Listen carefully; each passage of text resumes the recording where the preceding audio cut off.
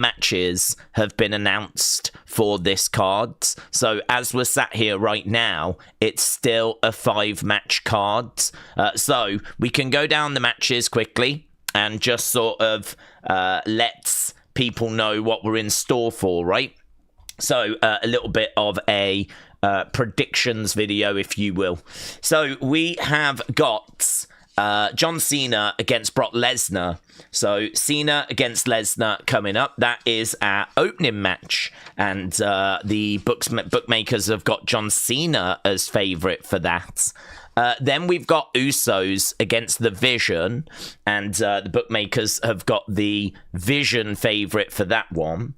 Then we've got CM Punk, AJ Lee. I don't know these are the right order. This is just what it says on Wikipedia. Then we've got CM Punk, AJ Lee against Seth Rollins and Becky Lynch. CM Punk, AJ Lee, obviously the firm favourites to win that one. Io Sky against Stephanie. That one is Stephanie that is the firm favourite to get the victory there.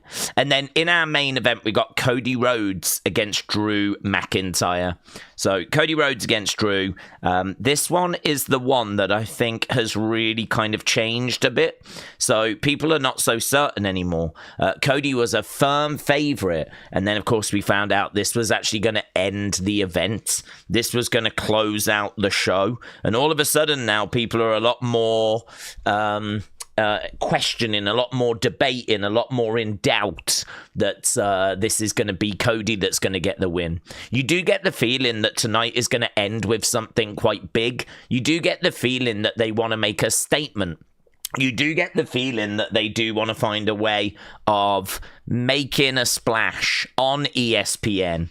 And so it is really hard to see this show end and for it to just be a case that Cody wins and he stands tall with the title. So I think that it does make sense that there's going to be a swerve. I think it does make sense that Cody could win and then someone could come out. It doesn't mean that Cody's going to lose, but yeah, over the last 24 hours, there's been a lot of people that have just been sort of questioning, like, where is this going? What is the direction of travel here? And I don't know, it's adding to it, to be honest. It's making it a little bit more interesting. So that's just a quick preview. There's obviously no need to do a predict. Just think of all the things that could potentially go down tonight. I might need to make a note of for a talking points video or an opinions video, or God only knows. So I want to make sure that we've got some paper at hand. Lovely. Right. I got a little counter in the corner because I don't know if we'll stick with it. We probably won't.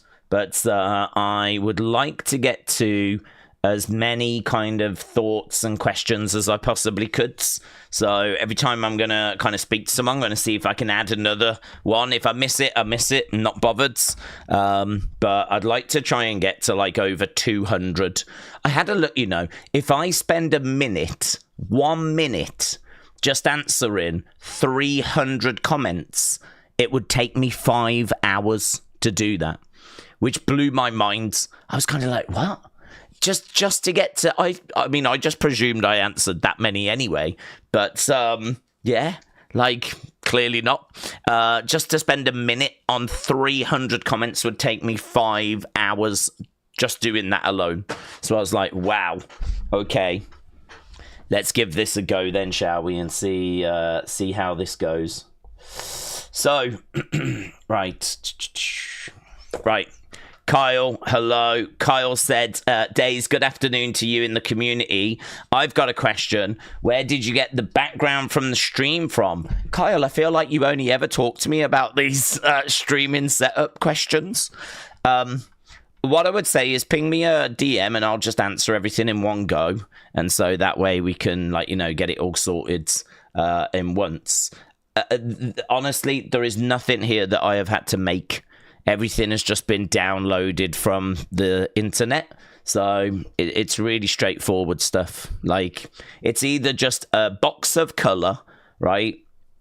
or it is like, you know, that you can just download, just like a plain grey or a plain white or something like that, or an image, or even this bit here is just an image. So they're all just images from the internet, just from Google search. James says, holy shiz, we won. I know, yeah, I was shocked as well. I saw the Smashing Machine said Miss Clown, but was the wrong copy. It was porn. Oh, I'm sorry to hear that, buds. Connor said, Daze, here's my predictions. I've got Cena winning. I've got the Usos winning. I got Stephanie winning. I got Punk and AJ winning. And I've also got Cody winning against Drew. Very good. Oh my God. There we go. Kyle said, I'm also very excited for Wrestle Palooza. Very good. Daze, where did you go? We can't see you. Where did I go? What, I don't know what you mean. Oh, just over there to grab a notepad. I didn't know what you meant then. I thought you meant there was a camera issue. Right. Buzz, hello, bud. Buzz said, evening. How much do we trust WWE and the hype for this show? Could we be disappointed? Good question, that is, bud. Yeah, I don't really trust WWE at all. I've got major trust issues. The reason as to why I am going into this with low expectations is because I've seen enough shows throughout the years where things get hyped and fans get carried away. And in fact, that happens pretty much every PLE. And I think that there are reasons to be excited for this one. I mean, this is the first one on ESPN, right?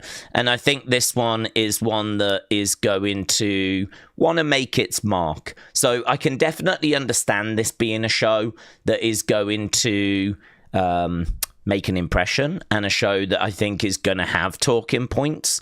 But I think what happens is that everyone tries to figure out what those talking points are, us included. And so what you end up with is like a million different scenarios, and you've got like Randy and Rock and all these different things that could happen. And obviously WWE is only going to do a couple of those, you know, so they might bring back Paige, and then they might have The Rock at the end of the show. I mean, if they do that, amazing, brilliant. I don't think anyone would be like down on that, right? I think that would be very well received. But it's only going to be a couple of things. So I think for me going into it, I expect something. I mean, look, if we just get the matches and we don't get any sort of surprise, yeah, I'm going to be disappointed. I mean, I really am expecting a pretty big talking point coming out of this show, right? Not just the winners that we think are going to win, and that is it. Like, if that's all we get, I think you're right to be disappointed, right? I think you're right to be disappointed. So I'm expecting something more than that. What it's going to be, I don't know. I really would only expect one or two things, and it could be something right at the end of the show. So it could be that we work our way through the show. It could be that the show is a bit like, okay, it's like, yeah, this is all right, it's fun, but there's not been any that, like, where's these surprises? And then bang, at the end you get something, right? I mean, it could really just be something like that. So I think that going with low expectations, I do think that this is a show that we'll be kind of talking about coming out of it. I don't think it'll be a show that we just sort of, oh, that was okay, it was worth watching. I think it will have some of significance to it. But yeah, let's keep our expectations in check. Ronan said, Daze... Oh, no, J-Pie said, Daze just wondered, what have we done with all the wrestling figures? Oh, that's a good question. I've actually got them in the corner over there. So, you know my background, which is that one, yeah? That is still set up the exact same way as this picture. And that is just over there. I mean, if I could unscrew the camera and turn it around and show you, I would show you. It looks exactly just the same as this. Right, so that is still in the corner. So yeah, the corner over there where all the figures are, it looks exactly the same. in regards to a lot of other bits, there's a lot that I kept in boxes and they're just all in a storage unit. They're ones that I bought that I had intentions to review and I never got round to reviewing. So I don't know what I will end up with those, honestly, because obviously the ship has sort of sailed on reviewing them. People aren't really that interested in reviewing old figures. So I'm not too sure. I mean, to be honest, all of that's just in a storage unit and it's just out of sight, out of mind. So yeah, that corner is still set up the exact same way and there's a lot of stuff in storage. Ronan said it's going to be a fun show tonight on ESPN if they hadn't repeated it enough during last night's Smackdown. Yeah, they did bang on about it. Certainly the app, they kept going on about that, didn't they, last night? And that's okay. I understand there's a lot of people that are trying to work out where to go, and hopefully you lot have got that sorted. I'd say if you've got an issue with that, then obviously just drop it in the chat, and hopefully someone somewhere can help you out in the chat. I'm a bit limited with my knowledge on it. I mean, I've just been reading about the fact there's ESPN Unlimited and ESPN Select, and apparently you need the Unlimited one, and it's a bit messy. It's okay. I mean, it doesn't take too long to get your head around it, but I did just hear that apparently if you want to watch UFC, you need ESPN Select. If you want to watch WWE, you got to have the Unlimited one, which means you got to have both. So I was just kind of reading about how you go about doing that and some of the problems with that. So I don't know. You lot will know much better than me. I'm not watching on ESPN tonight. It's on Netflix for me. So that's what I'm saying. It's not much I can help you with if you are struggling, but someone in the chat will be able to help you. Debbie, shout out to you. And Kian said, I've watched the Wednesday series about 10 times. Yes, Kian, that's because you are a pervert. Right, James said, I'm going to watch All Out and then I'm going to watch Fulham and Brentford's. Oh, are they playing now, are they? Connor said, have you heard the rumour that LA Knight was spotted? I think you texted me, didn't you? I'm pretty sure you told me. Connor on X. So, only from you. Dad Stuff said, Daze, I'm dropping a lot of love photos. What does that mean? As well, I was on the pre-show segment and I found someone wearing the shirts. Do you mean live photos? I don't know what love photos are. You're not sending me, like, your attempt at pornography, are you? I don't know what a love photo is, and I'm a bit worried that you're going to be sending things through and tagging me in them, so... Dad Stuff, I believe you are there, though, so have a great time, and please... do not send me a picture of your dong. Duran says they had to go on about that app. I'm sure there are people out there with ESPN Plus that are thinking they're all set, but they are not. Yes, I can understand. I can understand that. I mean, I found it cringe, of course, the way they did it. I would actually much rather they just kind of did a proper little, right, here's the information you need, rather than getting our truth trying to explain it to the wrestlers. I don't know, perhaps some of you preferred it that way. Perhaps some of you thought that was a better way of doing it. For me, it was just cringe. It was just really cringe. I would much rather they just have Michael Cole look down the camera with the step-by-step guides and just tell me what I need to do. But not that I need to do anything, but yeah, I would have preferred it if they'd have done that rather than doing those ESPN kind of little segments on SmackDown. But it's all right, it doesn't matter, you know. I get it, I understand. They've got to make sure that people know where they're going here, so yeah, no dramas. Right, Keith said we need to talk about the real MVP of Wrestle Palooza, the VPN. Yeah, good shout. I think a lot of people are leaning on VPNs for this one, aren't they? And so they should, to be honest. So they should. I don't know why, but my chat's not moving. I can see the chat on theirs moving, but my chat's not moving. So it might be YouTube, just a bit worried about what pictures Dad stuff is going to be sending over. Yeah.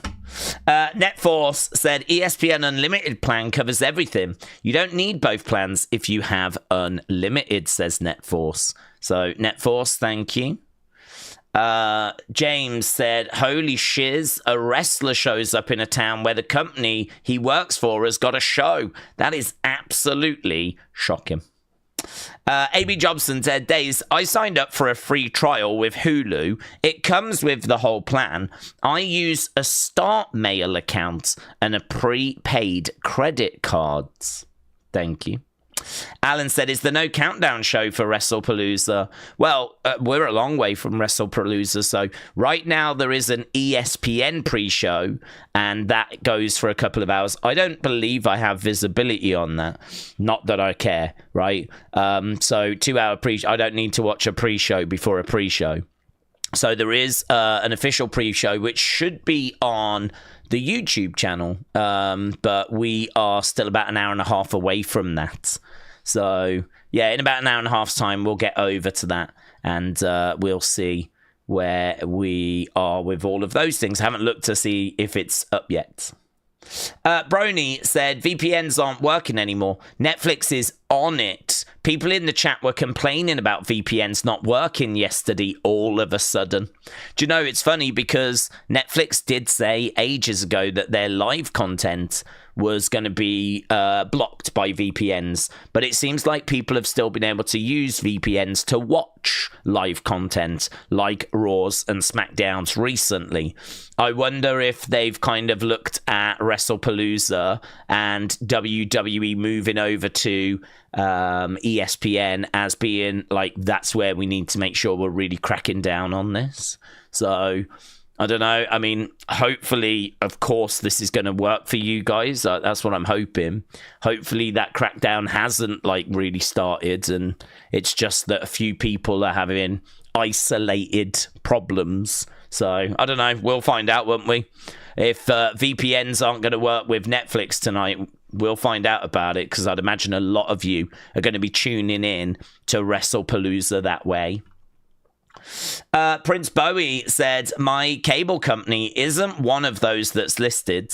My Disney Hulu account is asking me to upgrade $9 to watch. I might just watch football and listen to Daze, said Prince Bowie.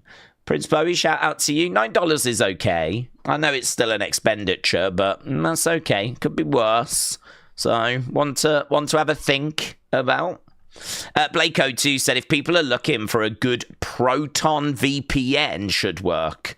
And if you turn stealth mode on, it will hide that it is a VPN.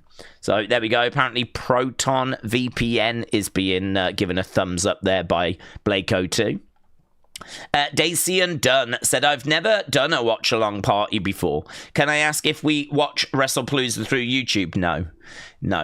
So, I mean, ESPN have just spent $1.6 billion. So, $1.6 billion on getting WrestlePalooza. You won't find that show anywhere on YouTube. And if you do, it's being streamed illegally and stands a good chance of getting shut down. So, no, this is just a platform for people to be able to watch the show, share their thoughts live, and for us to start before, have a conversation about what do we think is going to go down tonight, react to things as they happen, and, things along those lines. So, yeah, it's one of those where a lot of people come in and ask that question, but, there's a reason as to why ESPN have just spent $1.6 billion. It's so they can have the exclusive rights to the PLEs. Although, I did get an email.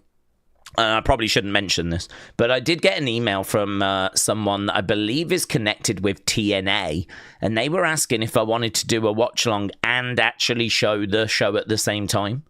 I don't know if that's something they're trialing and something they're trying and something they're looking into, which obviously is very interesting. I think that's Victory Road that they were talking about, but it's on a Friday. It's on the same time as Smackdown, so I can't. I can't, can I?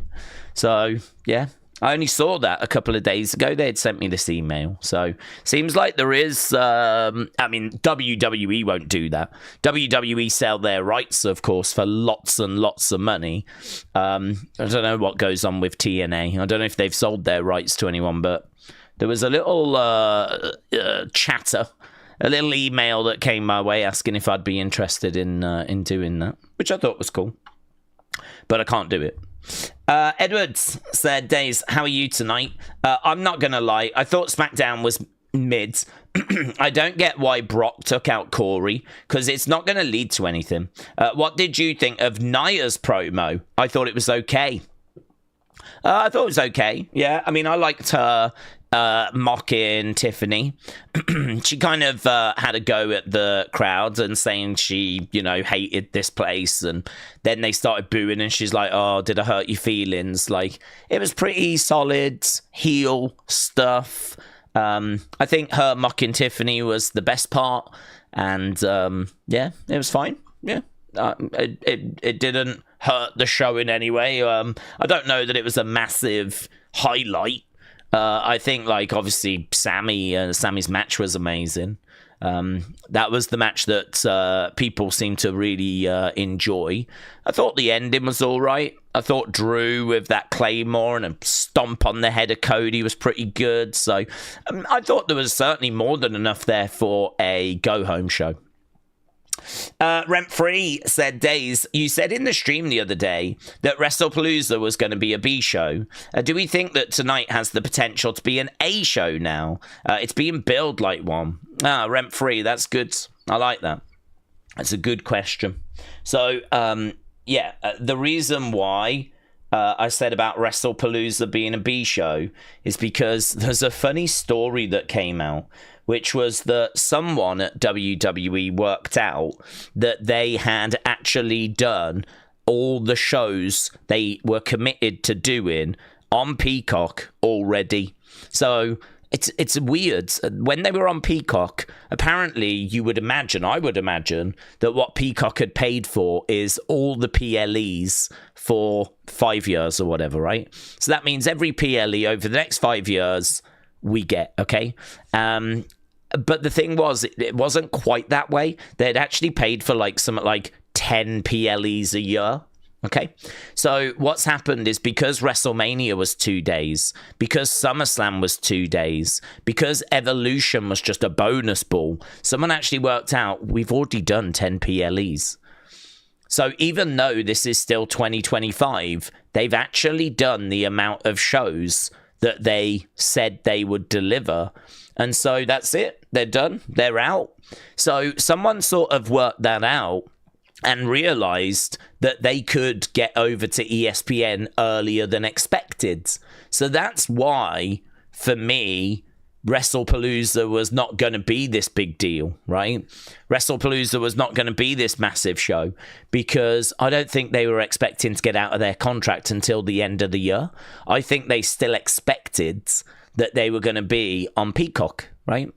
So, Wrestlepalooza, and again, you've only got to look at the arena, haven't you? I mean, this arena holds about 12,000 people. You can't tell me this was going to be an A show, and then they book a 12,000-seater arena. So there's just a couple of things that you look at and go, yeah, this was a B show. It was post-SummerSlam, sort of pre-Survivor Series, little arena show, a backlash type deal, you know, one of those kind of things.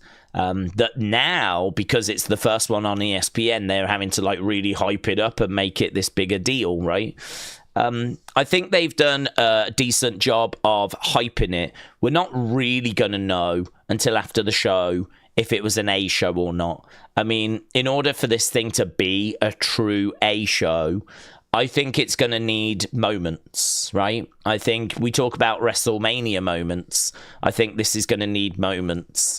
We do have, I believe, War and Treaty, is it? War and Treaty. They're going to be doing like America the Beautiful. So we have actually got like some singing at the start. And we have got obviously only 5 matches, but they are good matches. I think like there's not really a match there that is out of place. I think all 5 matches are solid.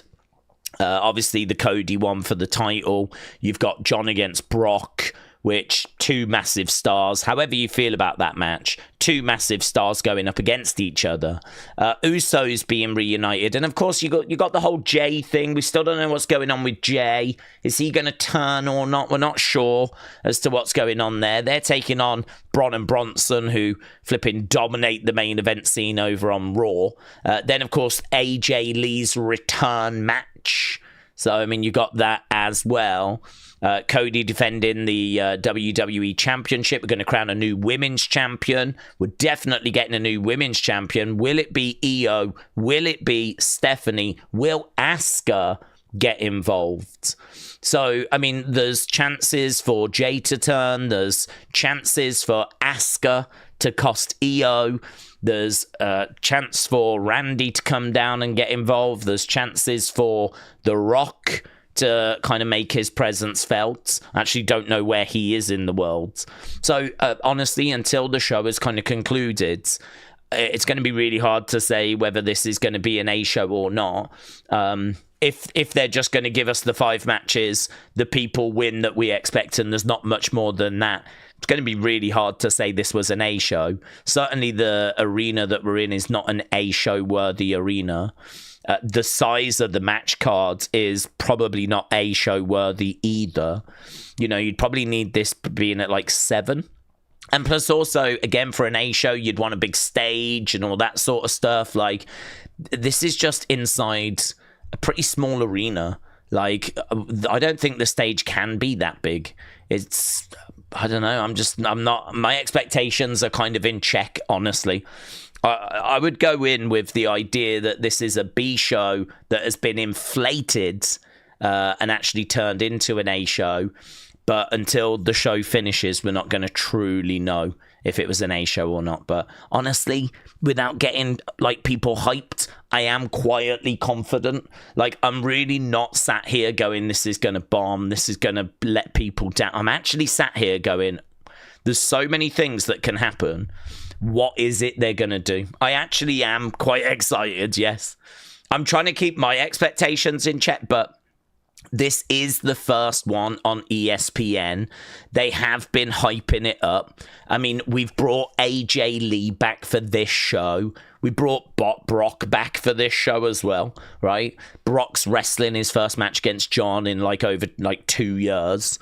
So you kind of look at like the big plays that we've done just to get those pieces in place, and you go, oh, okay. And they've been doing press all week on ESPN. And Triple H said, expect surprises, expect a spectacle. So, yeah, I think that elements of this is going to feel a bit B-showy. But we won't know until it finishes if it's like a proper A show or not. But I am quietly confident. Edward said they have a Wrestlepalooza at the Indy Pacers basketball arena. They could have had it at the Lucas Oil Stadium. That's like 15,000 compared to 150,000. I don't really understand, to be honest with you, why they went this small. Even if it was a B show, I don't know why you would go this small. I don't know. I don't know what their thought process was. The other thing I don't know as well is they're now making noises about how they want Wrestlepalooza to be this massive show. I mean, you've got to remember that the game is ever changing, right? So when this thing was booked, it might be that it was just a B show and that was it, right? But obviously now that the Saudis have got WrestleMania, and we've had a big conversation about this because the Saudis have got it, and who's to say they're not going to have it quite regular, right? No one is sat there thinking this is one and done, right? And if you are, I would reconsider that thought process, because the Saudis have got money to burn. And if this is a success for them, where it actually brings tourists over, like it's a big spectacle, they're entertained, people have a great time, feedback's amazing, they can just bid again and just get another WrestleMania. It might not be the year after, it might be the year after that. WWE might want to just give a break for a year. But, you know, we were saying the other day, they could have 5 of the next 10 in Saudi.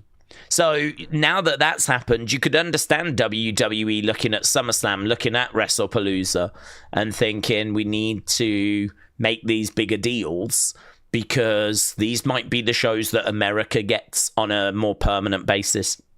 If WrestleMania is going to semi-permanently live in Saudi, well, then we need SummerSlam and we need another show to really be the big stadium shows for America. And so, yeah, I mean, it's an ever-changing landscape. So I could see WrestlePalooza being a bigger show next year than what it is this year.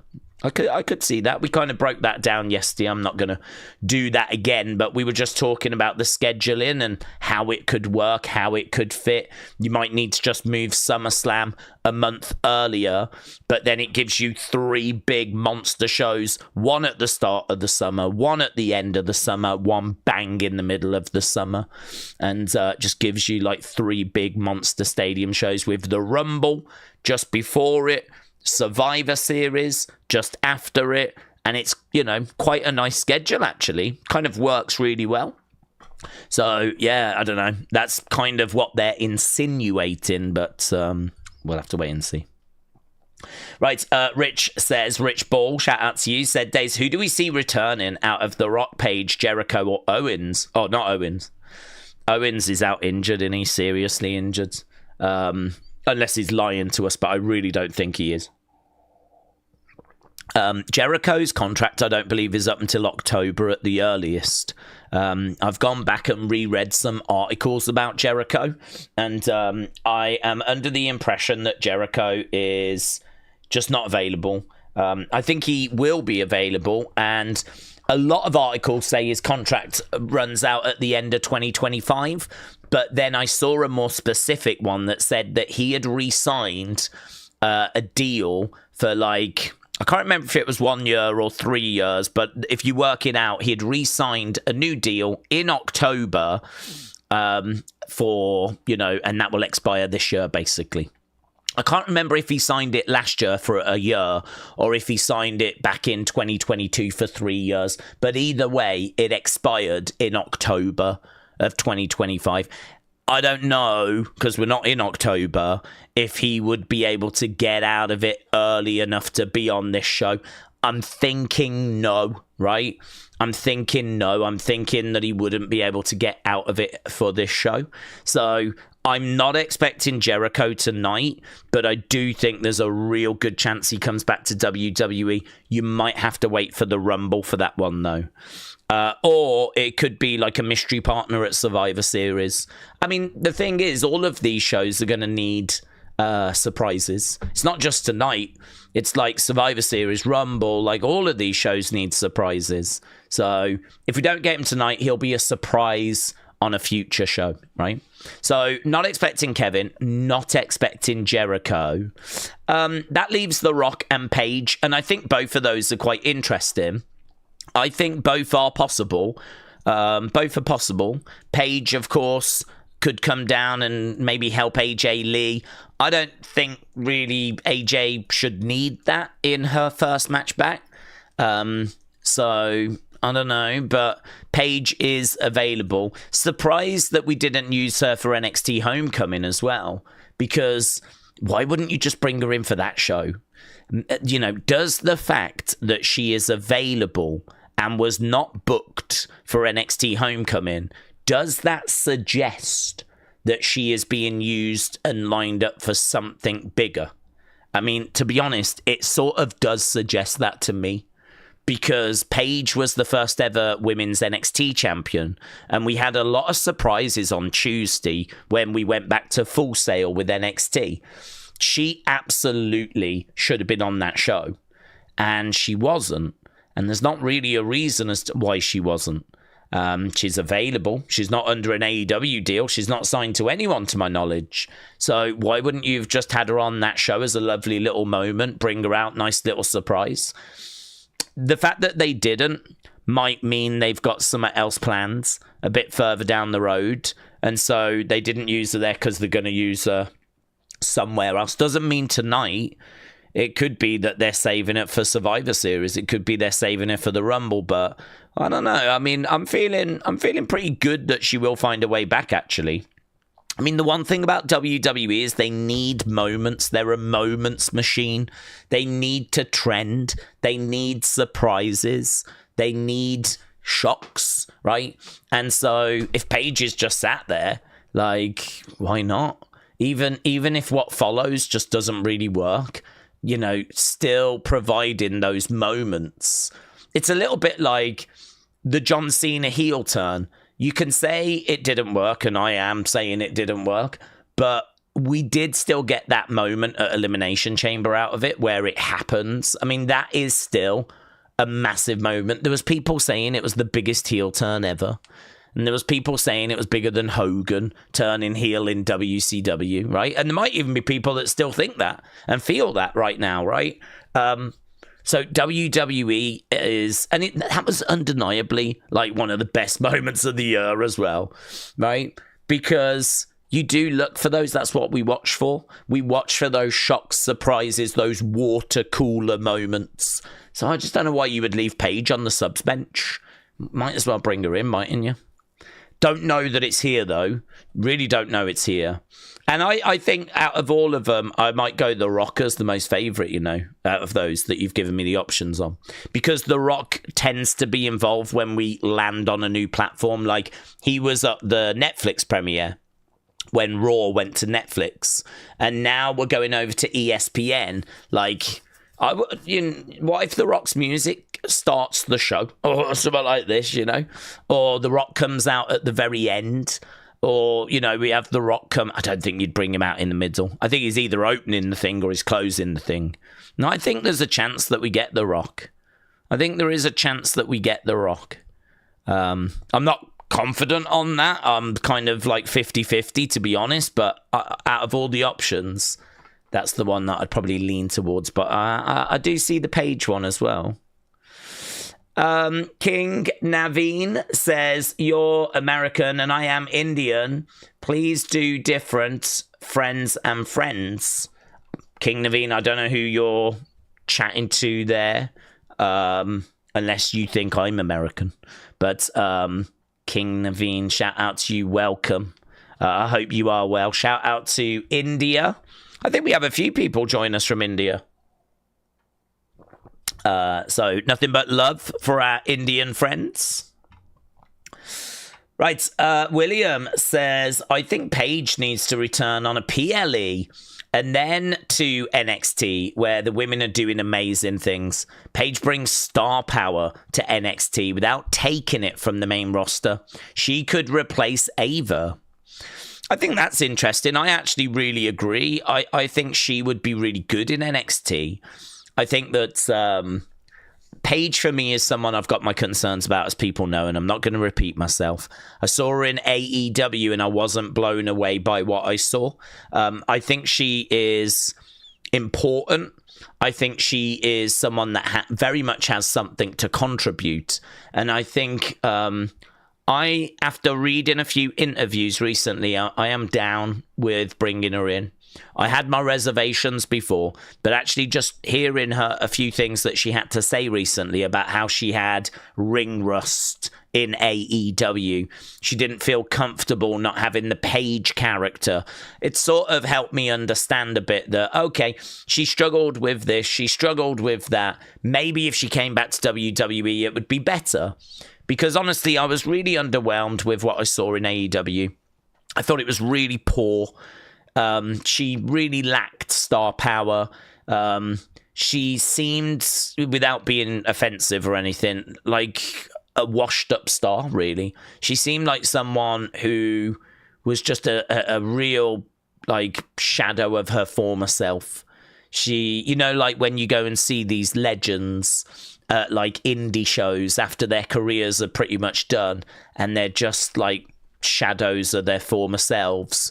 It kind of felt like that to me, Paige being in AEW. It was kind of a bit sad, to be honest. So I just don't really want to bring her back if it's just not going to work. But she was saying she was struggling at the time. She was struggling to find the character. She wants to be Paige again. She had ring rust and she was still working through that. Obviously, she had a neck injury. I think that was causing her some problems in the sense of, unease. She wasn't comfortable. And so you kind of had all these together. You go, okay. Okay. So, bring her back, give her a go, see where we are. And yeah, okay. So I'm down for it. But I think, for me, her going to NXT and maybe doing the odd match, being a GM, I think would be brilliant for her. I think she was great as a GM. So maybe if she was GM down in NXT, maybe doing the odd match. We sort of saw William Regal do something similar back in the day. So I would be down for Paige doing something like that. I just think it's going to be hard for Paige to be a full-blown main roster star when you've got Stephanie and Julia and Bianca and Roxanne. And I mean, the talent is just, we're at a different level, man. We're at a different level. I think it has sort of, the concern is that it's going to have passed AJ Lee by, right? I think it definitely has passed Paige by. But I don't know, get her in NXT. I agree with you. See where we are. Get rid of that ring rust. And listen, if she's down there and she's looking amazing, she's looking really good, call her up. Do you know what I mean? Call her up. I agree with you. Rather than throwing her straight in the deep ends, let her find her feet. Keep her in the shallow end. Let her find her feet. Let her do some GM work. Let her have the occasional match. Keep her around the performance center. Build up her confidence. Let her get some momentum. Let's see where we are then. No fire. No rush. Yeah, I agree. Dean said, speaking of Paige, could we get her to interfere in the mixed tag? We could. I don't know that she needs to. Because of AJ getting pinned, accidental or otherwise, could be a good feud for AJ. Nah, I think that's deep end stuff. I think that's kind of what we're trying to avoid, or what I would try and avoid. As I said, I was not impressed with what I saw from her in AEW. I think to bring her in and then put her straight on the main roster and seemingly putting her into singles matches, I mean, that is the deep end. Main roster singles matches after so long away, I would avoid. So this is why I'd be more into putting her into NXT, not as a punishment or as a kind of a way of belittling her or anything like that, as a way of come and train with the women, right? Day in, day out. Come and work with the talent. Come and see where the standard is. Because even the NXT standard is really high. She'd be working with Jordan Grace and Blake Monroe. Do you know what I mean? She wouldn't be working with idiots that don't know what they're doing. She'd be working with some great talent. I mean, not that long ago, Julia and Stephanie were there, and Roxanne. But, now you've got Sol Ruka. You got Kalani. The women's division in NXT is still really, really good. Come back there. Come and find your feet. I think that'd be good for her. So yeah, if I was kind of in charge, I'd be personally looking at that rather than deep end, main roster, singles matches. I think I'd be trying to steer her clear of that. But well, look, nothing's impossible. Right? I mean, I keep saying this. I learnt my lesson a long time ago, right? Well, I thought I had. I thought I'd learnt my lesson a long time ago with CM Punk coming back. I was like, no, I don't see it. Him and Triple H, they just don't get on and all that sort of stuff. And then, of course, he comes back, right? And then there was only one other thing. I was like, no, it's not happening. And that was Brock coming back. So now I'm at the point where anything can flipping happen, right? Anything can happen. We might get Vince on the show tonight. I just don't know, right? So anything can happen in WWE. That has been proven. So, but when we have these conversations before the shows start, we're dealing with what's most likely, and what would be good booking and why would you go that way. That's kind of the stuff that we have conversations about. So yeah, I think I'm more in agreement with William. Maybe take it easy and take it from there. William said, I'm worried about AJ Lee today. She's going to have some timing issues. She'll be a bit clunky. She can hide that with smiles and pandering for her crazy spots. Well, yes, I mean, I hope people are not going to be too harsh on AJ.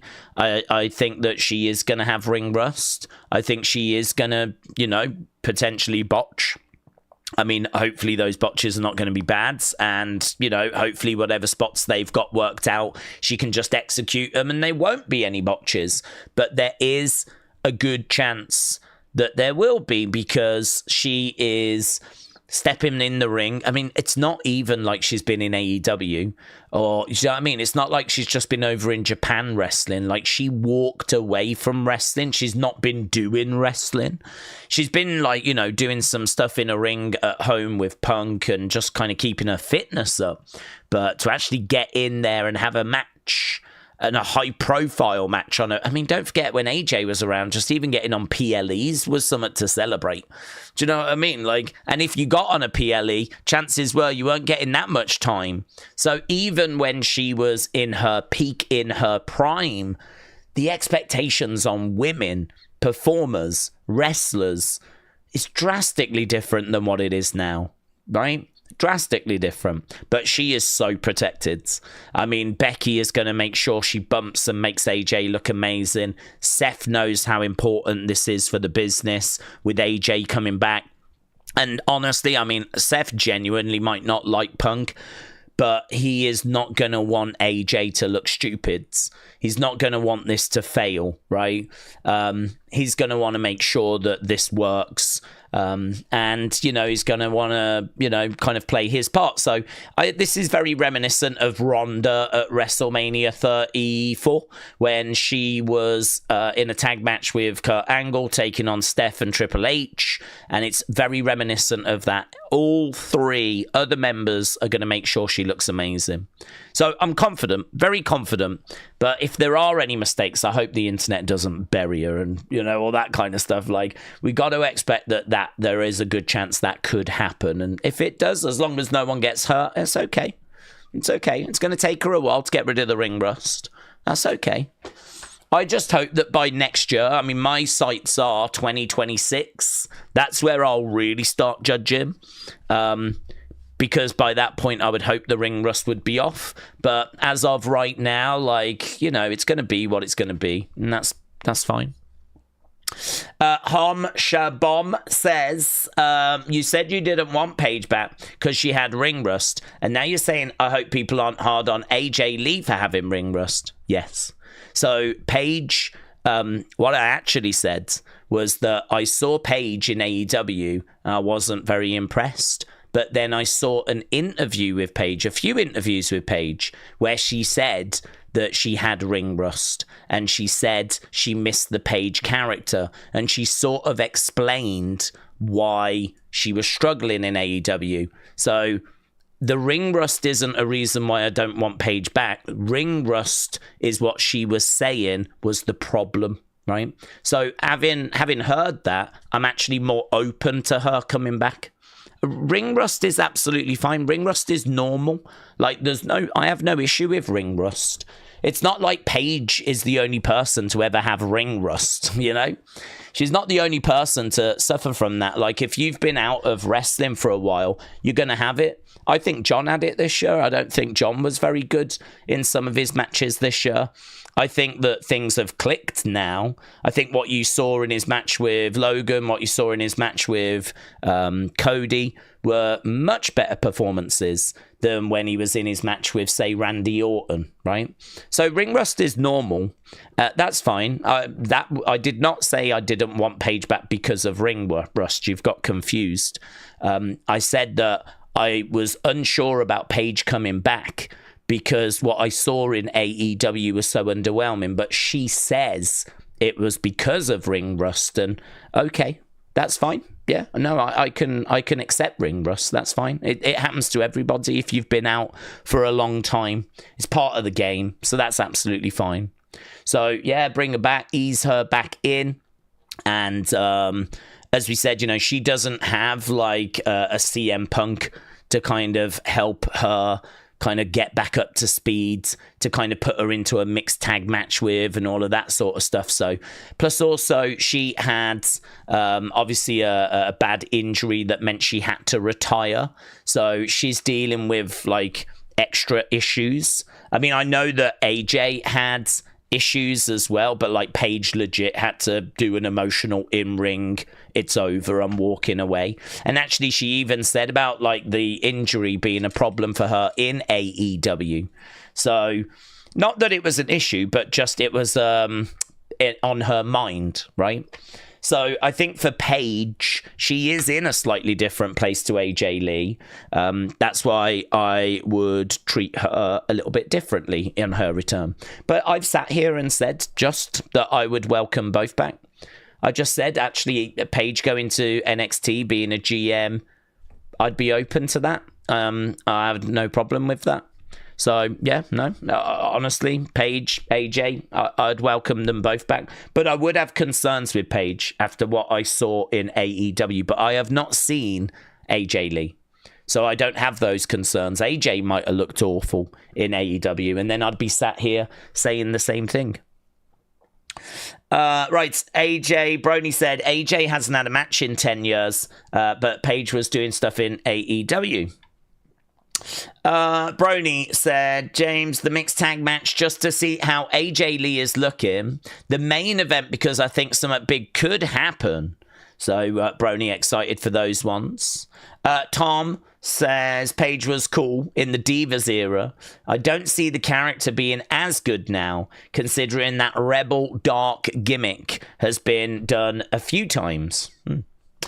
Ashvin said, Daze, do we want to see Roman Brock team up and face off against the Vision?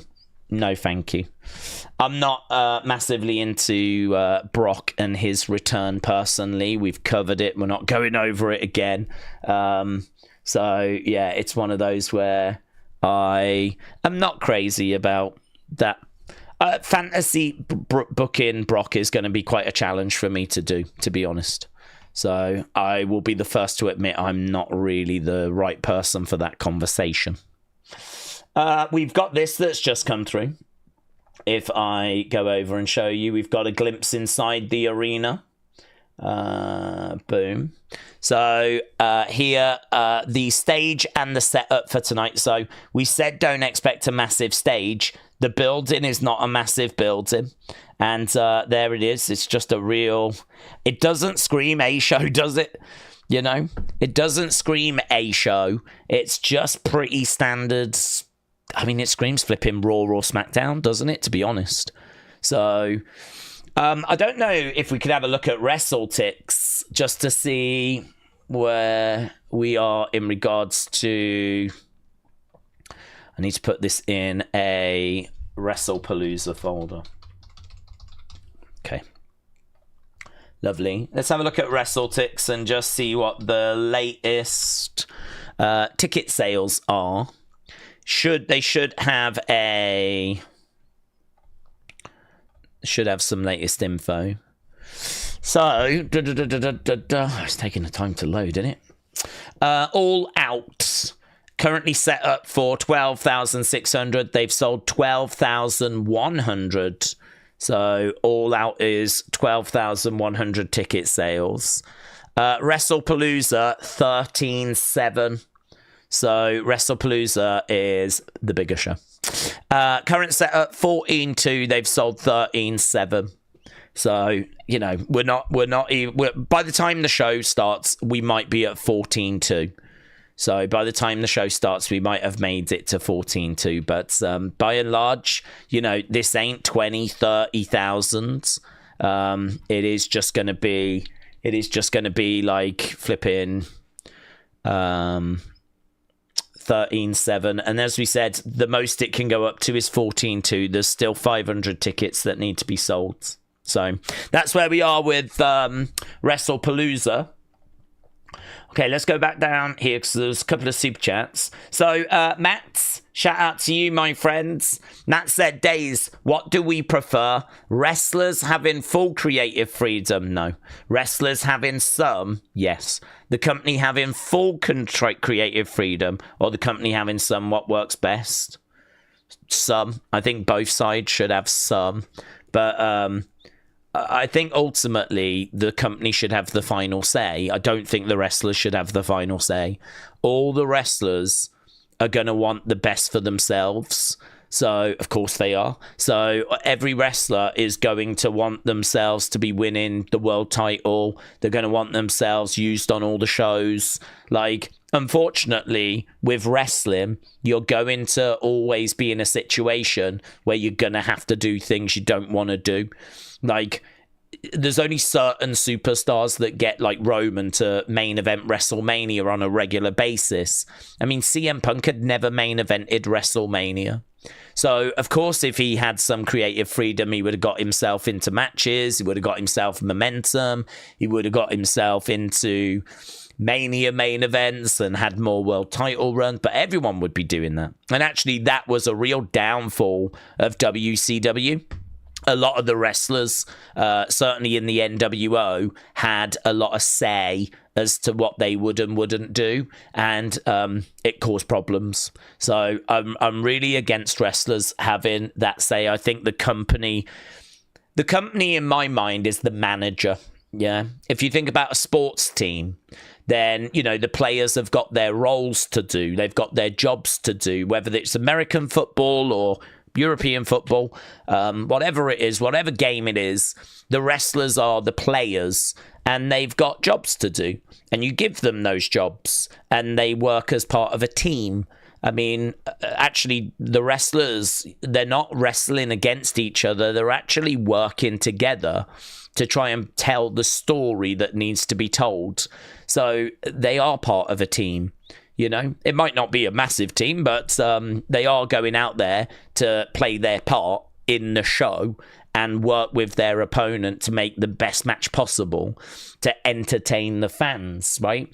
I just don't think it's right that you would give players a say in how the team is run, how a team is managed. And I think it's the exact same thing when it comes to wrestling. So I do think they should have some say, but when I say some say, I mean, like, they should be able to knock on a door and say, I'm not sure about this. I don't think this is what my character would be doing, so that we can make sure that their input, because they know their characters, they know the kind of things their characters would do, wouldn't do, would say, wouldn't say. And if some writer has just chucked something down on a bit of paper, there needs to be a feedback. So, you know, I think that it's right that wrestlers have their voices heard. It's right that they have a say, but I don't think they should have the final say. I think at the end of the day, Triple H is the manager. He's the one that sets the plays. The wrestlers go out there and they run those plays. And that, for me, is how it works best. I think if you give all the wrestlers individual freedom, then, Jesus, carnage, as we have seen in the past. So, yeah, pretty straightforward one, that one. Pretty straightforward one. I would just let them have a say, make sure they feel their voices are heard. But at the end of the day, it's Triple H that has that final say, just like it used to be Vince that had the final say. So, Matt, shout out to you, buds. Indra, shout out to you, said Daze. What's up with Brock and Paul and that tease? Do we believe they'll do something with Brock and the Vision for War Games? That's my front-running theory, yes. Cena has got 2 dates going into Survivor Series, so they'll likely put Cena into War Games. Yeah, Indra, thank you, my friend. I really appreciate the support. Yes, I think War Games is the most likely landing spot. I think that definitely is a place where we could see Brock join up with the Vision. I think it doesn't really make sense to take Heyman away from the Vision at this point, and it doesn't make any sense having Brock join the Vision. So, like, as a permanent member, because I don't expect Brock to be around week in, week out. I mean, Brock's an attraction that you bring in for bigger shows. So, you know, there's every chance that after WrestlePalooza, we don't see Brock again until Survivor Series. So I thought it was interesting, him saying, we need to talk, let's talk. I don't know what Brock would want from it. He might just want to get back out there, you know. I've been out of the game a little while. I just want to get back out there. If you got anything for me. I mean, that might be all Brock is looking for. And of course, you know, Heyman with his relationship with Brock, he's going to be like, oh yeah, I can find something for you. And yeah, I mean, War Games would feel like the most logical landing spot. And then probably the next time you see him after that would be at the Rumble as we build towards WrestleMania. And I wonder if we do Gunther, Brock. That was the match we were meant to do last year. And then, of course, Brock's been out of the equation for a long time. So I think, yes, I'm completely with you. I think War Games feels like the landing spot for that. And I would not be shocked if we do Brock Gunther at WrestleMania next year, which, you know, would be good for Gunther. People are not seemingly down on Brock being back. I'm really not seeing much pushback at all. So I don't think people are that fazed by his return. So I've got to imagine that he is going to be sticking around. I think he'll be at Survivor Series. I think he'll be at the Royal Rumble. I think he'll be at WrestleMania. And yeah, I can't see why you wouldn't just do the match that you planned on doing a little while ago. So Indra, thank you, my friend. I really appreciate the support. And yes, I'm in agreement with you. I think it does feel like that is going to be the landing spot for Brock and Heyman. Whether it goes beyond that, not sure. Steve said, I don't expect this will happen, but didn't Drew and The Rock have some sort of project they did? Yes. What if they use that as a reason for The Rock to come out tonight to cost Cody so that Drew wins? It is a theory that's doing the rounds. It is a theory that's doing the rounds. What did he work with him on? Was it a clothing brand? I remember seeing a TikTok video of Drew working out, and I think The Rock was doing a voiceover. We kind of looked at it in Unseen. It was Drew and The Rock working together to promote a product, which I think was a clothing brand. And so, yeah, I don't think that's crazy at all. I don't think that's crazy at all. I think there is a chance that The Rock comes out at the end, and even if Drew doesn't win, it could be that Drew loses, Rock comes out, Cody's distracted, Drew attacks Cody, and we find out that Drew has aligned himself with The Rock, that Drew is the next person to sell his soul to The Rock. So even if Drew doesn't win tonight, there's still a shock that can be delivered. That shock being that Drew has sold his soul. That could easily then set up Cody-Drew rematch at Crown Jewel. And I don't know, how confident would you be that Cody would get through that if you know that The Rock now owns Drew's soul?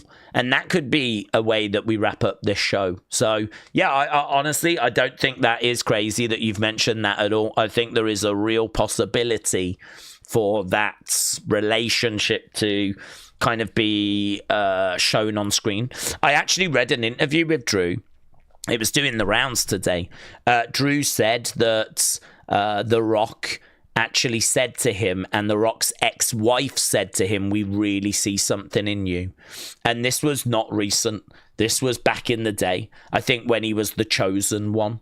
Like, they were like, we really see, we love watching you. We really see something in you. And apparently The Rock's kind of kept tabs on Drew for a long time. Hence why when it was time to do that little promotion thing, it's Drew that The Rock turned to help kind of promote this, which, you know, clearly didn't go very well because I can't even remember what the product was. It was like Under Armour, you know? It was like Tap Out, you know, those kind of like clothing lines. It was like something like that. So, but they turned to Drew. So, yeah, there is a very real relationship there. Benny, hello. Benny said, Daze, I'm ready for Wrestle Palooza. I got a meaty feast pizza. I got licorice. I don't really see how they go together, but Pringles. I've got a seared Wagyu fillet with a potato puree. Jeez. You went very la-di-da at the end there, didn't you? A meat feast pizza, some licorice, some Pringles, and then you decided to go Trump State Banquet with a seared Wagyu fillet and a potato puree. Do you know, I actually saw what they served him at that state banquet. Not for 1 second do I believe he enjoyed that meal. They had like watercress, puree and stuff like this. I'm like, Donald Trump ain't going to enjoy that, right? And it had like plum and all this kind of stuff in. And it's like, you just need to get him a Big Mac. You just needed to get him flipping Baconator meal, right? And he would have been over the moon. I'm not even joking. Do you remember when he went to, was it Saudi, and they had a mobile McDonald's truck for him? Like, why did Buckingham Palace go so la-di-da? Do you know, I don't know why they bothered with that. Because I heard they asked him on the plane back, like, did you enjoy the meal? What did you have? And he's like, I just had whatever the hell they gave me. He didn't even quite, I don't even think he quite knew what he had. I just had whatever the hell they gave me, right? But to be honest, I think the British, and I am British, so I can say this, I think they dropped the ball. I think they went too la-di-da. There's some people in the world I just don't think would even appreciate that, you know? I'm not convinced that Donald Trump really would appreciate that. It's I get the impression he might have got back to his room after only just eating a few bits, got back to the room and been like, oh, I'm starving, you know. Do you reckon it would be all right if we ordered takeaway? Because I didn't eat any of that food. And I get the impression that might have gone on. So I think he did have a nice time, though. And it was lovely having the president of the US over in the UK. It was nice. Wherever he goes, the eyes of the world are watching. So for him to pop over for a few days was cool. So, yeah, nice. But I was shocked when I saw what got served at that state banquet. Right. Kai Plays says, Daze, I'm going to this show. I'm going to see AJ Lee. I used the 7 in case we have youngsters. Hang on, what? Kai Plays, I'm going to see... Oh, okay, got you. I've only just figured out. You changed one of the letters to a 7. I'm with you now, buds. I got you. Well, yes, I mean, we get to see AJ tonight. I'm very much looking forward to that as well. Right, Jordan, hello, my friend. Jordan said, Daze, sorry if I'm kind of like interrupting. No, go ahead. I'm just here chatting to you guys, so interrupt away. But can you read my message? If so, cool. But if not, sorry anyway. That message, that one that I just read, it didn't seem to contain any information. Can you read this message? I mean, if you can't, it's all right. But if you do, it would be great. Jordan, you're welcome. You are so welcome. Right, Daze, will Samoa Joe ever come back, said J. Pive. I don't think so. I mean, I'm not sure what his status is with AEW, but I believe, is he not on their pre-show? I did have a quick glance at their show, just because, honestly, you could have put a gun to my head. I couldn't have told you a single match that was going down in AEW. And I'm not saying that for any reason other than for you to understand how much I don't interact with their content. It's not like I sneak off and watch it or something. I have not got a clue. I could tell you the wrestlers that would probably be involved, but I could not tell you the matches. So I looked, and I'm pretty sure he was listed as being on the pre-show. So that must mean they're still using him. That must mean he's still under an AEW contract. I've not heard any grumblings of him being unhappy. So, and how old is he? I mean, he must be getting on in age now. Samoa Joe's been around forever. So, 46. Yeah, I think that ship sailed. I think that ship has sailed. I don't know that you would bring Samoa Joe back at this stage. I don't know. I mean, to be honest with you, back in the day, 40 was old. Back in the day, 40 was... But now, I mean, you can bring people in when they're 40 and they're still going to have a good 5, 6, 7, 8 years. But, you know, injuries and, you know, it's all catching up, isn't it? So, yeah, I'm going to lean towards no. I don't expect it. Glockness said, I'm going to try and be EMF friendly. Yes.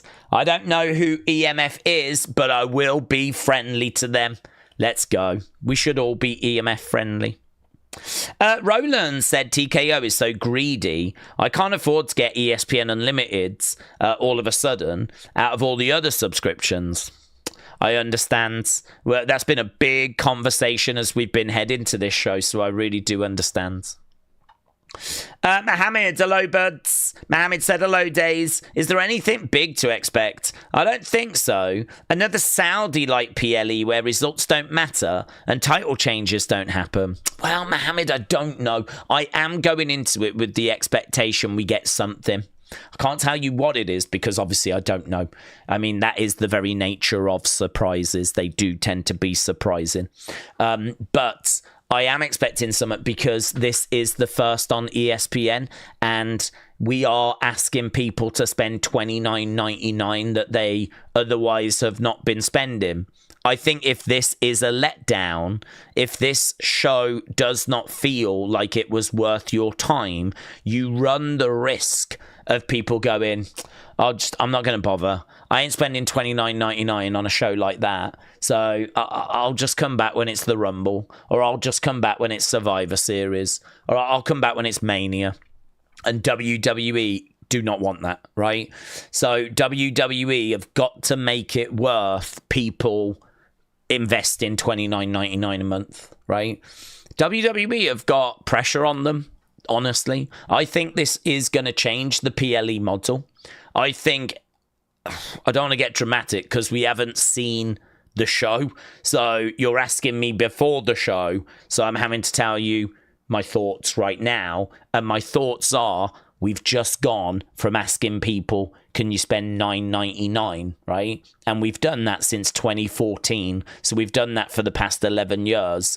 And honestly, $9.99, it ain't much money a month, right? It's a kind of a subscription that people can afford and not massively notice, right? I understand times are hard, but people weren't complaining about the price of the network, right?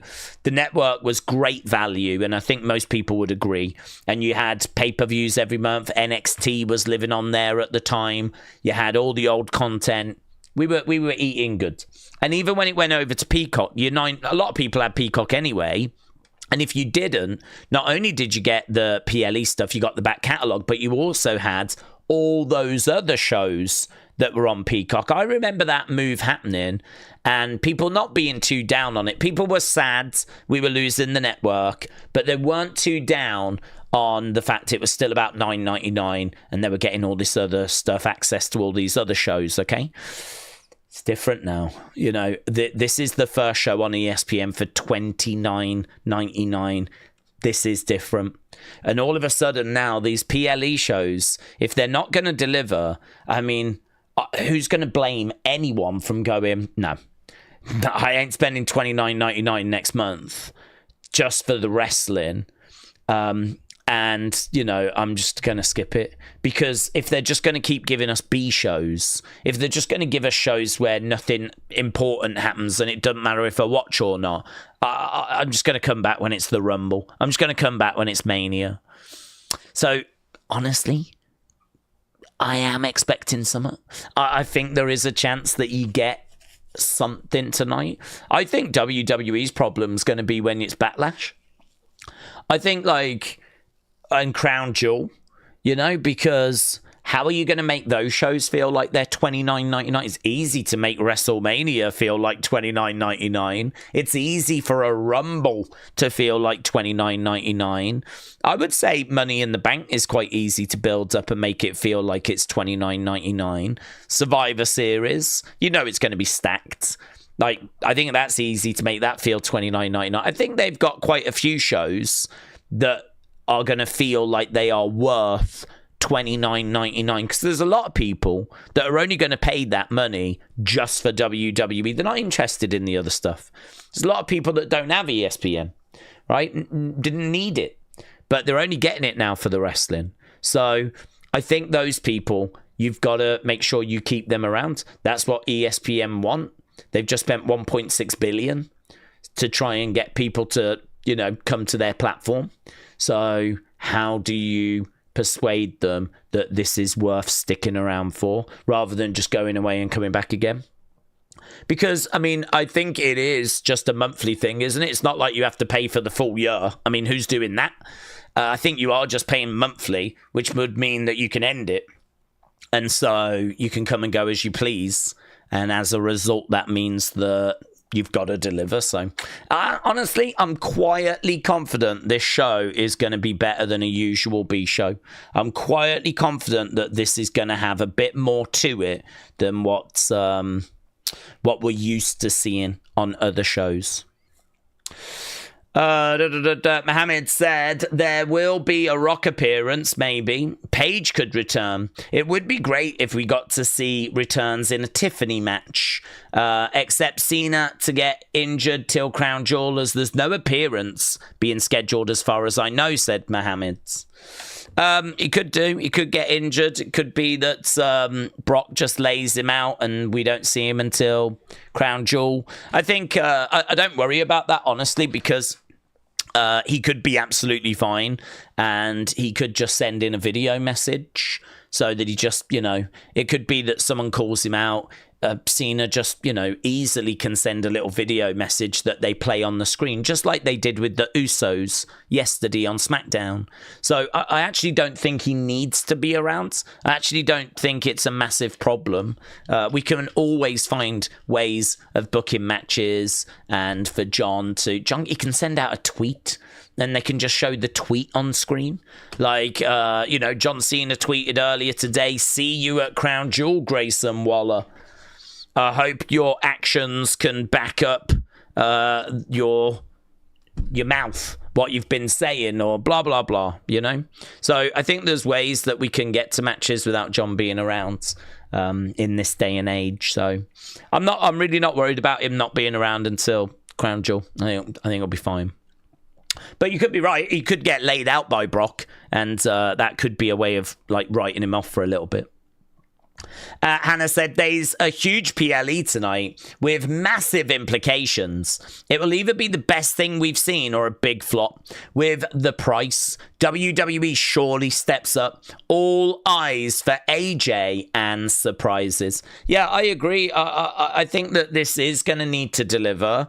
I think you can only make a first impression once. This is WWE's first impression. This is WWE on the ESPN stage saying, this is why you need to be watching us. It does not serve them any purpose whatsoever delivering a mid-show. It does not serve them any purpose, right? The thing is, when they were $9.99 on Peacock, you could get away with it. You could get away with it because $9.99 ain't that much money, and a lot of people were quite happy to just tune in. Oh, this one wasn't very good, but the next one might be okay. And with $9.99, you've got a bit more of that sort of leave. $29.99, no. $29.99, you've got to deliver. Otherwise, people will unsubscribe, and they surely know that, as we keep saying. So this is why I think you can be a bit more optimistic. But yeah, don't get too carried away. I know I'm kind of saying this stuff, and I mean everything I'm saying, but don't get too carried away. I don't expect loads of stuff. I just think that there could be something in here that is going to matter, that is going to be a talking point. If this show ends and the winners that we expected get the wins, and that's it, I will be the first to say that has absolutely bombed. That is not what we needed. That is a big mistake. I don't know why they've done that. They needed to go bigger. You can only make one first impression. I'll be the first to say that. But I'm not expecting that. I really think you get something tonight. Something like The Rock, like Randy, like a big turn, like something big that we can get our teeth into, something that we're going to be talking about after. I mean, Triple H said expect surprises as well, so, it does kind of give you confidence just from his comments, so... Right, let's go down. 47, I want to try and get that to... I can't remember what I said. Did I say 200? 300? Mohammed said Cena will win in a brutal match. He'll want a handshake, but he'll get badly injured and then sidelined. We are robbed that we could have had a great farewell tour. I'm going to cancel my Netflix sub after December, says Mohammed. That guy said, I think Peacock should have agreed to $19.99 with the WWE content that's being put out. Maybe. I mean, ESPN have got it because they bid $325 million a year. Peacock only bid $275. Maybe if they'd increased the price, they could have matched ESPN, and then you guys could have still had it a little cheaper. But to be honest, I think WWE are also very excited about being aligned with ESPN. ESPN doesn't mean a great deal to me. It's not a big deal over here in the UK, but I am aware of it, obviously. And I'm aware that it is a sports network. It's a massive deal in America. And so WWE being on that is huge. I mean, it is big for them. So I think they like the fact they're on ESPN as well, honestly. I think, of course, they would still just take the most money. If Peacock was to give them more money, they would have stayed there. But I don't think they're down on the fact they've moved to ESPN. This is not a downgrade. I would say it's very much an upgrade. But it's just you lot have to pay as a result. Right. Connor said, Daze, if Cody wins against Drew tonight, do we think that Randy's music hits? Then Randy walks down to the ring and all of a sudden he RKO's Cody. Could that happen? It could happen. I'm not going to say it's going to happen because there's also a chance The Rock could come out and there's a chance that he could be aligned with Drew. I don't know that you're going to get... I mean, you could get Randy and The Rock, but I don't know if that's not going to be a hat on a hat. I mean, Randy comes down, turns on Cody. Randy and Drew are beating up Cody. The Rock comes out, shows that both of them have sold their souls to The Rock. I mean, that's a possibility, right? That's a possibility. So it is very exciting, the amount of things that could happen. But again, I don't want to get too carried away. I am trying to rein it back. There are lots of things that can go down. There's no word as to what's actually going to go down. But yes, Connor, I agree. That is definitely an option. Shockwave said Randy and Sheamus use them EMF things on one if they work out videos. I don't know what you mean. You're telling me that they used one in the Celtic workout thing, did they? It's probably sponsored, to be honest. I'd imagine they probably got in touch and sponsored them if they did. Unless they're fans of them. I don't know. Reese said, has anyone heard that Punk is out injured? AJ's going to take his place. It could be AJ and AJ. No, I think that's probably someone just having a bit of fun. Robot Batman said Vince needs to join forces with Eric Bischoff and bring back WCW Nitro, said Robot Batman. Well, WWE own the rights to WCW name, so he wouldn't be able to. Because he's not in with WWE anymore. He doesn't have the ability to take that trademark, and WWE own that trademark, so he'd have to start something completely new with Bischoff. TB said, do we think we might get a pre-show match on ESPN? No. They've not announced one, and we've not done matches on pre-shows for a little while now, so I wouldn't expect that. In fact, I think there's only half an hour left. of the ESPN pre-show, which I've not been watching because I don't have visibility on it, but there is a pre-show starting on YouTube, or at least should be in about half an hour. I think someone told me, though, it wasn't there. Let's see if it's there now. But John Cena, Brock Lesnar, unfiltered on the Wrestle Palooza showdown. There's a CM Punk and AJ Lee interview that's gone up. There's the countdown. Countdown starts in 31 minutes. James said, Daze, hope you well, buds. And you. Hope you're celebrating the victory today. Shame that it's only because their goalkeeper got sent off after 5 minutes. But, you know, a win is a win. Kader said, Daze, do we think AJ Lee is the one to take the Women's Championship off Becky? The Intercontinental one? I think she's got to be a front runner, yes. I think she's got to be a front runner. I don't know how quickly you actually get to her having singles matches, though. Again, ring rust. We got to take our time. We got to understand she's been out the game a long time. I would not race her into singles matches. So I'll be very interested to see how they follow up on this mixed tag match. I mean, do you put her in with a couple of low-level opponents just to get a feel? You know, do you put her in with a couple of people? Like, she would be great getting in there with an Alba Fire and a Piper Niven, and then getting her hands on a Chelsea Green. Do you know what I mean? Like doing those kind of matches that make sense. You go through the Hervis, you go through Chelsea, and you just kind of, you know, you get rid of that ring rust.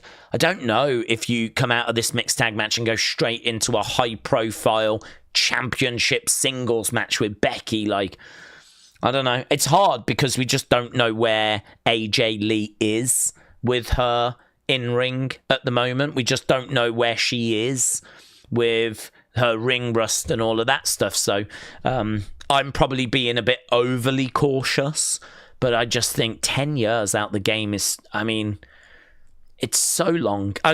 She's going to have been doing a lot behind the scenes, of course. But I don't know. Perhaps we'll get a much better idea tonight when we actually see her wrestle as to, you know, can she go and have singles matches straight away? Does she need a bit longer? You know, is she looking a bit hesitant? Was there any botches? Were there any moves that just looked a bit off? I mean, for me personally, I don't see the fire. I don't see the rush. I don't know why we need to race. Like, bring AJ back and just ease her back in. I mean, you've got 2026, 2027. Apparently, she's signed a multi-year deal. So we've got all this time that we can play with. And she's still young as well.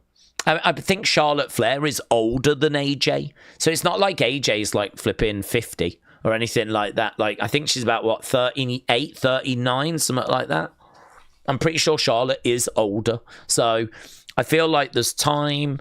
I feel like you bring AJ in, ease her back in, and then boom. So I can't sit here and tell you the next match is going to be a singles with Becky. I'd actually try and work on getting rid of that ring rust, getting AJ up to speeds. I think AJ against Natalya makes all the sense in the world. Natalya's really good at putting girls through their paces, just kind of gauging where they are. I think her against Natalya makes all the sense in the world. But we'll have to see what they've got plans. I wouldn't be down on AJ being in a little women's tag team for a little while. Again, just another great way of getting rid of ring rust, not overexposing her, not asking her to do too much in the early stages. I'm totally fine with that, like women's tag run, something. But again, maybe I'm being overly cautious. We'll get a better idea tonight.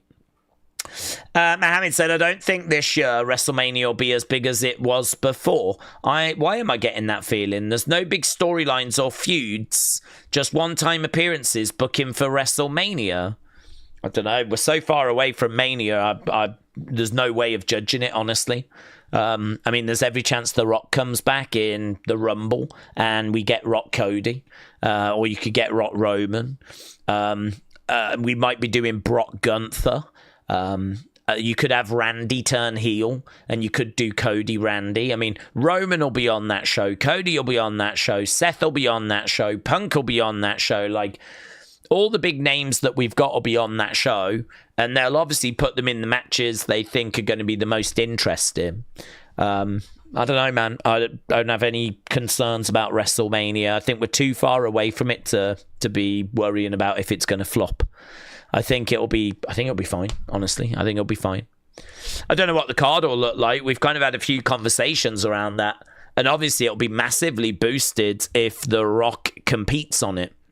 I mean, The Rock was not around this year, but there's every chance he felt like he didn't need to be because of it being John's last Mania. So The Rock probably thought, I don't need to be a part of this, right? And actually, I think people were disappointed that he wasn't. But I do remember an interview with him where he said he was just watching it from home. He wasn't filming. He was just watching it from home. And he just didn't want to kind of be a part of it. It was John's thing. So, you know, if he's free next year to actually wrestle, which he could be, he might be, then that changes everything, doesn't it? So I think there's two matches he's got to have. He's got to have a match with Cody. He's got to have a match with Roman. Those are the two. I just need those two. I need him, Cody, because of everything that happens and everything that's continued to happen with Cody saying he's not going to sell his soul. And then, of course, him and Roman, I think, is probably the biggest match you could make. In wrestling right now, what is the biggest match you could make? I think it is Rock versus Roman. That is just going to print money. How do you leave that on the table? How do you not do that match? You don't. You do it. It's going to be done. The only thing is, you might have to wait for the Saudi Mania. Because, listen, Saudi have just bought Mania, right? And they've spent a lot of money. So the natural first question, if you've got Triple H in front of you, is tell me the biggest match we can do. Tell me the number one biggest match we can do. And the number one biggest match we can do is Roman Rock. That is the biggest match we can do. I think there's a chance that is WrestleMania in Saudi. Which then makes me question, when do you do Cody Rock? Because I think that's huge. I don't think it's bigger because I don't think Cody is as big a star as Roman is. But I think it's still a massive match that we should do. I'm totally down for that being next year and then Rock Roman the year after. Cadet said Roman as Rock's retirement match would be perfect. Could you imagine? Imagine that. The Saudi Mania being where The Rock officially retires and his final opponent is Roman. That would be pretty sick, wouldn't it? That would be pretty sick. J-Pipe said, Daze, I am going too far, or is WrestleMania 35 one of the worst manias? No, I think it's one of the worst manias. I don't think it's the worst. I think it's too long, too bloated. I think the match card is wrong. If you look at the matches on that show, there's plenty that you would switch around. I mean, for example, that is the Kurt Angle Baron Corbin match, I believe, which is Kurt's final opponent, which even at the time we all scratched our head at that, right? Roman was, kind of midway down the card, which you kind of looked at. Roman was struggling at that time in the sense of they'd pushed him for years and the fans had kind of not fully accepted him. He was not the guy that he would become when he started the bloodline, turned heel and everything. But even so, you looked at that and went, what's that? What's going on there? I mean, I think the actual main card goes for 5 hours 40 something. There was a 2-hour pre-show, which meant the whole thing, the whole shebang, was knocking on the door for 8 hours. I mean, 2-hour pre-show, 5 hours 40 odds. I mean, ridiculous. Just really ridiculous. And that was, I think, the straw that broke the camel's back. That was the year that they were like, yeah, we ain't doing this again. And then WrestleMania 36 became the first 2-day event, and we've not gone back since. So 36, 37, 38, 39, 40, 41, all 2-day WrestleManias, and 35 was the last 1 day. And you've only got to watch it to figure out why. Flipping too long, bloated. I remember doing the watch long for it. I was burnt out. It sucked. By the time we got to the women's match, I was burnt out. I was looking forward to it because the build for the women's match had been good, and you knew that you was witnessing history. So don't get me wrong, I wasn't like bored. It wasn't like bathroom break. It was a big deal. But yeah, even that match underwhelms. Even that, I don't think that matches look back. The finish for that thing sucks. There was so much confusion if that finish had been botched. I don't even think it was, to be honest. I don't think it was botched. I think that was kind of what they were intending. Although there was rumours that there was another segment that was planned, but no. I mean, I've seen interviews with Ronda, and she has nothing but praise for it. Don't know. I think she probably praises it because she was involved and it was history, but the match sucked and the Mania sucked. But I wouldn't say it was the worst. I think there was definitely... I think you could get rid of a load of matches, just keep the good matches, and you'd have an all right Mania, right? It would be all right, and maybe you'd change the order around a bit. So, you jig it around, cut a load of the waffle out, maybe get it down to 3 hours rather than 5 hours, 40 odds. That's why I say it's not maybe the worst, but yeah, it's in the running. It's one of the worst, most recent. James said, Daze, Copeland paid tribute to Cena at All Out. He said, you can't see me. He did a 5-knuckle shuffle into an attitude adjustment, and Beth debuted. Thank you, James. Edward said, I saw Cross and the Righteous at an event. I think that was recent. Well, I think that was last night, wasn't it? Was that Defy I saw? Varun, hello. Varun said, what do we think CM Punk versus Rock for WrestleMania 42? I think there's 2 matches The Rock's got to do. I think he's got to do Cody because, he whipped him in the rain. And, we had the whole Mama Rhodes and all that stuff. And I know we did the mixed tag match, which meant Cody and Rock could, hook up. But that was a loss for Cody. I mean, don't forget, Cody and Seth lost that match. It was a win for The Rock and Roman, which meant that night 2 was Bloodline Rules, which basically meant anything goes. And so I sort of feel like there's unfinished business. And then, of course, after...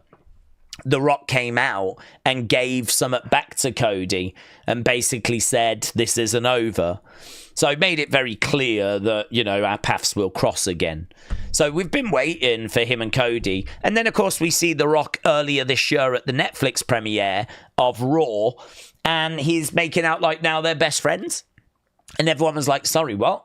What are you on about? What's this? What's going on? It's like, yeah, you guys don't know this. Because it's been happening away from the cameras. But we're actually really good friends now. And it's like, what?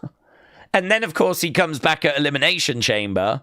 And he's like, our moms get along. We're great friends. I've just got something to ask you. I want you to sell me your soul. And we went, what? I feel like whenever The Rock shows up, we end up going, sorry, what? What are we doing now? What's it? The dude just comes out, does the most bonkers stuff possible. I mean, honestly, it's mental. Mental. You just go, what? Sorry, what's he doing? What are we doing now? So, yeah, for me, and of course, Cody's answer, go F yourself, right? And then he gets beaten down by... flipping Travis Scott, all that, setting up WrestleMania, and then we haven't seen The Rock since. So for me, there's so much history there with Cody and The Rock in recent years. You got to do that match. And as I've said, the biggest match is him and Roman. So you can do Punk and The Rock. There is a history there, obviously going back in the day. It's not one that I put in the we've got to do that match class. I would say it's very much the next level down.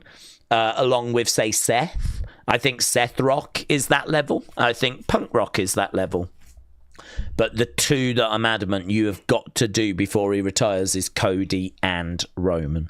But I would not be down on a Punk Rock match.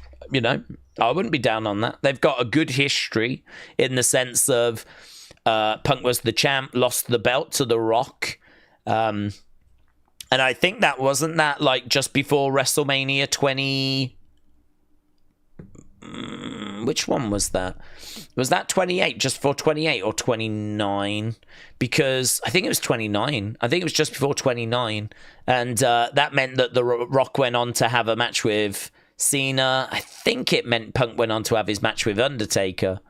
But you basically took the ball off of Punk. Rock came in and basically, you know, this legend from the past coming in, taking the spotlight. And, you know, Punk, I think, has always had a grudge about that. Always feels like The Rock should have come in to have helped build him, not come in and take the belt from him. And so, yeah, you can dig into a history there. But I still wouldn't say that's essential. For me, those two matches are the two we got to do. Benny said, maybe we should play a game as to how many times deleted. Just as I was reading it, Benny. Oh, put it again. Maybe we should play a game as to how many times ESPN is said tonight. Oof. Could you imagine if that was a drinking game? I think we'd be all passed out by about 10 minutes into the countdown show. Evan said The Miz seems to be heading towards semi-retirement. He's more active outside the ring than inside the ring. Yeah, true. Honestly, I agree. I think that WWE just don't really have much for him now. I don't think Triple H massively rates him. I think he's always been a good hand to have on the roster. Someone that you can use around the mid-card, someone you can use for Miz TV. But I don't think Triple H finds his style and his comedy to really be of his liking. So, yeah, he's not someone that I think is part of Triple H's plans massively. I mean, he's just been shoved with Carmelo and it feels very forced. And, you know, Corey got attacked and now we're seeing Miz jump onto commentary just for something to do. So, yeah, it does seem like we're either not seeing him or they're just trying to desperately find something for him. So I would agree with you. I don't think the future is, like, all that bright for The Miz. It's hard to see him now having, like, some crazy run, you know? Some big run.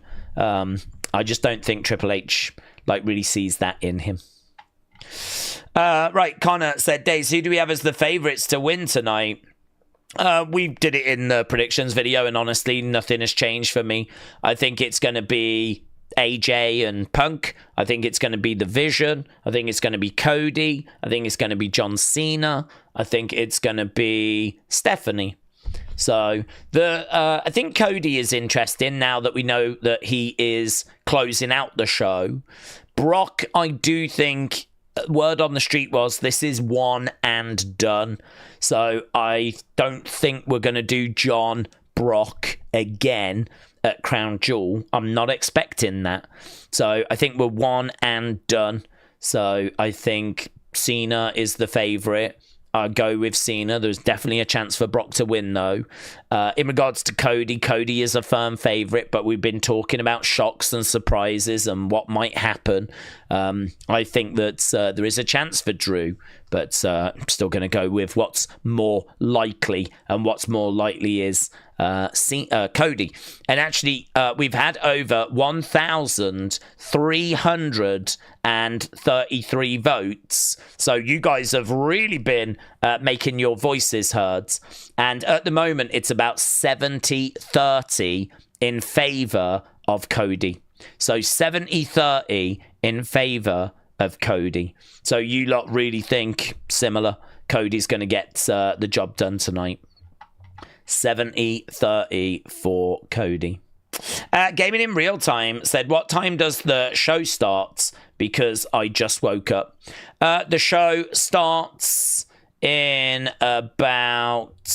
Well, the pre-show starts in about 12 minutes. And the main show will start in about 2 hours, 12 minutes. So we've still got a little way to go, right? Still got a little way to go. Bang. Bang. Lovely. just reminded me, actually, I've got a feedback form. I'm doing a little thing with the members, and I could do with some more feedbacks for it. It's just a thing that game that I'm doing with the members, so I can put that up and you guys can answer that. Whilst we're just sat here waiting, let's see if I can find the thing. There it is. Let me just open this for a second. Just dawned on me. I've only had 33 responses. I could do with a little bit more, so you guys could help me with this. So I'll get that up and you can answer some questions. Right, Zane said, Daze, recently we've become Twitter mutuals. Love that for us. Big thanks. I'm going to watch the streams. You're the GOAT. I want Drew to beat Cody. We need some unpredictability. Yeah, I'm not against that. I am honestly not against Drew beating Cody. I am fine with that happening. I don't know if it's going to happen. As we said, Cody is the favourite. At the moment, Cody is 70-30 with you guys to get the victory. So, yeah, you could be right. It could go that way. We could have The Rock getting involved and all this kind of stuff. But, don't know. Let's try and keep our heads, level. Let's not get too carried away. I think we get something, though. I think we get something. And you could be right. It could be that Drew becomes the new undisputed WWE champion. Like, there is a real chance for that to happen tonight. Mohammed said, do we see anyone that's going to beat Cena's 17 record? Only Charlotte, if she counts. I don't think there's anyone else around at the moment that's going to do it unless they really invest in Randy.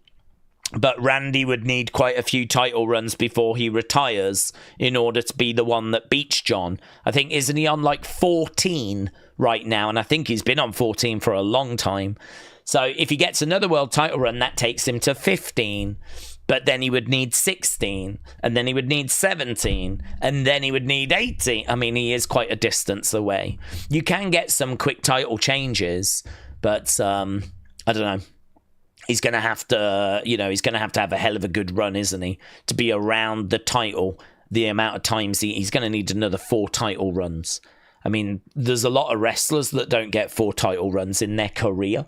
So it's going to be a challenge. So Randy has got a chance, but they would have to want him to be that record holder in order for him to go and do that. There's every chance he doesn't. There's every chance it's John, and then it's just going to be who's that next John. I mean, we looked at the list the other day. I don't think there's really that many people around that are active. There's no one, I think, that's like remotely close. So I think that's a record that's going to stand for a little while, honestly. If you count Charlotte or not, I don't know. I think Charlotte would have a big asterisk next to her name. I don't think people would massively count Charlotte because she won world titles when the women's division was really small. And so there was only like 6 women that could win it. And there was only 1 belt. There wasn't a mid-card at that time. There wasn't tag titles. So you had 6 women on SmackDown all competing for, the SmackDown women's title. And so, of course, Charlotte would pick it up quite a few times. So is that the same achievement as winning a world title like the guys? I think there's a big asterisk next to that, isn't it? A big asterisk. Right, Matt says, Daze, to continue the point, how draconian would be as a boss? Would you go to your wrestlers' weddings or stick to a colder me? If I was the boss, how draconian? No, I think there does need to be a bit of a barrier. I mean, you can't just be one of the lads. I mean, Vince wasn't one of the lads, but Vince went out drinking with the wrestlers sometimes, But you need to have that sort of, there needs to be a little bit of a distance because you are the boss at the end of the day. And so you need to have that kind of respect. I mean, if you're going out drinking, getting smashed with people, right? It's going to be really hard if you're hungover the next day to have that respect. I sort of feel like going out, having a few drinks, having a good time, keeping your head about you, being professional, that's fine. I don't think it needs to be that you're never around. I don't think it needs to be that you're completely absent and away from... I mean, I think actually it makes conversations a lot easier. If you kind of know people and you've got a relationship with them, I think it makes it a lot easier to go up to them and have a word if something's not right. John, come here. What's going on? You can't be doing that, right? I think it makes it a lot easier to have those kind of conversations than if it's just knocking on the door. John, is it? Sit down. Do you know what I mean? Like, I think it's a lot easier. It's a lot more comfortable. So I think that actually having a relationship and going out and all of that is absolutely fine. But at the end of the day, you are the boss. You are in a different situation to the wrestlers. You are the one that basically decides if their contract's going to get renewed. You're going to decide if they're going to be pushed. As much as you might be out having a good time, they're going to be talking about you behind your back because you're making some of their dreams come true and you're ruining some of their lives because, you are the one that's going to decide how long they stick around for and what opportunities they get. So you'd be wrong to think that you're just one of the lads. You're not. You can't be. So I would not be draconian where you just lock yourself away. Definitely want to have that relationship and definitely would kind of go out from time to time, not all the time. But if you go out, you got to make sure you're keeping, you don't want to embarrass yourself or anything like that. Make sure you're keeping your wits about you. But yeah, I mean, I remember a story about Vince. Vince went out and he was drinking with the wrestlers. And apparently he was taking finishing moves. So he was with the Heart Foundation and he was taking like the finishing move and a doomsday device from the Legion of Doom. And he was in this bar getting chucked around. So, I mean, clearly, there's times where he let his hair down. But, he wasn't going out with them all the time. There was just the odd occasional story over the years where he would be getting involved. And like the plane ride from hell, he was involved in that as well. So there's these odd occasions where he, does kind of get involved, let his hair down. But by and large, he's obviously a businessman, keeping himself to himself. So, yeah, interesting that, Matt. I think you can go... for me personally, everyone's got their own managing style, but for me personally, I think you can go a bit too far in either direction. Right, Edward said, Daze, are you ready for the kickoff show? It's in 4 minutes. Yeah, I'm ready. I don't really bother about it. I'm not really bothered. You don't really ever get too much stuff on a kickoff show, so we'll keep an eye on it, but I don't expect there to be anything here that's going to really be mind-blowing. Mohammed said, Tiffany versus Paige and AJ. Liv can be 2 matches to watch out for in the future, with Becky versus Steph Julia and Gunther Roman. Maybe Punk, Cody and Randy, said Mohammed. Grok said, is there any sightings of Y2K? Not that I know of, but I don't think he's out of contract. I will be surprised if he's on this show because, as I said, looking into it, he is under a deal till October. So I just don't even know that he's available. I just don't even know that he can pop up on this show. And I don't think that Tony's going to make it easy. I mean, there is this kind of war that's going on. So I don't think Tony is going to want to give WWE the opportunity of having a Jericho return at Wrestle Palooza. So if his contract really is going till October, I could see it being a case that it is October. He could turn around to Tony and say, is there any way I can get out early? I honestly, I don't know what Tony says. I'd imagine Tony would say no, but I don't know. He might have so much respect for Jericho. Perhaps he turns around and says yes. But I'm not expecting it. Jericho is one I'm not expecting. That will be a surprise. I'm not saying it's impossible. I'm just saying that there are reasons as to why I would not be expecting it. Right. That's what she said. Said, I told myself I wasn't going to pay $30 a month for ESPN just to watch a WWE pay-per-view. Yet here I am. Jason said, WWE could have the learning tree. Jamazy said, Daze, what are the thoughts on WWE's programming so far this year? I think it's been stagnant and underwhelming. Even when they surprise us, they fumble the follow-up. Yeah, I think, honestly, WWE has struggled in 2025. I think WWE is big, though, and I think that if you are a wrestling fan, there is enough that WWE put out where you can find good things. And really, I am looking at NXT as an example. I think NXT has been really strong in 2025. So even if you're struggling with the main roster, I would say tune into NXT. I think it's been a really fun show. I think there's been really good matches, and I think most people in our community would agree that it's been the strongest brand in 2025. So for me, NXT has been a big positive, and the main roster has just been doing bits recently that I think has really helped. So Sammy's open challenge, I think, is brilliant for SmackDown. 3 weeks in a row, we've had a great match on SmackDown, and there are many Raws and SmackDowns this year where you lot have said there wasn't a single great match. So I think actually looking at Sammy and what he's doing on SmackDown, I think that's a big positive. The fact that AJ Lee has come back is a big positive. I think those segments have been really good that she's been involved in. And, that's only going to continue after Wrestle Palooza. Wrestle Palooza being the first on ESPN, obviously we're expecting it to be a case that this is going to have something significant. We've been talking about that for the past couple of hours. We are expecting something to be on this show that's going to be of significance. So, is the fact that we're now on ESPN going to be a big change? Is that going to be a factor going forward? So, yeah, this year, I think we've relied a lot on John Cena's heel run, which I think was underwhelming. I think we have struggled to replace the bloodline. We're trying to do that with the vision, which I think is going to take time.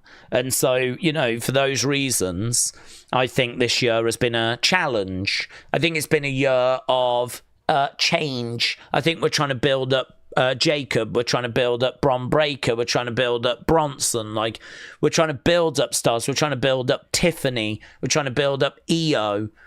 There's lots of people that we're trying to build. I think it's a bit of a rebuild year. I think it's a year where we're trying to establish some new faces. We've introduced Stephanie, we've introduced Julia, we've introduced Roxanne, we've put the vision together, we've moved Heyman. There's lots of change and churn, and I sort of feel like the past few years have largely been dominated by the bloodline, and that's been great, and it's worked, and it's been a massive success. But that was always going to run out of steam, and it was going to end. And even though it's going to kind of still going in a way, it's kind of done. I don't know that we can still say the bloodline is still going. I think we've very much done with that story. I mean, obviously, we've still got Jay speaking with Roman. We can still bring the band back together again. But, we can't rely on the bloodline like what we have been the past few years. So, yeah, for many, many reasons, I think this year has been a challenge. Listen, I think it's hard. I think there's really not many shows out there that are week in, week out, putting out hours worth of content without any off season, with lots of moving parts that, there's really not many shows out there that are doing that. You've got to think of things like flipping, I don't know, Days of Our Lives or whatever it is in America. Over here, we have Coronation Street, we have EastEnders, these kind of soaps that are on 3 days a week, 4 days a week for an hour. And they're just, on week after week after they don't have any off season. They're just there all the time. That's like wrestling, really. So I think you are going to have these peaks and troughs. You are going to have these highs and these lows. And the good thing is I can genuinely sit here right now and say we are going through one of the better parts of the year. I think this genuinely, with AJ being back, with Sammy having his open challenges, I think this is genuine. And, you know, even with like Jay teasing a turn, I mean, I thought Jay and Jimmy and that story that was weaved through Raw, that felt quite good. That felt quite interesting to me. I was interested in where that was going. So, you know, does that show itself tonight? Asuka, Kyrie, Io, that's been interesting. I've been down with that as well. So does that show itself tonight? As we said, you know, AJ Lee coming back, that's been great as well. Naomi stepping. I mean, Naomi's been good this year, but she's stepped away. That's a big opportunity for someone else now. So, yeah, I'm feeling quite good. I'm feeling about as good as I felt all year right now with WWE. And Homecoming on Tuesday was a lot of fun for those that watch NXT. And actually, this NXT coming up on Tuesday should be good because we've got champion versus champion. So, you know, obviously that's still finding its feet. But the general consensus is those shows have been very good this year. This is what I'm saying. WWE is so big, you don't even need to watch Raw and SmackDown. Just watch Worlds Collide. Yeah, watch like those AAA shows that WWE, I think people have enjoyed those. Watch NXT. I think people have been enjoying that brand. Watch, you know, everyone's going to tune into the Rumble. Everyone's going to watch WrestleMania, which, okay, underwhelmed this year. I understand. SummerSlam, I think, was okay. That was okay. I think people really enjoyed John against Cody. I think it is a myth that we haven't had anything this year. But yes, this year has felt like a decline on previous years. But I'm optimistic for where we are right now, and I'm optimistic for the future. Ben said, agreed. I got into shows like Emmerdale and Coronation Street. I can see the similarity between them and wrestling. Yeah. And you know, it might seem really crazy to say that, but I don't think it's crazy at all because it's stories, it's characters, it's shows that don't have an off season. It's just constant content. It's comfort as well. You know, there's a lot of old people in the UK. My grandma, for example, used to love Coronation Street. You couldn't call her if Coronation Street was on because she wanted to watch what was next for those characters.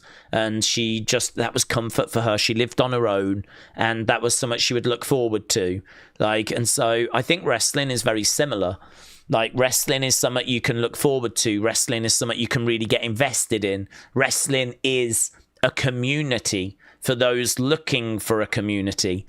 We have a community. I'm sure there's other channels that have communities. So, you know, it is a really good comfort. It's a comfort blanket in a world where, you know, comfort blankets are very well received. And there is, I think, a lot of similarity between wrestling and those kind of shows. So, yes, just like those shows, you're going to have peaks, you're going to have troughs. Right, everyone is watching the countdown now, says Connor. I've got it on. James said, Mike Baldwin versus Ken Barlow in a Deirdre on a pole match. Bucket, James. Bucket. Is Phil Mitchell going to cost Cody the match, said Shockwave. A lot of our American friends won't have a flipping clue what we're on about, to be honest, right? This is just a lot of characters from like EastEnders and Coronation Street. Eric said, C Days, that's bloodline related. So you can count on the bloodline still. Well, I don't think you can, to be honest, because for me, the bloodline was when they were all together. So that's when you had Roman and you had the Usos and you had them engaged in like a story that was a weekly story. Whereas I think it's really hard to kind of call what we're doing now as bloodline because we don't have them engaging with each other on a weekly basis. You know, I mean, he spoke to Roman a couple of weeks ago. He was on the phone to him. They're about to do like a match against the Vision, like the Usos. I mean, maybe this could be the start of kind of flaring it back up again. We don't know where it's going. But for me, like, that has been the challenge of this year, is we have not had the bloodline. And, you know, we've kind of looked to try and find what Jimmy could do on his own, and we've struggled. Jay obviously went off and won a world title. Roman largely has not been around. He's not around right now, for example. It very much feels to me like the Bloodline story finished. Probably you could make an argument the final chapter was maybe WrestleMania, maybe. I mean, I think everyone had left Roman by that point, and then at WrestleMania, he loses Heyman. And that's it. Roman's on his own then. So, I don't know. For me, I think clearly they're still family, and clearly there's still a bloodline undertone, but can't really compare what we're doing now to where we've been the past couple of years. Past couple of years, it was week in, week out. Sammy, Usos, on Smackdown, Heyman, the wise man. You know, Roman would come back every now and again, and that was really driving the ratings. And kind of where we are now is so different to that. It's so different. Countdown show is on, and we've got Tyrese Halliburton on stage with Big E, Wade Barrett, and Michael Cole. I am determined over these next couple of hours. This is going to say, that number there is going to say 200 by the time this flipping show starts. I have got 1 hour, 50 minutes. That is my goal. I need 120 comments to read. Right, Mayor Pete said, I'm here for Boomer Palooza.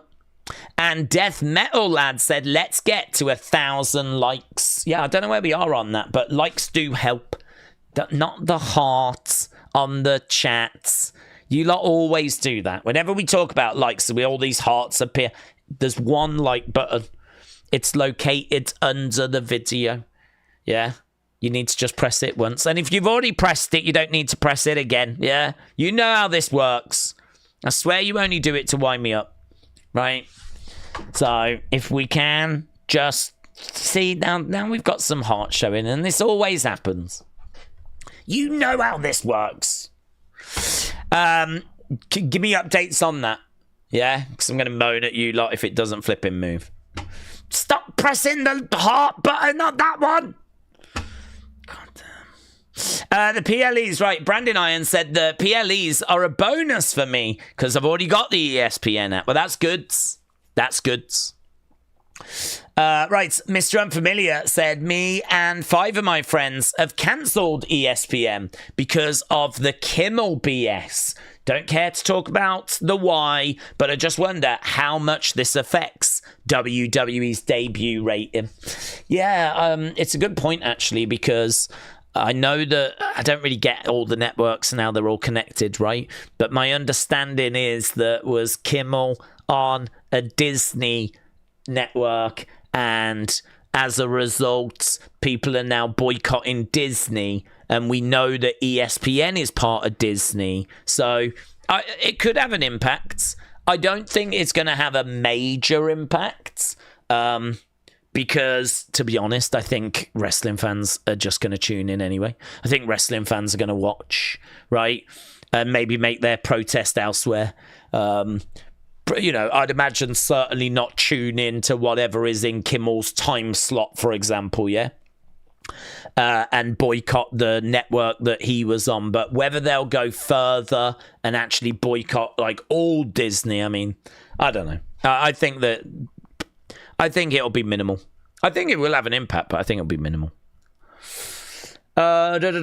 WCV LA said, I wonder how many times will WWE mention ESPN is worldwide like they did with the Netflix debut. I don't think we can get it here. We watch it on Netflix. So we're not watching it on, or I'm not watching it on ESPN. So I don't know. I think they'll mention the flipping app a lot. Spiller the Realist said, are we looking forward to the negative energy around the ring or whatever during the Usos match? Yeah, I did rant about that, and I don't regret ranting about it, honestly. I was actually shocked, genuinely shocked. I didn't have people getting in touch going, Daze, I really enjoyed the community. I really like the watch-alongs, but I can't believe that you went off on that product is serving a real purpose. I really thought there was going to be like a passionate defense of that product by a few people, but I didn't get a single comment. There might have been in the comments, but of what I saw and what I read, I didn't get a single one. So I was like, okay, cool. For me, it's nonsense, personally.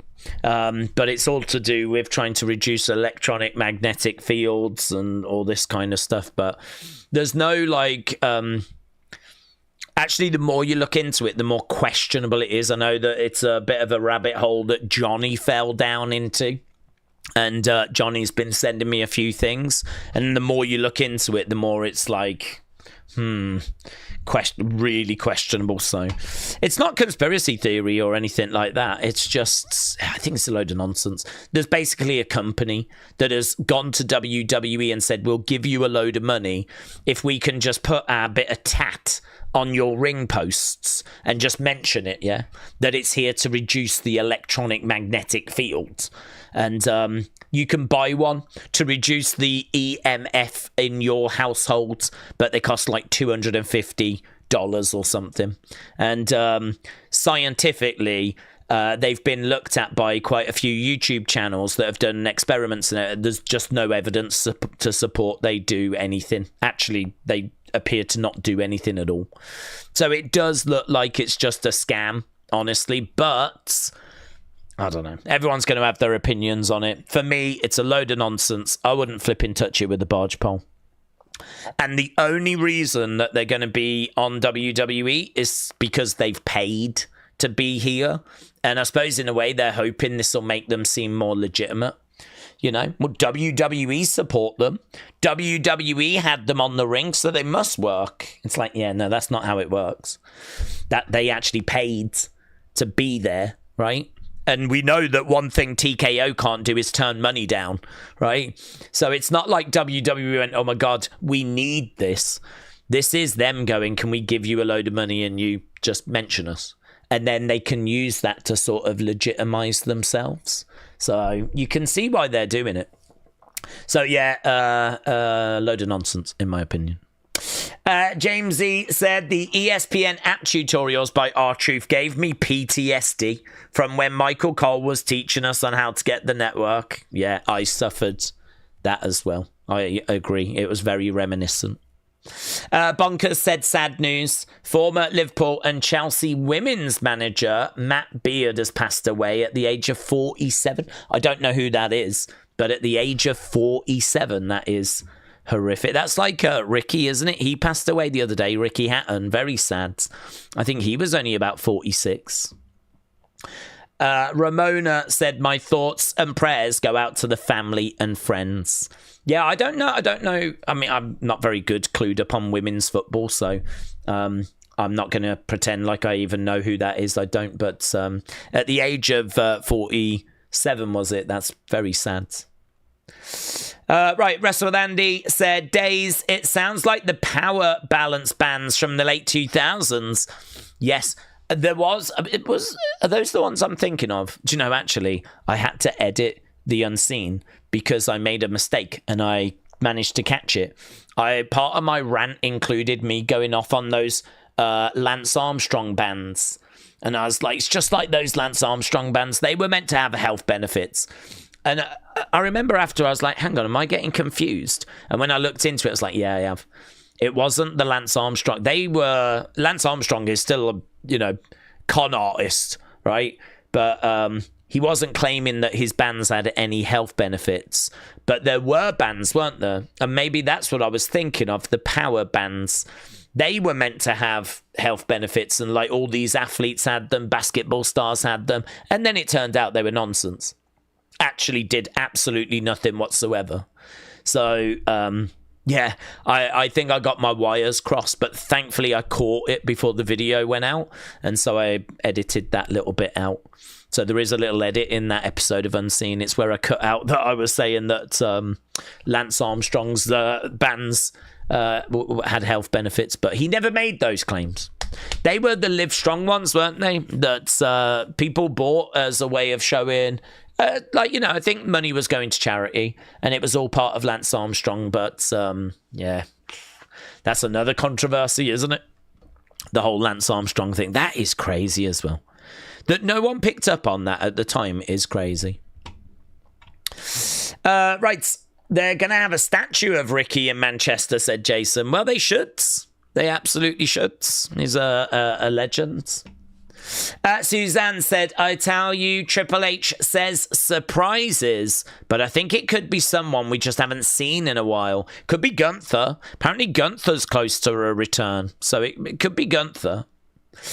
Mohammed said, what are Brock's intentions? There is a hidden message in Brock message in a newly unfiltered video.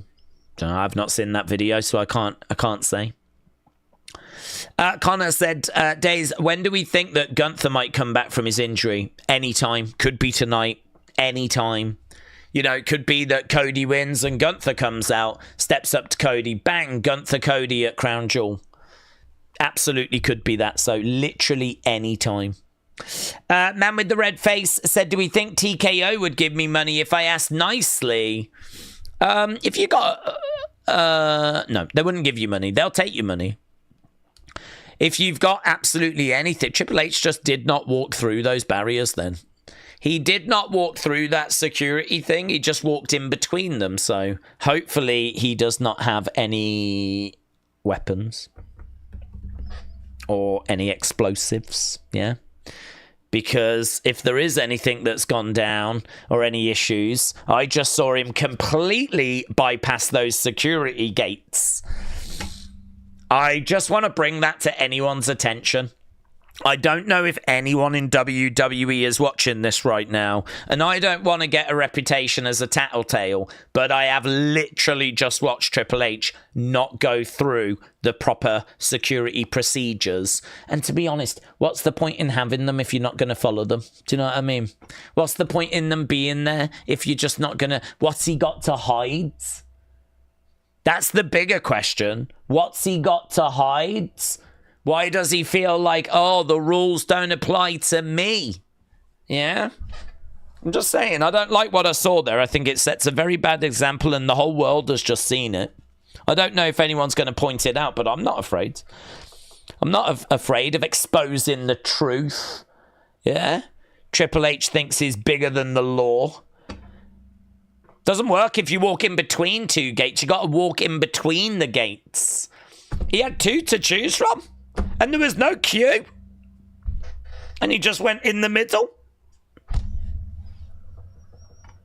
That has actually made me quite angry now. I'm happy I'm not watching this. I think it's sending such a bad example. Dad Stuff said, Daze, what do you think about LA Knight joining the Vision? I'd be down for it. I think the Vision needs someone to take L's. And I know that people might find that strange, but... I just think that Braun and Bronson need to not take L's. So clearly the Vision is going to lose matches, right? They've been losing matches. And it shouldn't be Braun and Bronson that are losing the matches. So put an Ethan Page in there, put an LA Knight in there, put a Grayson in there, put someone in there that can take L's, right? People might not like it if LA Knight takes L's. Ultimately, it'll pay off because, of course, he'll take L's. The group will get angry with him. Then they'll turn on him. And then you end up with LA Knight versus Seth for the world title. And the crowd will be firmly behind LA Knight due to how he's been treated. We've seen that story played out so many times that it just books itself. So I absolutely would run something like that. Short-term pain, long-term gain. It's kind of what you did with Sammy in the Bloodline, wasn't it? Sammy was in the Bloodline, kind of letting them down. And then, people didn't know if they could trust him. And then he got put on trial. And then they made him turn on Kevin. And he didn't want to. And that made it worse. And eventually, it got to the Rumble. They gave him that chair. Kevin was in the ropes. Roman was like, go on. Prove your loyalty. And Sammy's like... And then, of course, wallop Roman instead. So it would be somewhat similar to that. But I think that's what they need. They need someone that can take some L's. Mohammed says Brock wants to retire and end Cena's farewell tour early because if he was there for 25 years, he would not be, and there would not be a John Cena. Brock said that and also says he'll do anything to retire Cena. It's just talking it. I mean, we know that John, they're selling tickets for John's final shows. John is going to be at the shows that have been advertised. So Brock can say what he wants. He's just saying stuff for the sake of saying it, because we got to build the match. But, I mean, John's last match is going to be at Washington, D.C. So, Brock can say what he wants. He is not going to be retiring, John, unless he has that last match in Washington, D.C. MK Guna said, be careful, Daze. I once saw an episode of SpongeBob that featured the Tattletale Strangler. Well, hopefully the Tattletale Strangler is not around. I mean, I'm not afraid to call out injustice, and what I just saw was injustice. Everyone else has to walk through those security gates, but apparently Triple H doesn't have to. I mean, it might be because he's got a defibrillator, I'm not sure. But either way. Ian said, I've got a great money-making idea. Now that TKO have picked up on this EMF nonsense, I think we should contact them to sell some magic beans. That would be a massive benefit for the ladder matches. Well, the only problem is EMF is obviously paying WWE. WWE are not paying for the EMF thing, so we can go with our magic beans, but we would have to pay WWE for those magic beans to be featured. What I can promise you is that I could get some beans. I could claim that they are magic. I could go to TKO and say, here's a few million. Will you put my magic beans on your show and act like they are actually magic beans? And I can assure you that WWE would do exactly that. That is what I am confident of, right? When it comes to TKO and money, there is really nothing off the agenda. I tell you what's on the agenda, though. Usos have bumped into the Vision. Now we got a little bit of pushing and shoving backstage. Hello.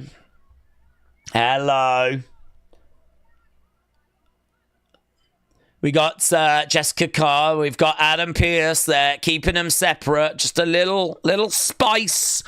Just a little spice on the pre-show. Right, Lonnie said, a person wearing a black hoodie is going to attack Cena, and it's going to be revealed that it was Daze with an AEW shirt. Just throwing you all off the scent. Yeah, imagine that turn. Imagine all of a sudden I'm just sat here in an AEW shirt streaming AEW and I've just completely turned. Imagine that. Listen, I can be bought. Just like how WWE will take money to promote EMF devices. I will take money and I will promote the hell out of AEW. Yeah. I can be bought. That is Tony, if you are watching. Yeah. I can be bought. I have absolutely no shame whatsoever. Mr. Unfamiliar said, and well done, Mr. Unfamiliar. You are comment 100s. That has took me 2.5 hours, and I've got an hour and a half to get another 100. So someone needs to pick the pace up round here. I want to see a Brock squash match. Swerve start the match just like a squash, but this time he can't finish Cena. Cena turns it around and wins. Suzanne says, my mom had a mechanical valve. She always went through those security gates. The plot thickens, Suzanne? The plot. So what we're saying is Triple H is not as brave as your mom. That's what we're saying. That's what I'm saying. The Jitters said, great. Looking forward to this show. Hopefully we get some great stuff tonight. Joseph said, EMF hats now available on WWE Shop. Yes. Just tin foil, kind of in a point like that. And you can keep EMF away from you. You can stop aliens from reading your thoughts. It's very versatile, actually. And available now for just like $100. Amazing. Right, Bold Mare said, speaking of LA Knight, can we rename his finisher? Good Night. Yes. What's his finisher called? BFT? I can't remember. What does that stand for? I can't even remember what that stands for. BFT. It always sounds like a flipping bacon, lettuce, tomato sandwich to me, a BLT. I would definitely change the name of that. BFT just sounds rubbish. Sounds like, do you remember that giant that was really friendly? It sounds like that. It sounds like that giant that was really friendly eating a bacon and lettuce sandwich. It's not a good visual, is it? Might as well change it to something a little more menacing sounding. So, yes, I'm down for that. Mayor Pete said, Daze only reads my messages when he takes my super chat money. That's been proven incorrect. Wrestle with Andy said, Daze, it's crazy there's no Rhea merch on such a big show. She is one of the biggest names in WWE. Oh, no Rhea match. I suppose. Yeah, I suppose. But you're always going to have stars that miss out, aren't you? I mean, I suppose they could have added it when it turned out that one of the matches was going to miss out. But they just don't really have anything for her at the moment, do they? Isn't she sort of... I mean, they could have maybe chucked on Asuka Rhea, but don't know. Perhaps they just thought, like, no, there's no need. I mean, there's not much of a build for Asuka Rhea. That's very much a Raw match. But would have got her on the show. But, yeah, you know, certain stars are going to miss out. It's not the end of the world. There's no Roman, for example. Hudsmith said, so many problems in the US trying to watch right now. This is a cluster fudge. And he didn't say fudge, but, you know, I cleaned it up.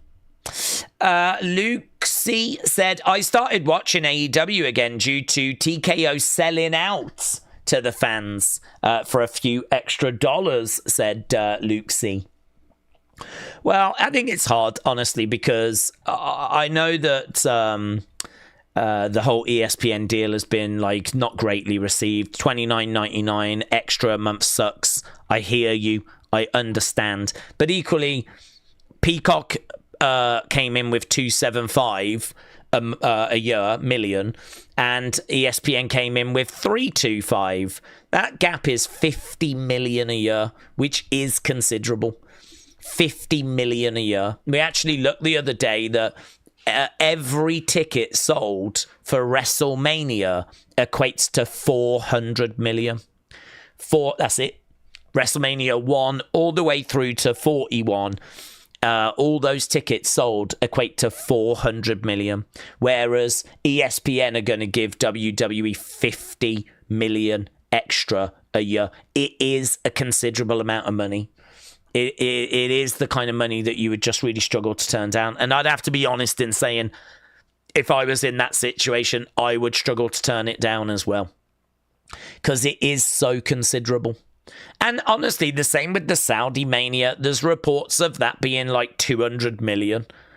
Again, if that is true, every ticket sold for WrestleMania, apparently, according to WrestleNomics, we looked at the report the other day, equates to 400 million. So if one Mania is going to make WWE 200 million, how do you turn it down? Like, the numbers are just so bonkers.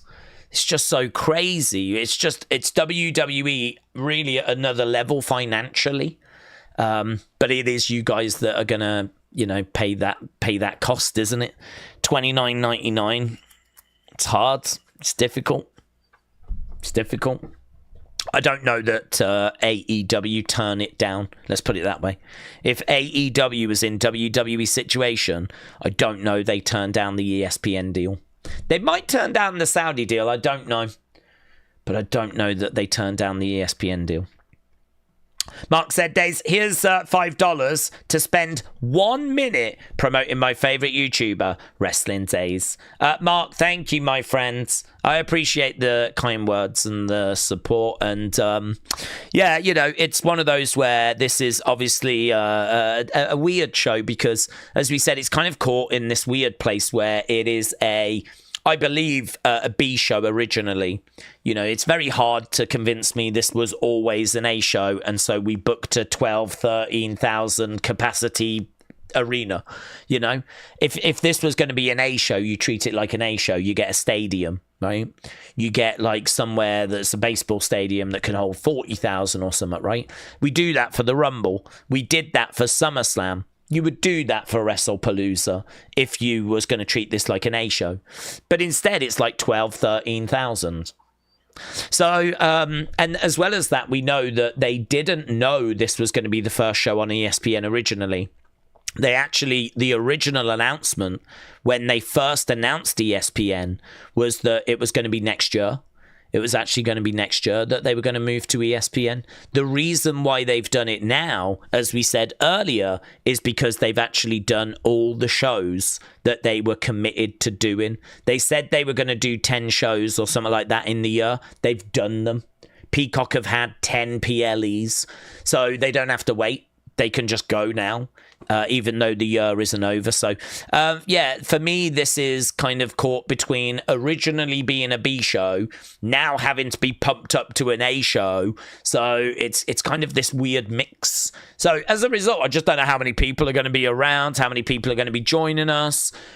Obviously, we know AEW's on. That's obviously taking eyes away as well. So, yeah, it's just going to be what it's going to be. So if you're around and you're looking forward to the show and you've got obviously thoughts about the show, get them in the chat. Share your thoughts. I'm obviously really interested in hearing what people have got to say as we look forward to whatever this is going to be, which I am hopeful it's going to be something significant. I am hopeful that we are going to get something juicy to get our teeth into tonight.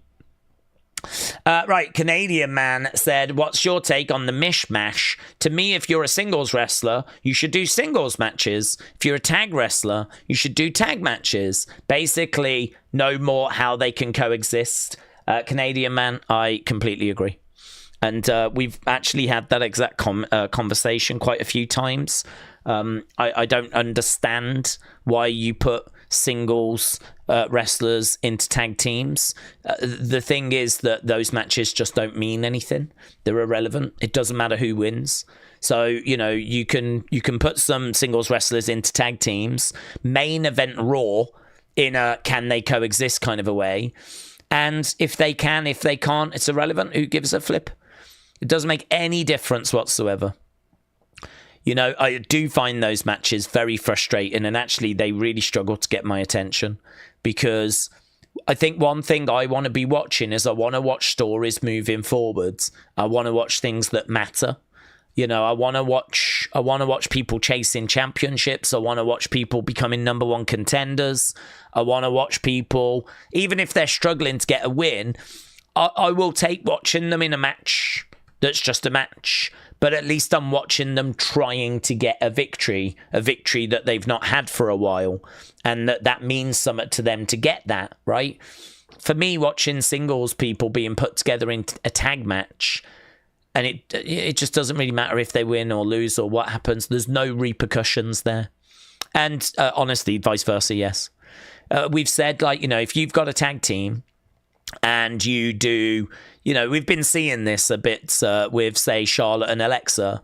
You do like Alexa versus Alba Fire, and then the next week you do Charlotte versus Piper. I mean, those matches don't mean anything. What we need to do is we need to do Charlotte and Alexa defending the titles against Alba and Piper, and that's the only match we need. All the other stuff it's clearly what it's meant to be, which is just filler. It's to kill time. It's to just get rid of some part of the show that we don't have anything better for, you know? It gets them on the show, but, I mean, you could just do a promo instead. I just think, yeah, all of that stuff could easily get cleaned up. It's lazy. But I don't think it'll ever change, honestly. Here's LA Knight.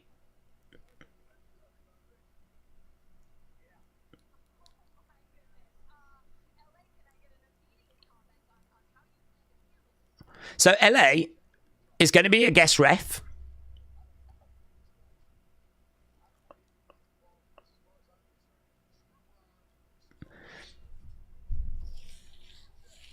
Screw Braun, screw Bronson, screw Jay.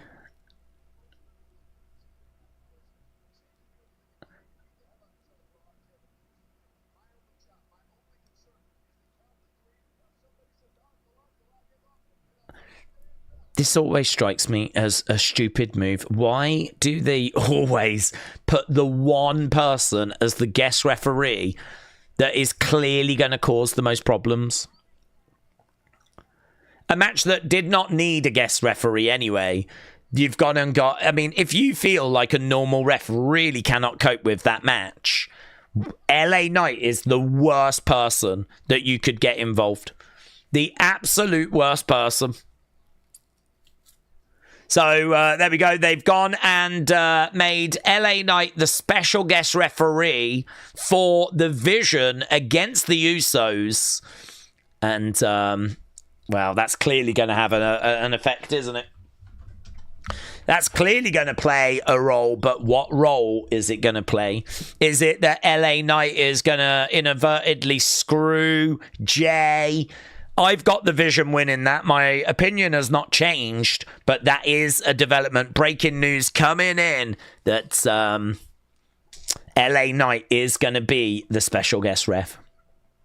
Adam said, I think the Vision need the win. LA Knight involved makes it look like the Vision gets the win. Glockness said, if you can't watch, I've got a question. Have you heard of an app called Twitch? Is it going to be on there? I mean, it could be. Twitch is a bit like the Wild West, so to me. So I would have no ideas where that was being shown, but I could believe that Twitch, someone on there probably showing it. Dirty Hippo said they've purposely pushed out a bunch of bleep PLEs as quickly as possible on Peacock just to finish the deal and let ESPN take advantage of the WWE fans. Chris said, I give a flip. Can we just get lots of shows and enjoy instead of complaining? I'm talking about everyone, says Chris. Like what specifically? Do you mean about LA Knight being the guest referee? Or I don't know what you was responding to. Bones said, Daze, any idea why the pre-order for the Wyatt 6 would be out of stock? I've never seen that for pre-orders. Well, only the amount that they've got coming in is allocated. I've seen that when it comes to pre-orders. I mean, if you know that you're going to get, say, 20 PS5s on day of launch and you have 20 pre-orders, you have to shut the pre-orders. So, you know, if they think they're going to get, say, 200, 300, 400, 500, whatever, and they've kind of sold all of those, then the pre-orders would be shut down. So, I mean, what I would imagine is obviously that then gets fed back and they then will allocate more or hopefully try and manufacture more. So, that would be my guess as to why. But I don't know as to what website we're referring to. So if you can't actually place a pre-order at the moment, my guess would be that the initial allocation has been allocated, and so you'll have to wait for others to come through. Right.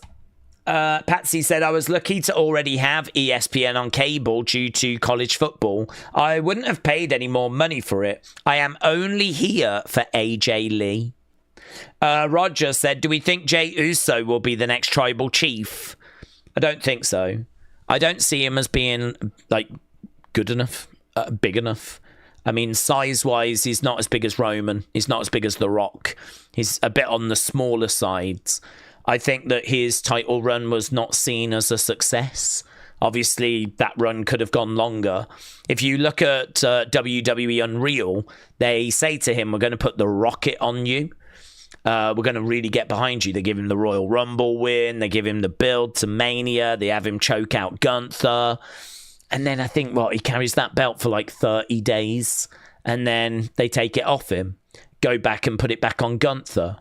Like, to me, that's just not a good sign, is it? That things were going great. I think the pressure might have been getting to him a little bit. I think that we've seen him kind of fluffing his promos a little bit. I think there's, his in-ring has been a big concern. I think if you spoke to a lot of people about Jay, they would say he's got a great entrance. He's got a really good kind of connection with the fans.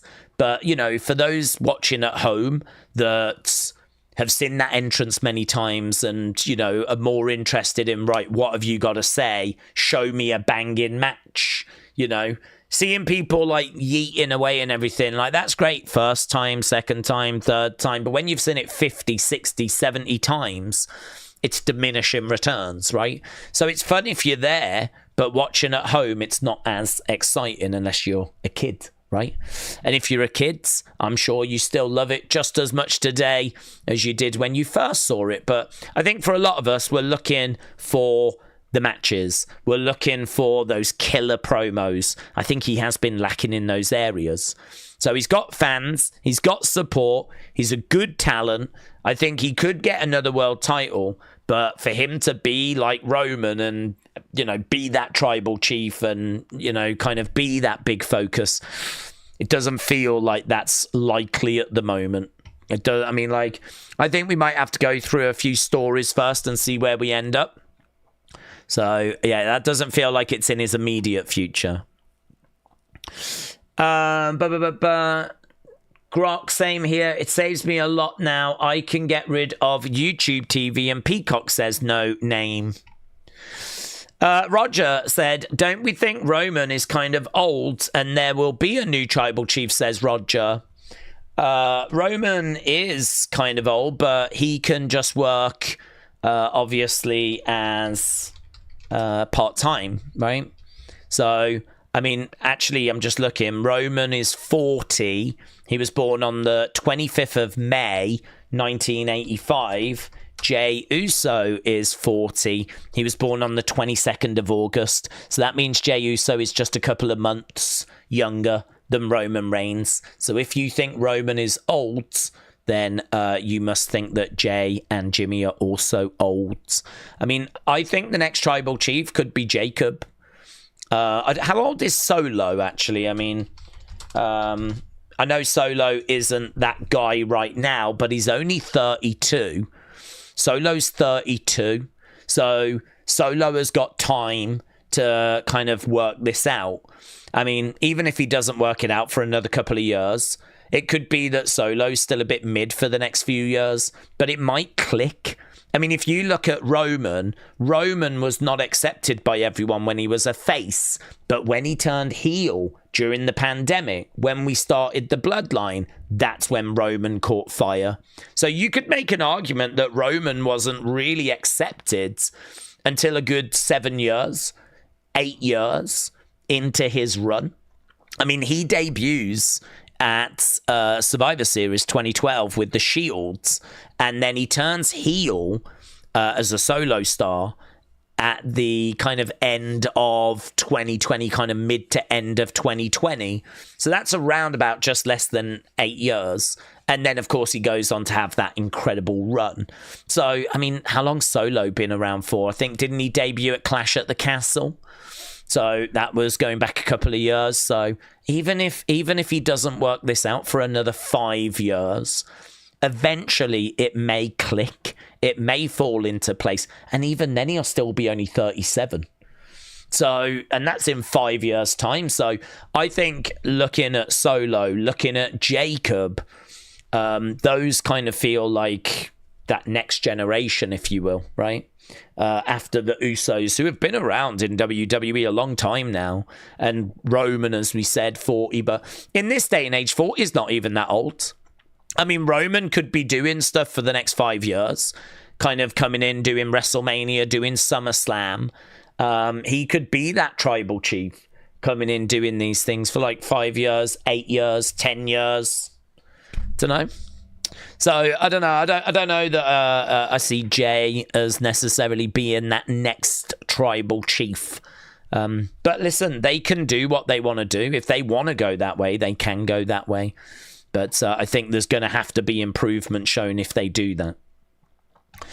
Brandon said, this run that Jay is about to have is perfect. It keeps the crowd from potentially booing him down the line when he's trying to play a likable character.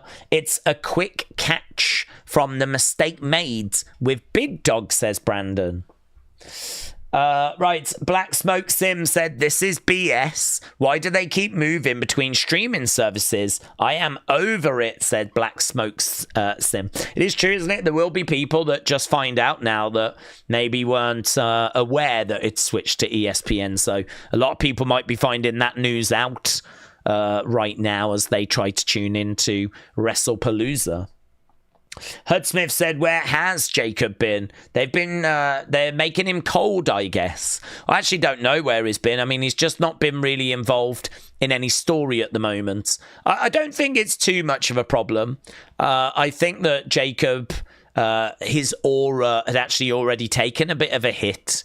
I think he is going to be good to get away from Solo, kind of go off, get involved in a new feuds. Him against Rusev would be great.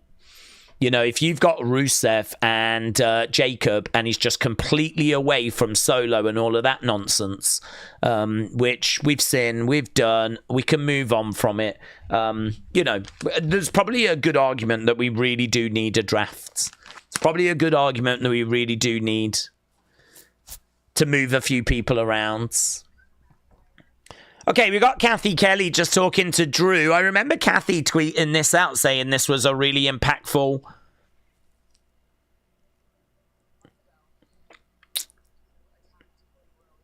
interview.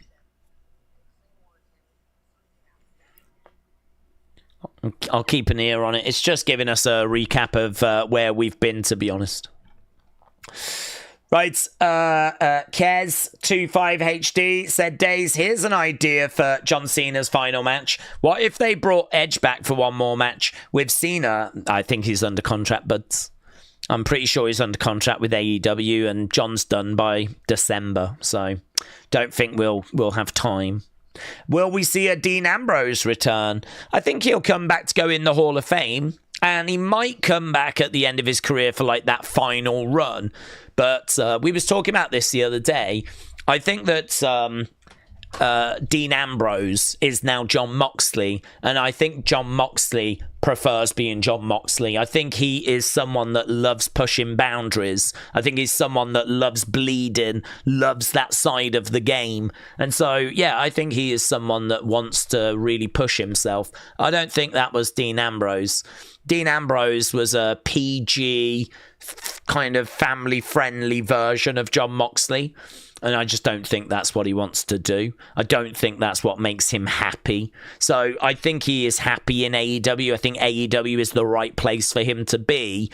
I think he stays there for the majority of his career, maybe comes back due to money and wanting that final WrestleMania kind of moment. Maybe does like a final thing with the Shield or something like that. Definitely the Shield go into the Hall of Fame. I don't know if Ambrose does on his own. I don't know if he did enough. I think he might have. He might have done enough to have gone in on his own. That'll be one that'll be an interesting debate. I actually think the Hall of Fame barrier benchmark is really low if you look at some of the people that are in. So actually, I think you could make a really easy argument for Ambrose going in twice. Once as Ambrose, once as being in the Shield. I think he definitely goes into the Hall of Fame with the Shield at least. And yeah, he could come back for that and maybe come back for a little run. But I don't think he'll come back anytime soon because I think he's perfectly happy with being over in AEW. Mark said, do you think Joe McCall debuts tonight? Who's Joe McCall? Is that like the real name of someone? I don't know who this is. Is that an American football player? That's what it's coming back with. Mark, I'm going to say no. I'm not expecting that. I wish the Shield had once last night in the ring together. Oh, well, they did, didn't they? They did the Shield final chapter, final stand. So they did have one, but their opponents were really weird. I think it was like Drew and Bobby and someone. They were kind of thrown together. It was really weird. So I think I don't expect to see that anytime soon. But in the future, I think we could get like a final Shield moment, yes. James said, can we stop with the Dean Ambrose BS? Evan said, Moxley is the most juiced of these three these days. He went from being the smallest to being the biggest. Roger said, do we think John Cena will win against Brock? I hope Cena wins, but Brock really is a beast. Yeah, I do think that Cena will win. I think there is a chance that Brock wins, but the odds had Cena as a pretty firm favourite, to be honest. So, yeah, I would be expecting him to get the victory. Donald said, Daze, I need help. What VPN is best to download? I'm nervous. You'll have to ask our friends in the chat. I do not have a VPN recommendation because I am not in America. I am not using a VPN. So I don't know if anyone is watching Netflix at the moment. I mean, I don't even think it's really started, has it, the coverage? I don't know if you can watch the pre-show on Netflix. So I've heard a few reports of people saying that some VPNs seem to not be working at the moment. So don't know. For me, I would say I've heard of Nord. I've heard of that Proton. There seems to be a couple that are getting mentioned that seem to be okay, but people in the chat, I think, might be able to help more so. Mayor Pete said drafts don't do anything. People either complain that too many people switch brands or too few people switch brands. Just have Jacob show up on Raw. Who the F cares? Labori said, I use Nords and I put my location as UK. Duran said, Netflix said they are working on blocking all VPNs. Ooh. Original said, Proton, it's the best privacy in the world. I never use Nord, said Original. Connor said, Daze, how do we think the crowd are going to be tonight? Well, I think they're going to be good. I mean, I remember when we did Backlash in France. That was a very small crowd. So I think that was only like less than 12,000. Not this year, the one in last year. And that's regarded as the best crowd ever. So Indianapolis, I think they're a good wrestling fan base.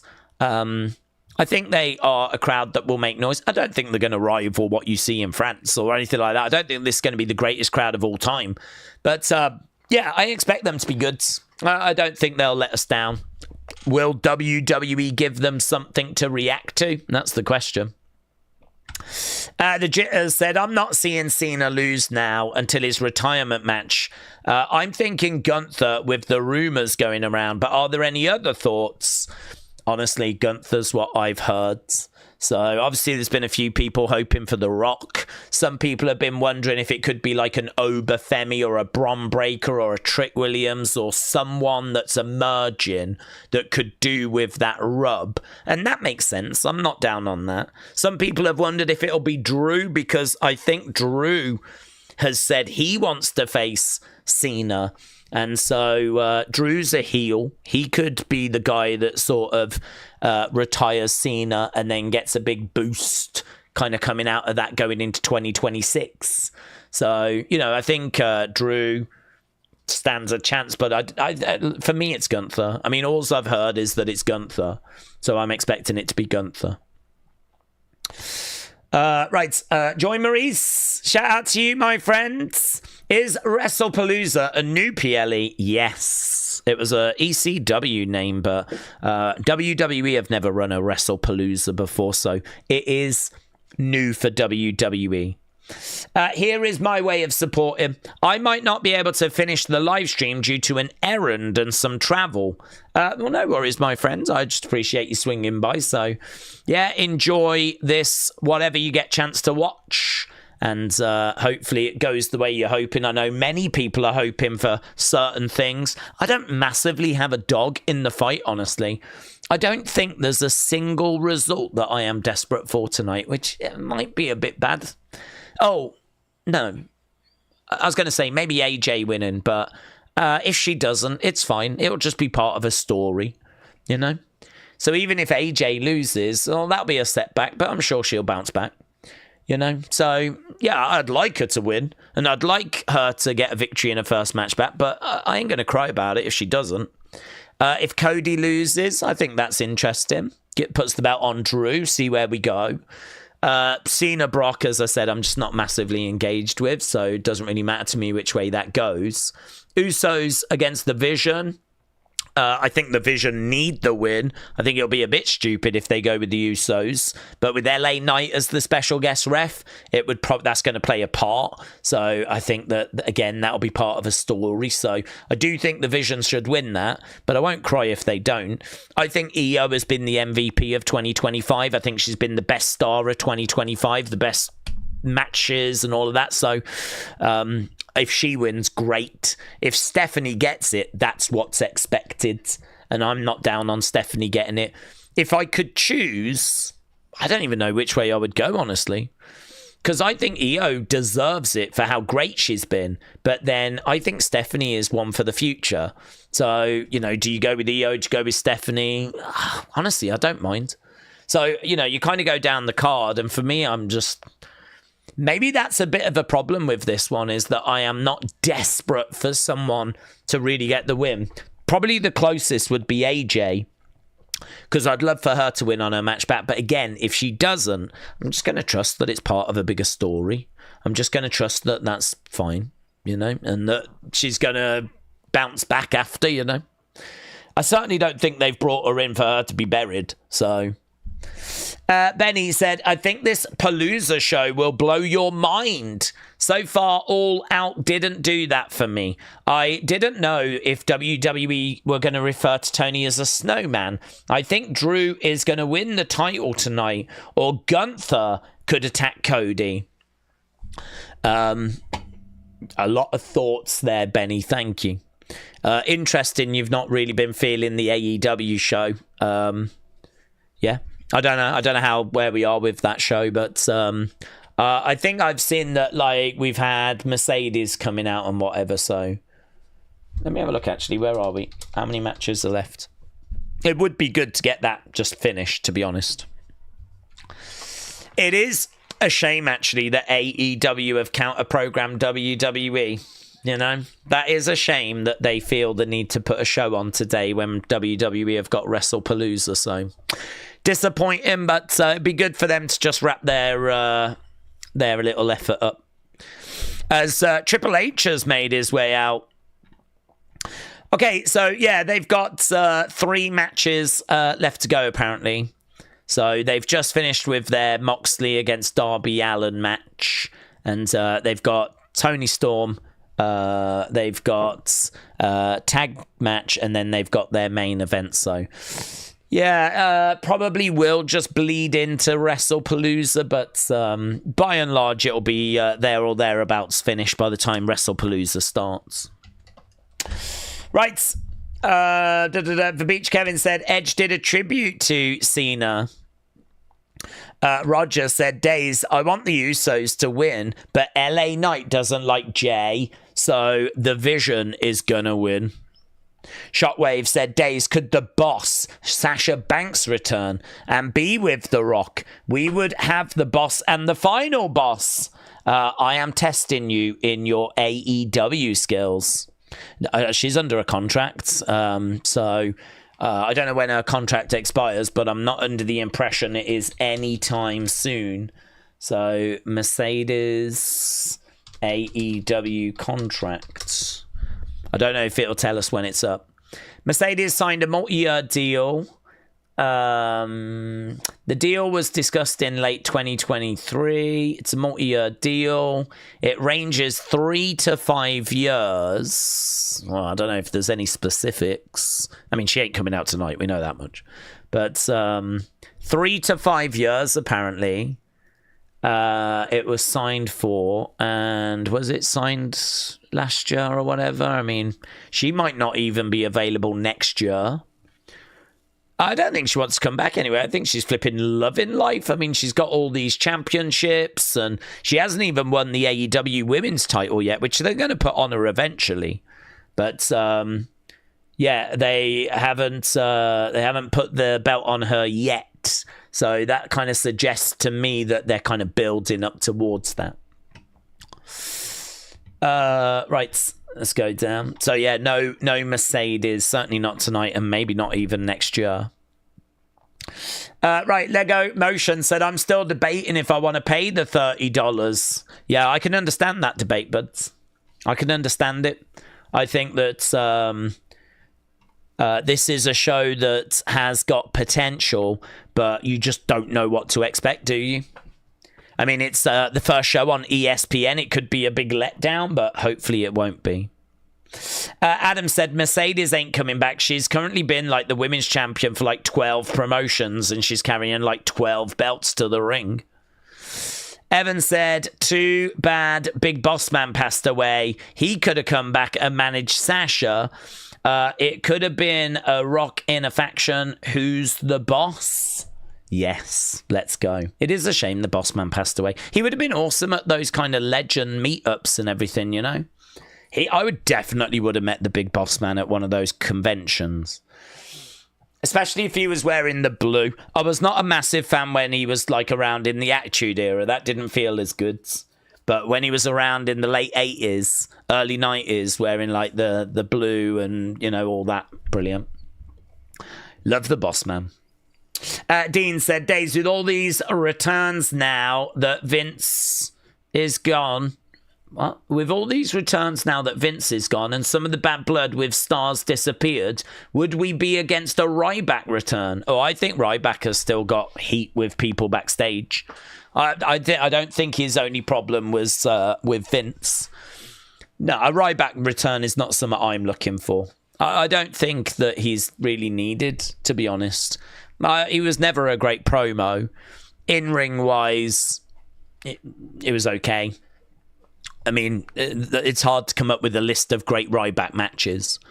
I think he was a big, powerful guy, and that was about it. And I think that we don't have a need for that. Not when we've got some talent that's coming through like Oba, that's big and powerful, but can work and cut promos so much better. Oba's well ahead of where Ryback was. Or at least he will be when he gets to the main roster. Same with Trick as well. I mean, since we've started doing this next in line, it means that we bring in these bigger athletes and we then train them at the performance center, kind of bring them up to speed. So, you know, we've got some good talent that's kind of coming through. People like Keanu Carver and Sam Holloway, Oba Femi, Trick Williams, as we said, Josh Briggs. He's got a good size to him. I kind of feel like there is this conveyor belt of bigger talent that is coming through. So I don't know. I don't really feel the need for Ryback. How old is he anyway? Just out of interest, I'll Google him. He's got to be in his 40s, isn't he? He's 43 now. I mean, do you want to bring back a 43-year-old Ryback? Not me. Not for me. Right, Ryback will never be back, said Grok AI bot. He's caused too much commotion on social media. William said, Ryback, you cannot believe his BS. He's simply not credible. Dad Stuff said, check out the photos I've tagged you in. You could do a poll to see which seats they think is better. Let's have a look. So this is the seat. Here's our actual seats. The photo doesn't show it, but this view is way better. So there we go. There is Dad Stuff up in the heavens. I'll add that to the community folder, but I haven't really gone through my X accounts. My plan is that I do it after. Do it after because... obviously there'll be lots of things that kind of come through, people reacting to different bits and bobs, so I'll mop it up after. But yeah, I've put that. Yeah, good. I mean, honestly, you've got a good clear shot there, haven't you? You can see the stage really well, the ring really well. But it gives people an idea. I mean, all of that is topped, so there won't be any fans there. But all of this should be largely full. So yeah, have a good time, but enjoy yourself. I think we've had a few people that are there. Like this as well. RBD Blazing said, here's some stuff at the store here in Indy. So there we've got the masks. You can see some figures. You can see some backpacks. A Cody one and a Cena one and some replica belts. Those will only be the plastic ones, of course. They're not going to have the proper replicas kind of stored that way. So, yeah, very good, buds. I'll pop that in the community folder as well. There's Sanan's... do I agree with these? Yes, yes, yes, yes, yes. I think a lot of people actually are coming through with those as the predictions. I think a lot of people are coming through that way. Dad Stuff said, up in the party deck. There's no one else here. All the space in the world... So there we go. You seem a bit higher up there, actually. I think your other one is better. Your actual seats are better. Joey Mama said, I was able to snag the last Roman figure at my local Walmart. So very nice. Those Ultimate figures are really, really good. Really nice. HLB said, I'm here for Wrestle Palooza. The ramp has got LEDs. So have a little look. See what we're dealing with. HLB, shout out to you. So there is the stage. I tell you what, you've got a great view when they come walking out, haven't you? Blimey now. Look at that. So HLB is in the house. There we can see, oh yeah, you can see it goes all the way down on that ramp. And do I need to kill the sound on this? Depends what the sound is. It looks like it's taking ages to load today as well. I don't know why. Oh, there we go. Red light districts. Turn red. There we go. HLB. Thank you, my friends. I don't know why it's taking so long to load these things, but it is. We don't have time to kind of watch these. Triple H is scheduled to open Wrestle Palooza to usher in the new era. Of course, it's going to be him. He always flipping puts himself out there, doesn't he, eh?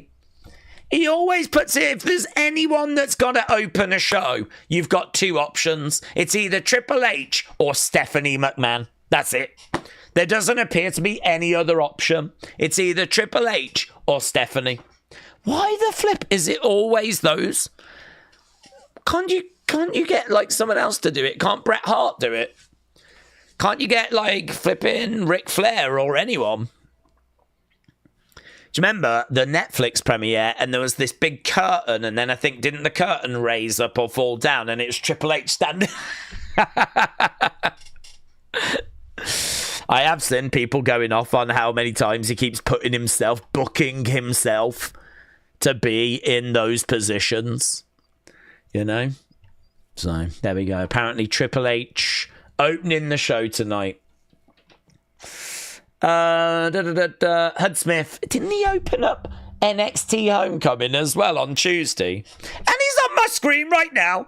Flipping hell, man. I see this guy more than I see Donald Trump on TV. And he's on the news every night. He's right here, right now. I literally turned around and there he was. He's talking about ESPN at the moment. So right now he's just talking about what an honor it is to be with ESPN. Joseph said, when technology crashes and the world cannot share things like YouTube, I will miss these streams. Well, yes, Joseph, I would like you to know that if that happens, when that happens, I will miss all of you guys as well. Netforce said, if you already got Disney Plus, you can upgrade your plan to include ESPN. I did that, and I get Disney Plus, Hulu, ESPN Unlimited for like $33 a month. Well, that's okay, isn't it? I mean, you're getting quite a bit for your money there. You're getting quite a bit of bang for your buck. I understand, though, if people don't have ESPN Unlimited, it's going to sting tonight. Just a reminder, if you're in America, that is how you need to watch this show. I mean, there might be other ways like VPNs and UK Netflix and whatever, but yes. There are some people in the chat that I think are finding this out for the first time, that this isn't on Peacock tonight, so... Connor said, if Stephanie wins tonight against Io and Stephanie becomes the new women's world champion, how long do we think she'll have that title for? Well, I think she'll have it quite a while, honestly, because she's not long come up to the main roster. I think that you need to introduce her to people that are not going to be familiar with her. And so it doesn't really make sense for her to just have it a week or two, you know? It makes sense for her to be put onto PLEs and put into title matches and to really show why the company is excited about her. So I would expect her to have it for a while. I don't know if we would make it all the way to WrestleMania, but I think we could make it towards the end of the year. I think if she wins it here, what are we looking at? End of September? Yeah, I think we can get to 2026. I think she can have a good couple of months with it. So, yeah, I wouldn't expect it to be a short reign. I would be expecting it to be longer. Right. Daze, do we think Bronson? Do I think Bronson? What do I think about Bronson? Do I think Bronson, is going to win? I think the Vision is going to win tonight, if that is your question. 0 Day said most credit cards also have a digital entertainment credit that will absorb the cost. What does that mean? I don't even know what that means. I don't even know if that's true. What does that mean? Most credit cards have a digital entertainment credit that will absorb the cost. What does that mean?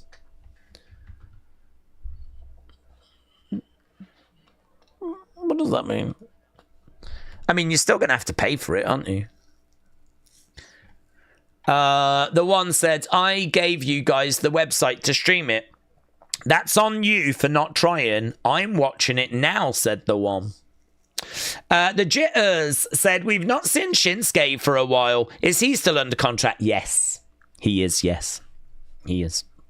We just don't see him. I mean, I just don't know that Triple H sees him as a priority. I mean, he's someone that could feature in a Rumble and a Battle Royal and things like that, but I don't know that Triple H, with all the options at his disposal, sees Shinsuke as one of those top options anymore. Right, what time is the start time? Netflix said it's on at midnight, yet it started to start at 11:30. No, I'm expecting it to start in 45 minutes. My understanding is 45 minutes and we will be underway with the start of Wrestle Palooza. Right, RXNEACP9 said, what do we think for WrestleMania 50? Well, I mean, looking at the anniversary shows, you always have legends. So obviously WrestleMania 50 is going to be like 8 WrestleManias away. At that time, you could still have Roman. He's 40. In 8 years' time, he'll be 48, maybe 49. It's not impossible. I mean, how old is The Rock? I think there's every chance The Rock is going to have a match at WrestleMania in the next couple of years. And he is 53. So if The Rock is 53, in 8 years' time, Roman will be 48. It is more than possible that Roman is competing. Same with Jey Uso. I think anyone that's around 40, 41 could still be active by WrestleMania 50. They wouldn't be full-time, or I wouldn't expect them to be. It could just be that if you're a big enough star, like a Rock, like a Stone Cold, like a Cena, like an Undertaker, you just come in for those big shows. So I wouldn't rule out Roman. And, of course, you know, you look at those talents that we're hoping are going to be big. I mean, they keep telling us Bron Breakker is going to be a multiple-time WrestleMania main eventer. I mean, you have to listen to that, don't you? Because at the end of the day, they're the ones that decide.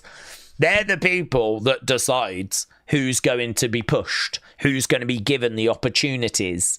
If they're sitting there going, guys, this guy is going to be a multiple-time WrestleMania main event, it might not feel that way right now, but you have to sort of listen when they say that. So, you know, I think Bron Breakker will be in the mix. I think, you know, how old is Jacob? Because Jacob's obviously got great aura.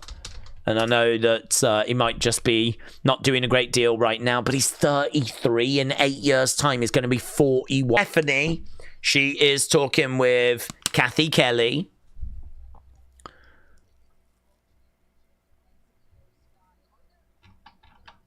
Are there any nerves right now? To be honest, yes. I'm a bit nervous. Nerves are sometimes good. Today, we make history. Today is the most important match in my career. Today, I become champion. RBD Blaze said Daze Indy is packed. Hopefully, it'll be a good show. Yes. Shout out to you, buds. Yeah, of course, you know, everyone's going to be there. We know that there's like a good 12, 13, 14,000 that are going to be in attendance. So, yeah, have a great time, honestly. I hope you... oh, my God! If it's not Triple H, it's Stephanie!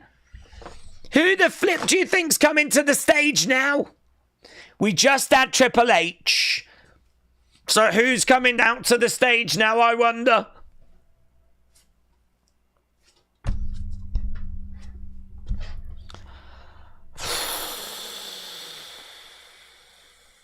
Is it Rick the Model Martel? Do we think it's Rick the Model Martel that's making his way out to the stage?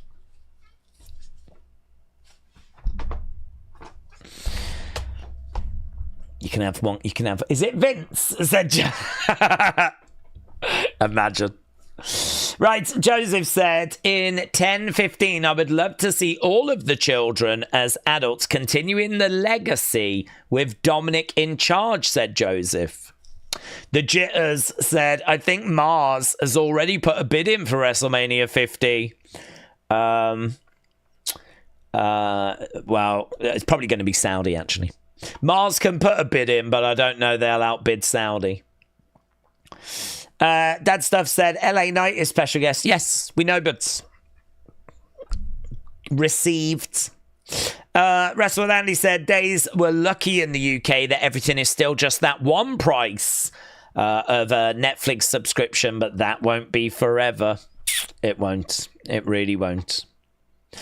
James said, Days, Tony Storm just lost the AEW women's title to Chris Statlander. Well, she was probably going to have to lose it eventually, wasn't she? I mean, didn't she lose it to Mariah May and then get it back? So I think that's still a good run for her, isn't it? And I'm sure she'll get it back again. So that's a shame. That's the one match I would have watched. Right, William, Blighted Bear, shout out to you, my friend. 160. Do we think there's a percentage chance that Paige could return as a heel and screw over AJ Lee and team up with Becky? Yes. Because Paige is available. She has spoken about wanting to return. If you bring her back, that would obviously excite a lot of people. You could bring her back as a face. You could bring her back as a heel. Yes, I think there is a chance of that. I would say it's a low chance. I would say there is a 5 to 10% chance of that. And then maybe just a 20% chance, maybe 25% chance that she returns. I think if we look at what is most likely, I would say it's probably most likely that we're sat here and she has not featured on this show. I would say that's probably most likely. But she could absolutely be on this show. But, of course, she could be on the show and she could help AJ. So what's the percentage of her on the show? I would say 25%. What's the percentage of her being a heel? I would say 10%. So, you know, that's kind of how I end up there. So, yeah, I think it's more likely that she is not on the show than is on the show. But, yeah, not far from impossible. As I said, I mean, listen, flipping, I did not think we would see Brock Lesnar. I absolutely did not think we would see Brock Lesnar until that court case was done. I was adamant on it, right? I mean, it had been like nearly 2 years since we had seen him. It had been a year and a half, 19 months since he had been removed from the Rumble. I mean, I had no doubt. There was just no question in my mind he was done. So, yeah. I don't think there's anything that can shock me tonight that's going to shock me more than Brock coming back at SummerSlam. Honestly. It'd have to be Vince coming back. Vince coming back. Or Tony Khan announcing he has purchased WWE. Or WWE announcing they've purchased AEW. There's only a very small amount of things that I think could shock me more than Brock Lesnar coming back at SummerSlam. So, Paige, honestly, not that out there. Not that out there. Could absolutely happen. Joseph said, I think the big surprise will be a new gate records. Well, honestly, if they have done that, that will be a big deal because to get the gate record for an arena show when you've only got like 14,000. I mean, we've done arena shows that are over 20,000. So that means you've got a lot of money out of the people that have attended. So, yeah, that would be a big deal, a big brag if they've set a new arena gate record. They might have. I think tickets were pretty expensive, as you would imagine, for this show. Right, Joshua said, Daze, do we think Paul Heyman will square up Brock and John match, or will he help Seth win with Becky? I don't think he'll get involved with Brock. I think Brock's going to speak with him, but I don't know that has already happened. So I don't expect Heyman to get involved there. I think if Heyman's getting involved anywhere, it would be with Seth and Becky, but I don't even know that. I don't even think I'm expecting to see Heyman. It would be interesting if he did get involved, though, and he was on the outsides. That would be interesting. AJ is sat there with, I don't know what she's sat there with. Is that a fake Larry doll, or is that actually Larry? She's kind of sat there with something. What the hell is that thing? I don't even know what that is. Is that like a Labubu or something? I have not seen this interview yet. I know it's been doing the rounds. Just talking about AJ's return. I think it's like a cuddly toy version of Larry, is it?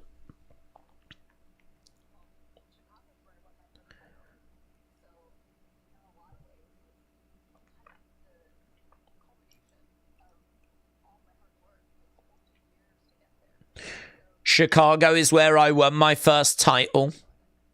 So it was quite poetic.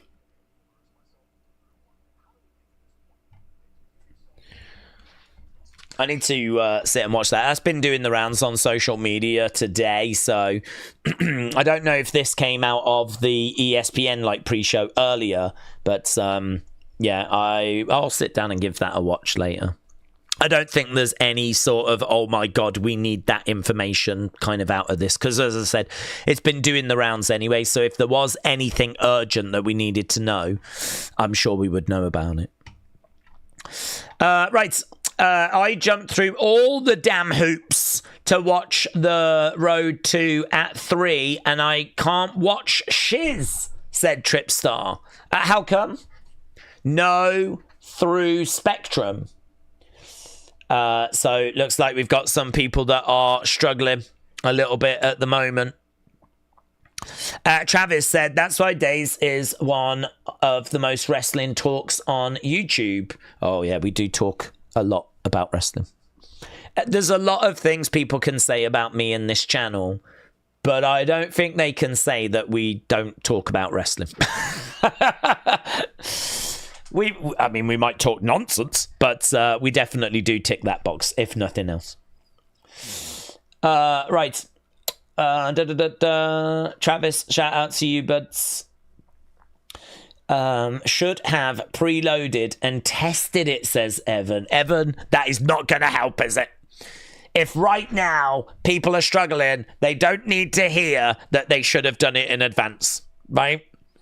That's a little bit like getting in the car to go on an important journey and the car doesn't start, and then your partner turns around and goes, well, this is why you should have took the car out the other day to have tested that everything was fine. You're like, I don't need that right now, right? That's not helping me right now, is it? In the situation I'm in right now, do you think I need to hear that? Yeah? How about you just think it, right? So, Evan said, I activated it on the Spectrum website account page. Then I made my Disney account. That's it. Let's help. Let's help people work through their problems. Right. Daze, let me have your phone number to talk, says Roger. I don't talk on the phone, but I do not have that kind of spare time, honestly. You can reach me on X in the notifications, but I mean, I get people asking me to go into our flipping Discord, and I can't find the time. Dormouse and Sunny Wolf are like, will you please come in the Discord to talk to the community? I'm like, no. I'm like literally crying blood with the amount of work I've got to do here. Yeah, my plan for tonight is obviously we're around doing this until the end of Wrestle Palooza. As soon as that ends, I'll do a talking points video. As soon as that ends, I got to do the review video on the second channel. As soon as that ends, I'll do Unseen. As soon as that ends, then I've got to seriously get some work done for a game that I'm setting up for the members, right? At some point, I need to sort out another game for the members, right? There's actually kind of 2 games that we're going to be doing now for the members. One is the one we do on a Thursday. The other one is that's going to get launched on Wednesday. So I've got to sort both of those out. And then, of course, we've got like NXT No Mercy next weekend. There's another wrestling show next Saturday, kids. So, yeah, we've got that. So I need to set that up. It just never ends, man. So, yes, this is the best place to get me, honestly. I promise you, I am not sitting having lengthy conversations with people. I can't even get into my flipping DMs. I can't even respond to my emails. So this or on X are the 2 best places to get me. Right, Jack says, why can't Cox and ESPN work out a deal? I pay for all this stuff and it makes me just pay again, said Jack. JJ Con said, when do we get a Daze brand beanie store, said JJ Con. Do you know what, right? It's funny you should say that. My dad is kind of retired, and the number one thing I've said to him is I want to get a store set up. I've seen like on, not wrestling channels, but just other channels where they have got like a store connected to their YouTube channel and they're selling things. There's companies that will just print stuff as it's ordered and then send it. So it's not even like I have to buy a load of shirts, and it's not like I have to have a load of stock, and it's not like I have to post it myself. Like there's companies that do that for you. They just take a percentage of the order, right? That's fine, whatever. I just think it'd be a fun thing to do, wouldn't it? So yes, it will happen. And I predict definitely before WrestleMania, and I would predict early 2026. So I don't know. I don't have any designs. I have not got any kind of, I've not looked into it. But with my dad having a bit more free time, the number one job I'm going to set him is look into that. Look into that. Get that ball rolling, because yeah, I think like I think like there's a few things we could do, like just fun little bits, like shirts, beanies. I'd even put up some like little signed pictures, whatever, for like, you know, cheap. I think there could be something in that. Yeah, I mean, like I watch a lot of YouTubers that are not in wrestling. I don't watch wrestling YouTubers, mainly because I don't need to, right? A lot of them are talking about shows that we already have conversations about, or they're doing predictions which we have conversations about, or they're talking about potential returns that we already have conversations about. Like, I just don't find a need to kind of watch Wrestle Talk, Cultaholic, people like that, right? They're great. I have nothing against them, right? It's not like I'm throwing shades. I just don't need to watch their content.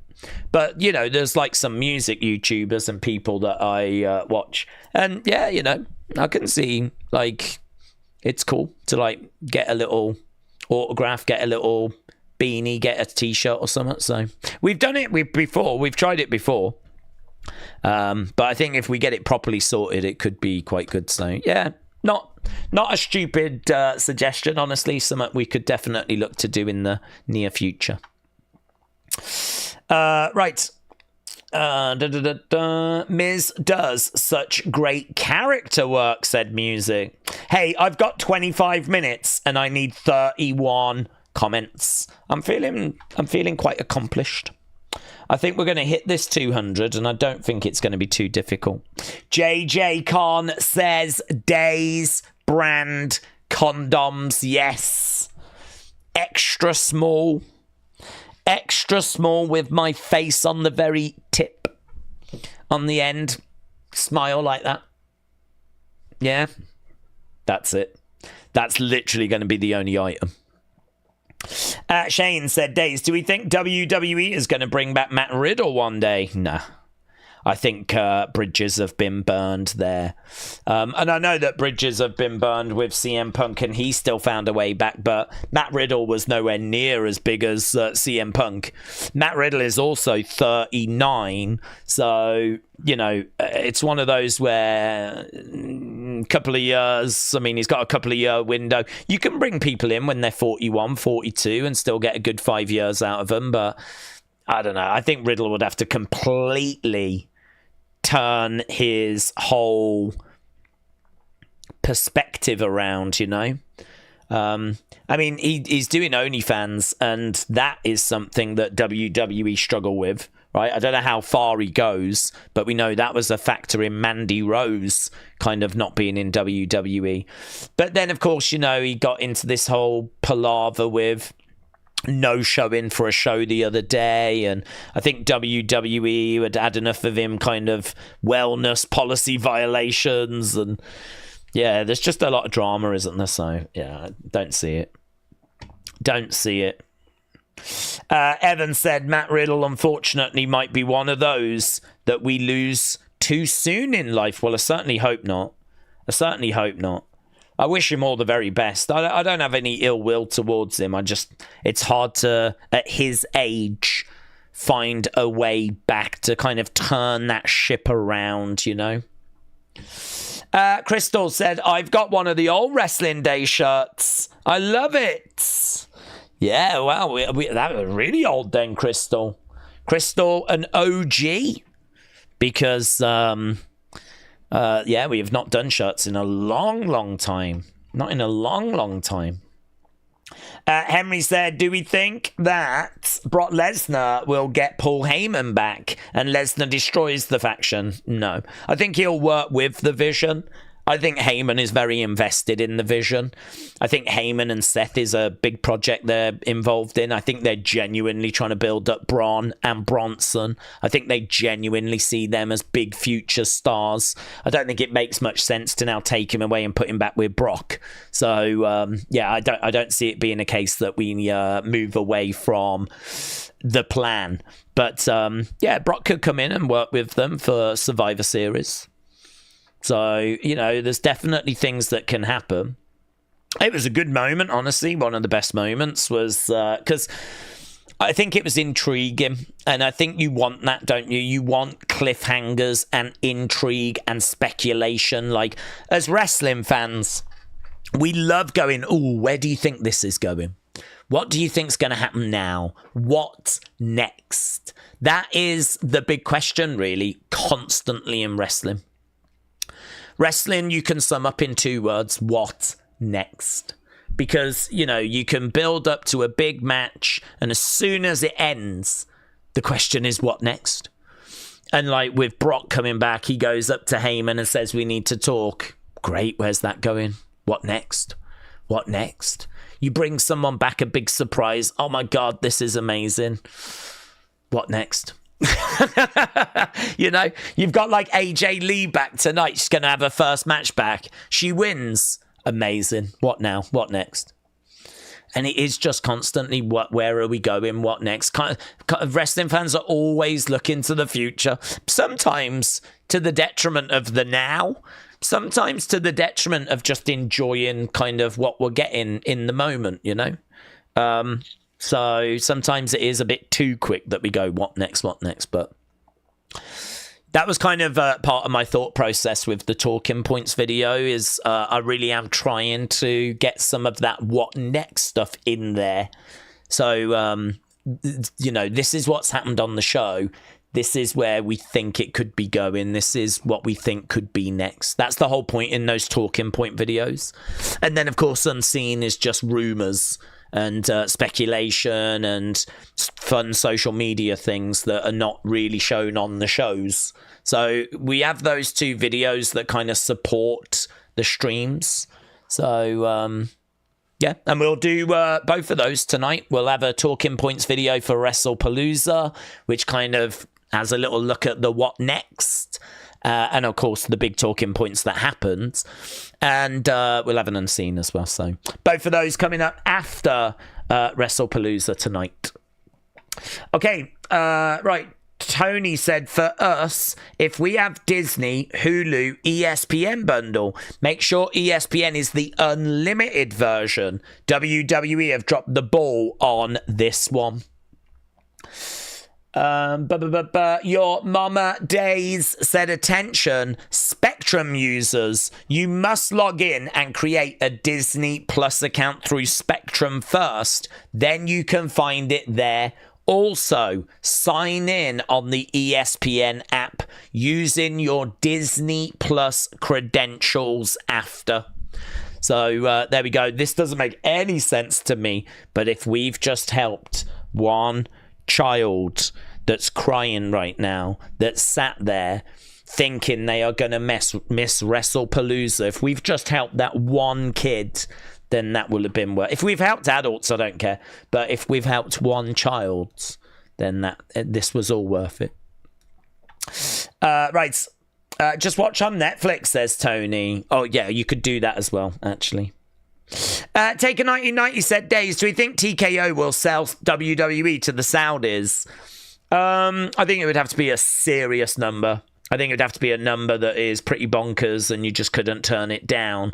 Because I think TKO have got a very interesting portfolio with having UFC and WWE. They've sort of got like real fighting and entertainment fighting under the same umbrella, and it gives them a lot of opportunity because, of course, I mean, I don't even think we've really dug into that opportunity, but I mean, you could rent a building for 4 days. You could do Smackdown on the Friday, UFC on the Saturday, the WWE PLE on the Sunday, Raw on the Monday, and it costs just one fee to rent that one building for 4 days rather than having to rent lots of different buildings for UFC and for WWE. And of course, they've now merged their teams for like finance and all of that. So they're making big savings.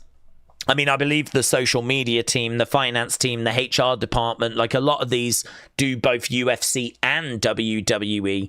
So they've saved money that way. So to rip WWE out would be, you know, it would take a chunk of their business away, and it is now very integrated with the rest of TKO. So I think it would have to take a big number. But listen, one thing we know about the Saudis is they have got big numbers at their disposal.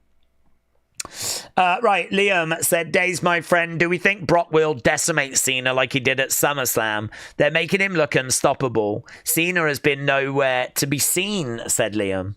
No, I've got Cena winning. I think that Brock coming back, looking like a beast, destroying people, it's just sort of meant to make him look like a credible threat.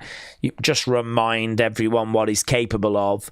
I think Cena gets in there, and I think he gets the win. I think it's close.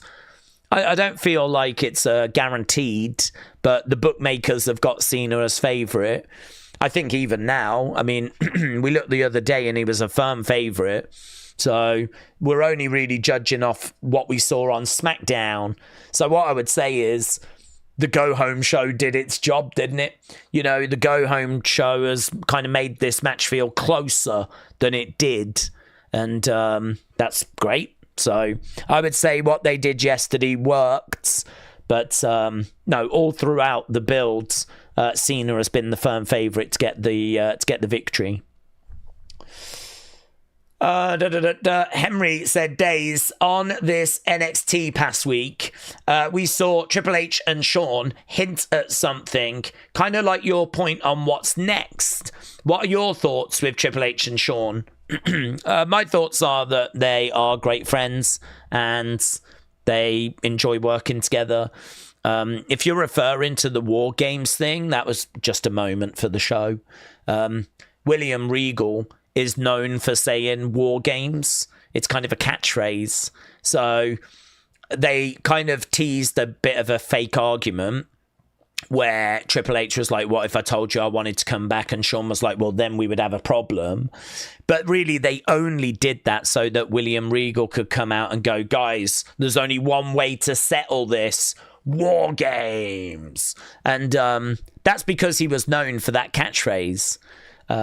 So I think what they wanted is they wanted Triple H and Shawn to open the show. They wanted William Regal to have a moment in the show somewhere. They wanted him to say his War Games catchphrase because that's what he was kind of known for a little bit when he was in NXT. When War Games came back, he said it in that way that was like, War Games, and everyone got really amped up and really excited. So I just think it was a segment just to literally fit all of those pieces in, and that was it. I do not expect there to be a Triple H Shawn Michaels War Games match. I mean, certainly Triple H can't compete because of his defibrillator. So, you know, he can't wrestle. You could have two teams being represented by those guys, but yeah, no, it was just a segment just to get them all on the show in the open, and that was it, really. Right, Connor said, Daze, you know next week on SmackDown in the triple threat match for the WWE Women's Championship between Tiffany, Nia, Jade, do we think there's a possibility Bianca returns? Yes. I believe she is very close to a return. So I think we saw her, didn't we, the other day? Was she was standing in the back, wasn't she, when they announced Saudi Mania? I think her finger is pretty much healed and she's close to a return. So yeah, I don't think she's too far away. Neither is Gunther. I think there's quite a few that have been out for a little while that should be back relatively soon. Shockwave said it would be good if Cena came down as his Thugonomics character. Tony said, I'm going to sit over here with you, Suzanne. There's a lot of people in here because of it being a PLE. It is a bit busier than usual. Welcome to everyone that's joining us. It is lovely to see people around. Some people we don't see week in, week out. And obviously we didn't know how this was going to do. I mean, obviously we've got AEW doing a show right now, so I kind of presumed that was going to take a lot of people's attention away. So yeah, you know, it's one of those where you just don't know what to expect, but these shows are obviously really big, really important for the channel. These are the big PLEs. This is what kind of Raw and SmackDown builds towards. This is obviously the first one on ESPN as well, so you know, it's a big deal tonight. So lovely to see so many people around. Wrestle with Andy said, Daze, I just Googled and tonight's show is meant to be 4 hours. Oh, I can't see that. I can't see that at all. How is it meant to be 4 hours? I mean, if it's on ESPN, I don't think there's a schedule, is there? They can just go as long as they want. Same as Netflix. I'm not aware that there's like a show that's following. Unless it's like because they've set up the press conference 4 hours after. But I think you can start that whenever, can't you? Maybe it's just there as a placeholder. I mean, as soon as the show ends, they can just change that time. So...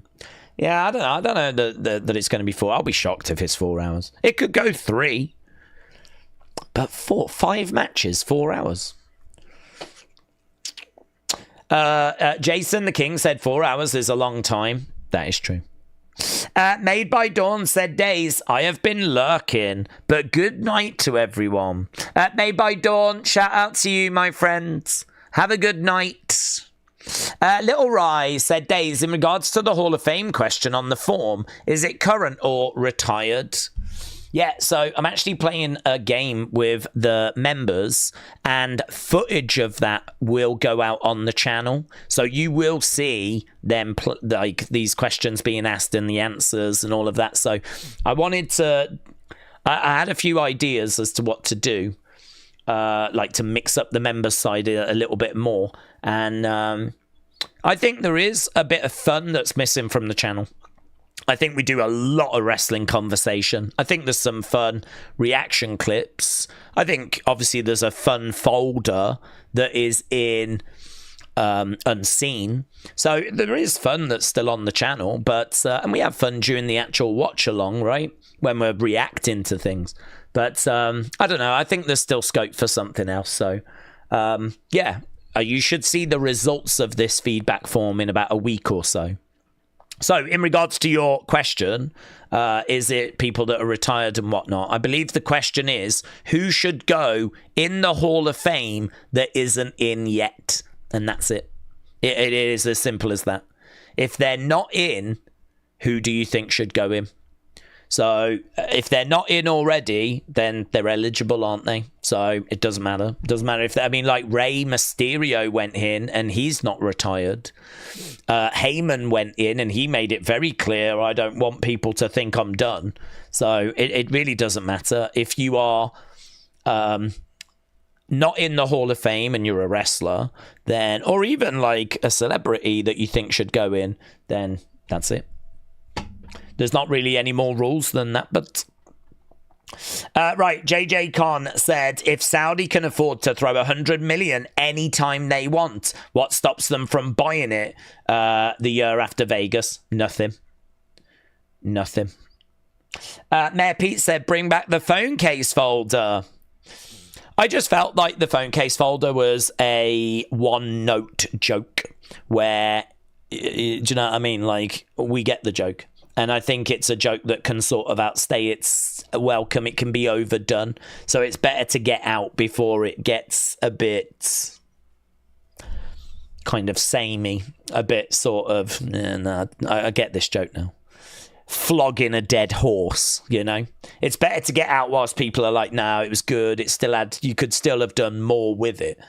It's better to get out than just like, you know, keep doing the same joke again and again and again. So, yeah, I was kind of happy with like, that's done. We can still bring it back from time to time. I mean, it's a joke you can always revisit, but I don't think there's a need for a regular fun phone case folder. Right, Jeremy said, if you have a VPN and Netflix in the UK or Canada, you don't have to pay anything to watch. Benny said, if Saudis buy WWE, expect Mansoor to be brought back. He could break Bruno Sammartino's 7-year record. He would deserve it as well. Brony said, I'm laying in bed with my 2 phones, watching Daze on one and Wrestle Palooza on the other. We've just got 7 minutes to go. Shockwave said, Joe Hendry is going to be a surprise. Sorry for the spoiler, but you just have to say his name. If you drink some beers, no one wants Joe Hendry. I don't know what that last bit means. But it is true. If you say his name, he appears. He's been appearing a lot in NXT recently. Trini said, I want to see China on her own. The acceptance of certain behavior from other superstars means the reason for keeping her out is void. Well, actually, Triple H spoke on this and he said she will be included. He's confident that she will be going in as a solo star. It's just about finding the right time and all that kind of stuff. So, yeah. Oh, Wade Barrett's music is playing. So Wade Barrett is about to make his way down, or has made his way down. Music said, what if John Cena loses and calls out Joe Hendry's name? Then I'd imagine Joe Hendry is going to get very hurt by Brock Lesnar. Shane said, Daze, I know this is never going to happen, but would you like an AEW WWE partnership?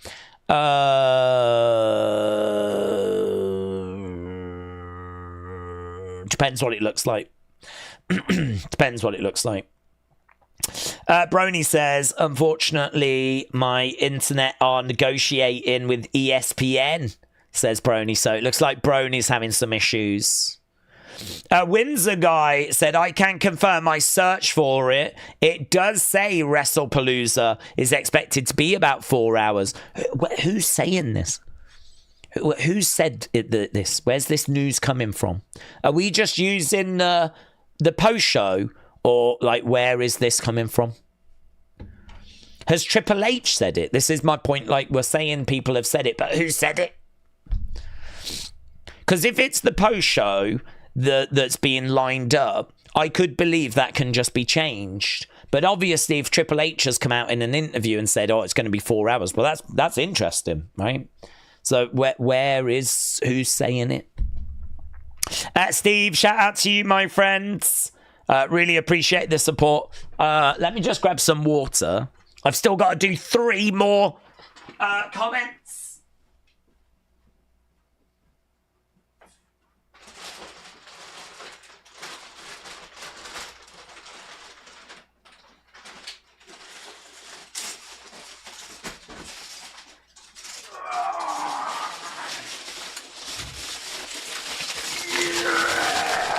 I'm ready. 4 hours, you say? Yeah! Water, water, water! Mate, this is like the most workout I've had all year. Look at this. Look at the power. Oh, mate, I'm like Rhea Ripley.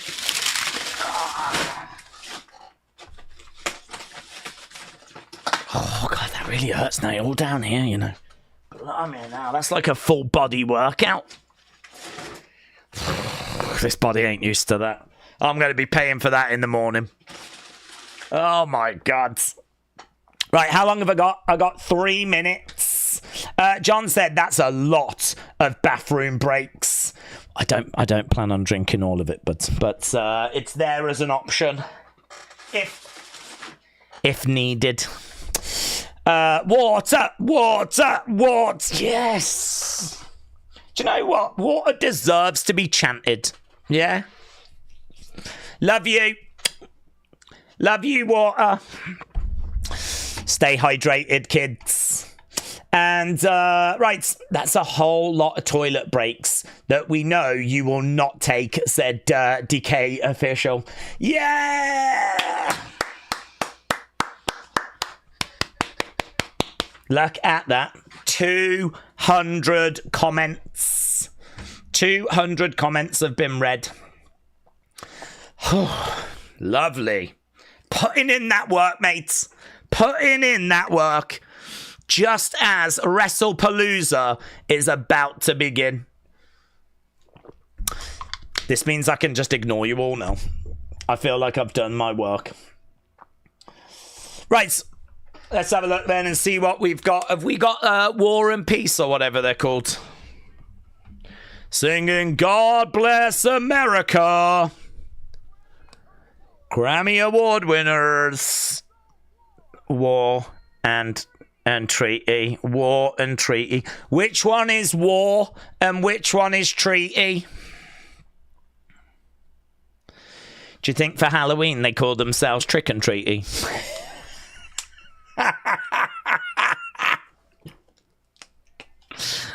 I know which one eats all the candy. I know that much. Jeez.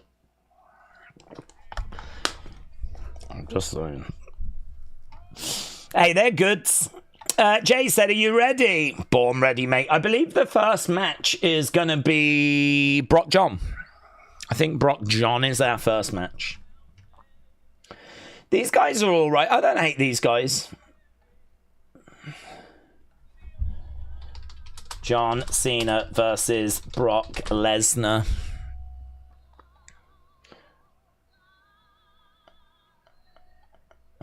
America.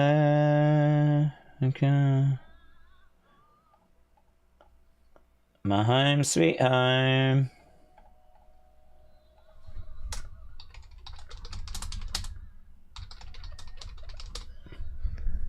Yeah, they're good. They can sing. They're all right. I wouldn't listen to them. I listen to Cardi B and Pink Pantheress. Yeah. I listen to Ice Spice. But these guys can sing. I'm not offended. Right, there we go. Well done. Well done, you. Well done, me. Well done, everyone.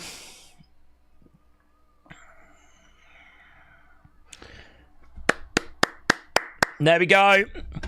And I've just realised I've not switched over to Netflix. I'm still watching YouTube. So that's fun. Wrestle... no. Probably hasn't done that. Don't know if they do that anymore, do they? And now, WWE presents Wrestle Palooza. That's how the shows used to start.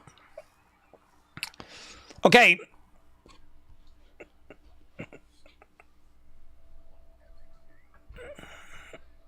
It has begun on Netflix. It's a bit botchy. You can sort of hear the sounds of a video package. Are you getting that as well? Like, there's a bit of a video package sort of overlapping with Michael Cole talking. I think that video package has just ended now. But I feel like we just opened with a bit of a botch. Yeah, people are saying new signature, but I mean, I didn't even get a chance to see it because it was all a bit botchy. Is it still then now forever together, we're best friends? Or whatever it goes. There's the Usos. There is the Vision. Heyman is there. He'll be out with the Braun and Bronson. I don't know that he's out with Seth. They're making their way down to the ring. I like the new Then Now Forever video, said Duran. Duran is a fan of what he has just witnessed. Witness the fitness. I like the new intro, said Blake. It's an upgrade, said Adrian. AJ Lee is looking fabulous. Fabulous. There's Cody. There's Drew. And now.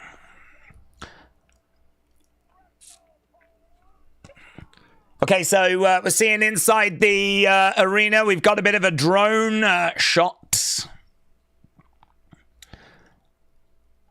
I wonder if I can just quickly watch this new... Okay, lights have gone out. Oh, I think Triple H is opening the show, isn't he? Okay, they're playing that video that was doing the rounds on social media.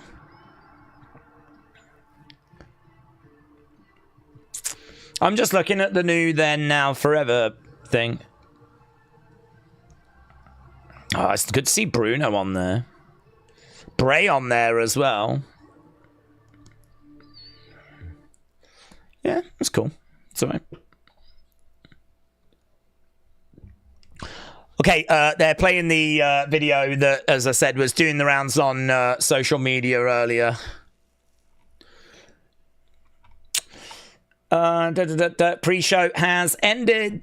Yeah, pre-show has ended. We're actually getting underway with Wrestle Palooza right now.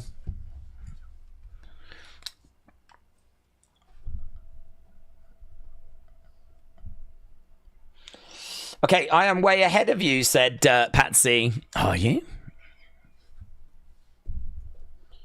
You don't know where I am? Oh, have you started a match or something? Because I'm looking at this this video package that's showing Hogan and Andre, and it's kind of showing the history of WWE. We just had some pyro go off in the ring. There's King Kong Bundy. Daze, look at the strength and intensity and the power from lifting the... Mate, I've never felt so alive. Benny, honestly, I feel ripped. I feel... This is like, do you know what I mean? I think finally the power was on full display. Tufa, he said it's hilarious that this event is brought to you by Xfinity, but Comcast owns Xfinity and they don't have ESPN Unlimited. It's pretty wild. Right, we're just seeing a lot of athletes like Mike Tyson, Gronk, Mayweather. Pop, pop. Days, happy Wrestlepalooza, said Irish Sam. On the video package on Netflix, it's a great intro. Have to say old school, said Irish Sam. Isaac said, Days, when you Google how long it's expected to be, DAZN have said it's expected to be 4 hours. What have DAZN got to do with anything? This ain't on DAZN. Ain't listening to what DAZN have got to say.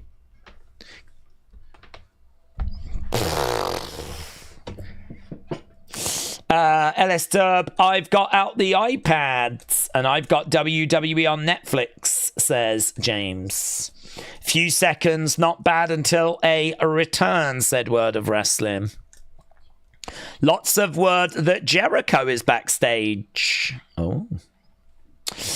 Porky Pig said a random pyro here and there for no reason. Well, they got to spend that 1.6 billion somehow, haven't they? It is weird, isn't it? There is a little bit of pyro for very little reason. This is such a long video. I mean, I sort of did tune in for the matches. I sort of wanted to watch the matches. I've already seen this video online. You know, so if we could just get to... And I think that Boomer Triple H is still going to come out as well, you know. And he's going to do Welcome to Wrestle Palooza. He's going to be like, honey, spit the water out and everything.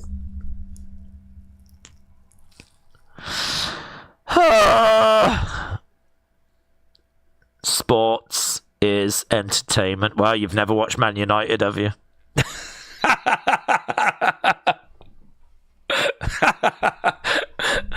That ain't entertaining.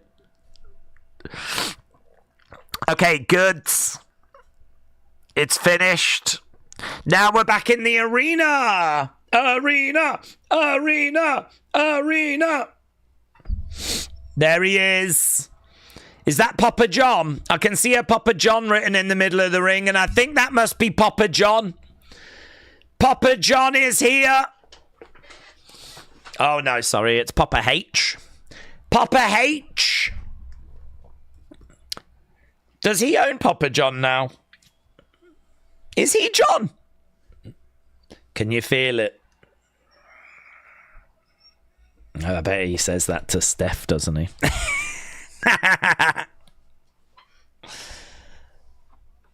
What you're about to witness is the final form.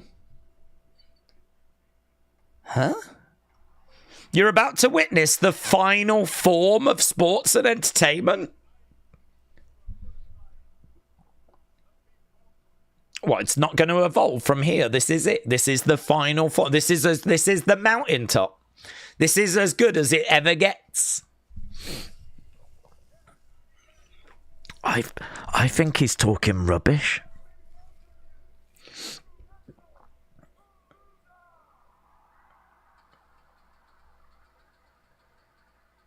Okay, he welcomes us to Wrestle Palooza. We got pyro going off. Welcome to the final form of sports entertainment. We made it, guys. We made it. We can say we witnessed pro wrestling, sports entertainment at its final form. Right, we're just seeing people in the crowds looking very excited. Pyropalooza, said Will. Pyropalooza.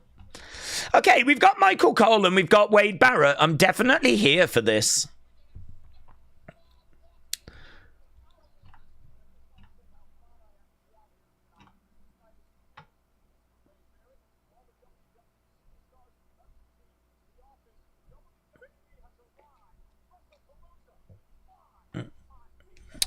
Tonight is for me, and it's for everyone here. We got a vehicle arriving. Out steps Pat. So we knew that Pat was going to be on the show. I mean, is he going to make his way down? Oh, you can see Triple H running in the background. Where's Triple H running to? Triple H is running, and okay, he's running over to Pat. The hell's this?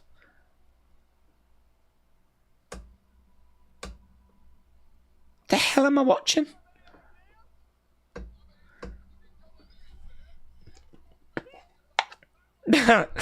Michael Cole said, did you have any idea? And Wade's like, well, if you'd been on the internet, everyone's been talking about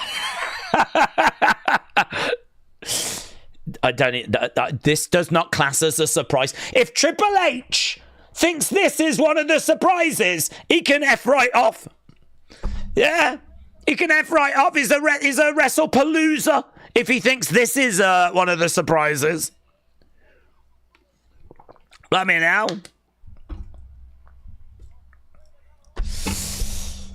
I mean, look, he's going to be... I know that he divides opinion. He doesn't divide opinion with me. If you've been watching a while, we don't need to go there. But he was always on this show, yeah? He used to play for the Indianapolis Cougars, yeah? So he was always going to be on this show. He's a Cougar. Muggsy said, happy Wrestle Palooza! Bop, bop, bop, bop, bop. Wrestle Palooza. Does that mean we've got a 3-man booth? Yeah, I'm guessing it is. 3 chairs, 3-man booth. It's going to be Wade Barrett. It's going to be Michael Cole. It's going to be the Cougar.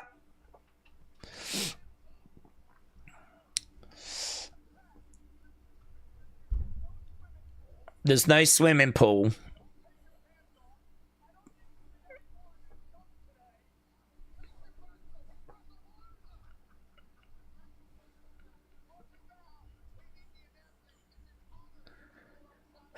When do we start the matches? When do we get to a match?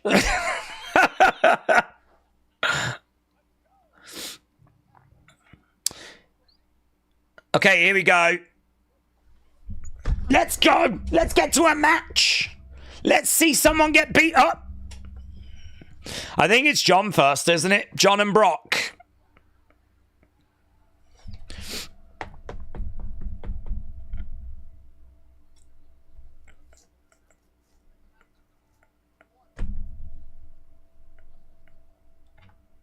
Well, they're making us wait still.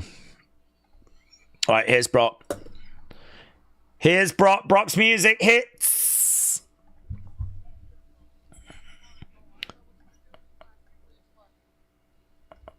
Yeah, that's a good point, actually. If Brock wants to mess up commentary tonight, that's absolutely fine. I'll pay him. I'll send him a video of me urinating.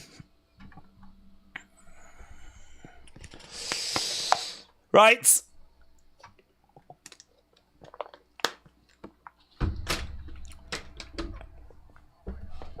Brock making his way down to the ring. What time are we looking at? 4:07 is the start of Cena versus Brock. Michael Cole's talking about how Brock picked him up and carried him around. So let's end the poll, shall we? And let's see what you lot think in regards to who wins this. Have people had their minds changed by what happened yesterday? Who wins? Is it going to be John Cena? Is it going to be Brock Lesnar?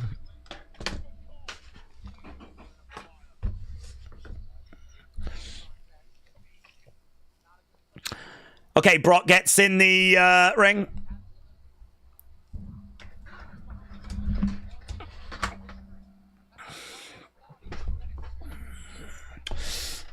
The silence for Brock is weird, said the one. Listen, he should be pleased he's not getting flipping booed out the building, and God knows what chants being chanted.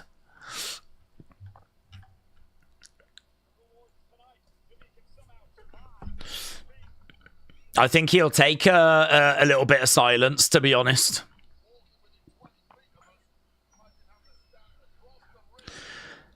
Okay, Brock hitting the ropes, channeling his inner Bron Breaker. He's pretty fired up. Looks like he wants. This is actually a really engaged, like really focused, really dialed in Brock Lesnar. This doesn't look like a Brock Lesnar that's coming in to just collect a paycheck. You know, when do you see Brock get in the ring and hit the ropes like that? He just got in and ran the ropes and was like stomping down. Like, this is Cena chance. Cena chance. He'll take Cena chance all day long. Okay, here's John. Here's John. Right, yeah, get your thoughts in. Which way do you think this is going to go? Samson said, I thought they were showing Wrestle Palooza on Netflix. I've tried and nothing's showing. I've got it on Netflix. Cena comes out with loads of kids. Blooming hell, he's been busy. Is that where he's been for the last 10 years? We're going to have some fun tonight, says John. Jesus, look at them all. Mate, they're all going to get murked by Brock. This is so irresponsible. Why would you bring down all these kids when you've got a match with Brock Lesnar? Mate, if he sends all these kids to Suplex City, this is going to be one of the most iconic moments in the history of wrestling. There's going to be kids flying everywhere.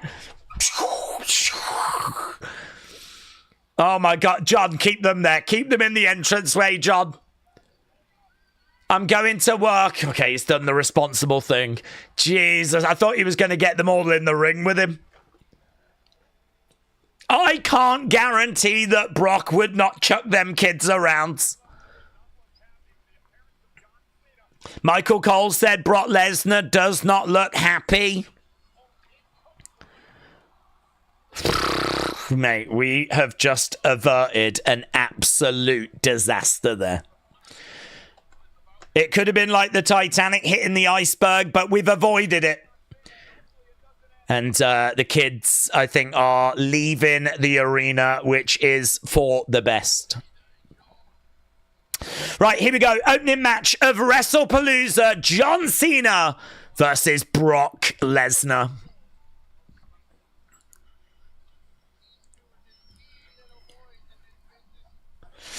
Cena in the ring.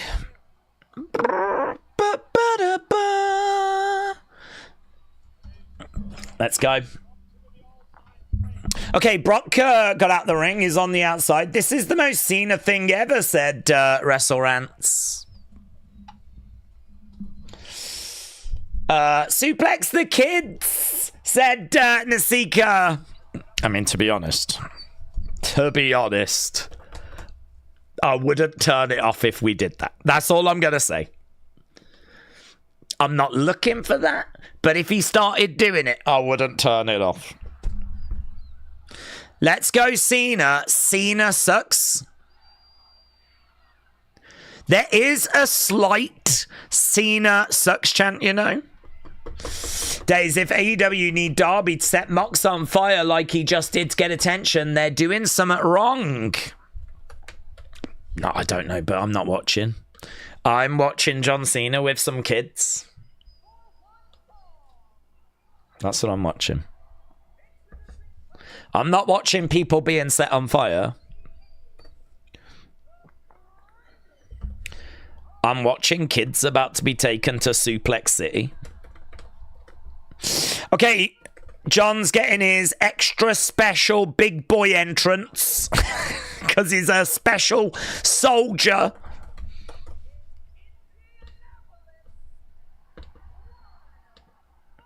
And he gets an extra special entrance, don't you, John? The last real champion is so irritating.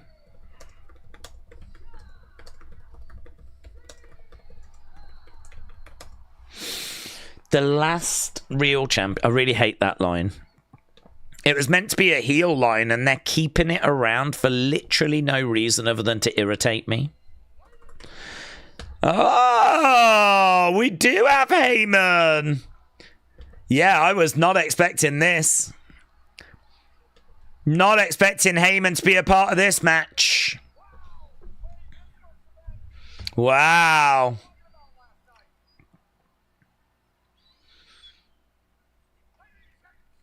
Heyman with Brock. Wow. Look at the smile on Brock's face.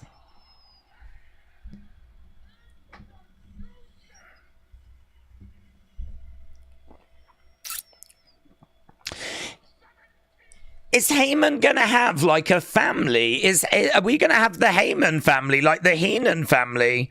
Could he be with like the Vision and Seth and Brock? Brock didn't need him before. I am really surprised that they've moved this quickly.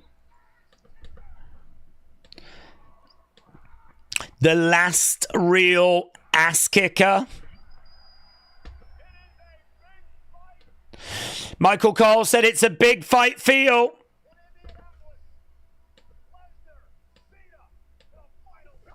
Lesnar, Cena, and he said for the final time.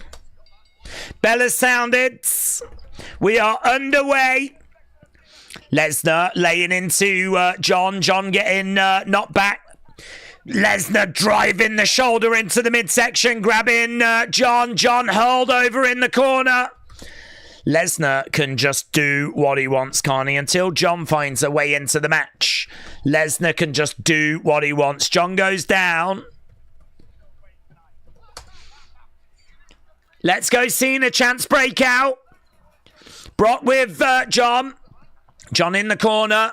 Brock charges in, drives his shoulder into the midsection, and again, John throwing some shots back on Lesnar. Lesnar with a clothesline. John goes down. Right now, Brock Lesnar, like you would expect, in control in the early stages. Daze, I'm on the UK Netflix. You're about 10 seconds behind, says Edwards. Well, I am where I am. Right now, we got a clothesline there by Brock. If John gets the win, it's just going to be better, said Tribal. Tony said, is this technically Brock Cena the last time? Did they say that? They did say that, yes. Whether they're being honest or not, I mean, they said it when we did Cena Rock and then we did that again. So you never can quite tell, but yeah, I am expecting this to be the final time. I'm not expecting them to run this back again. Over in the corner goes John. Goes hard into the corner, actually. John Cena goes into the corner, goes down.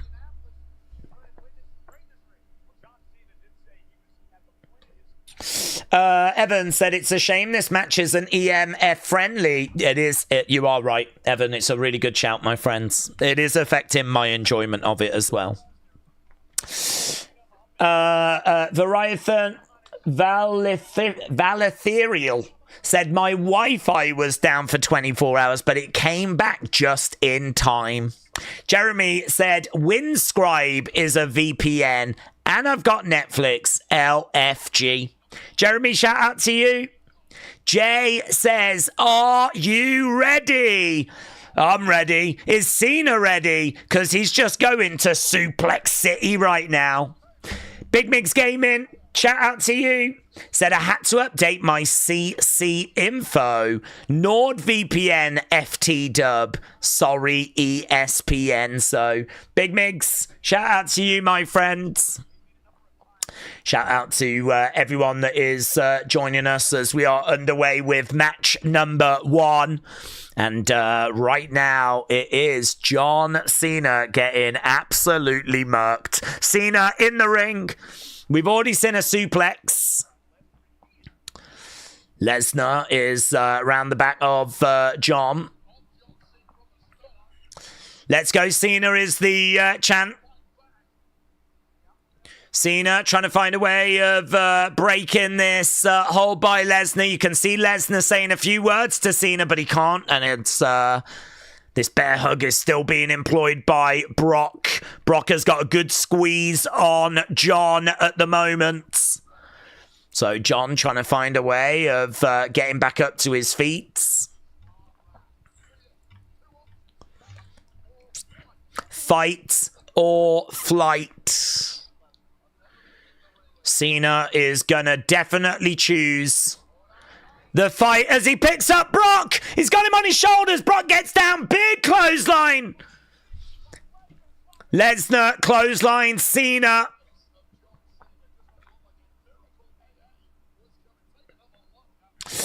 Daze, Brock looks jacked. He's been on the crumpets. What's his calorie maintenance? It's got to be over 4,000. Yeah, I've heard he's been on the chocolate crumpets. So he's been smashing them and for 2 years, which has given him the size that he's got right now. Okay, suplex. Bang! Cena suplexed with ease. 2. We're counting them as well. We're up to 2. Right now, Lesnar very much in control. Cena saying a few words to Brock. Brock's face is turning red, said Connor.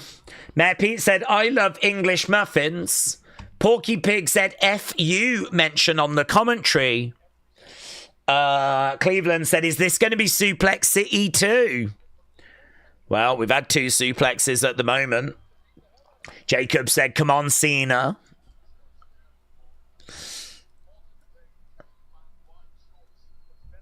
Right now, Cena trying to use Lesnar's trunks to climb his way back up. He pushes Brock in the corner.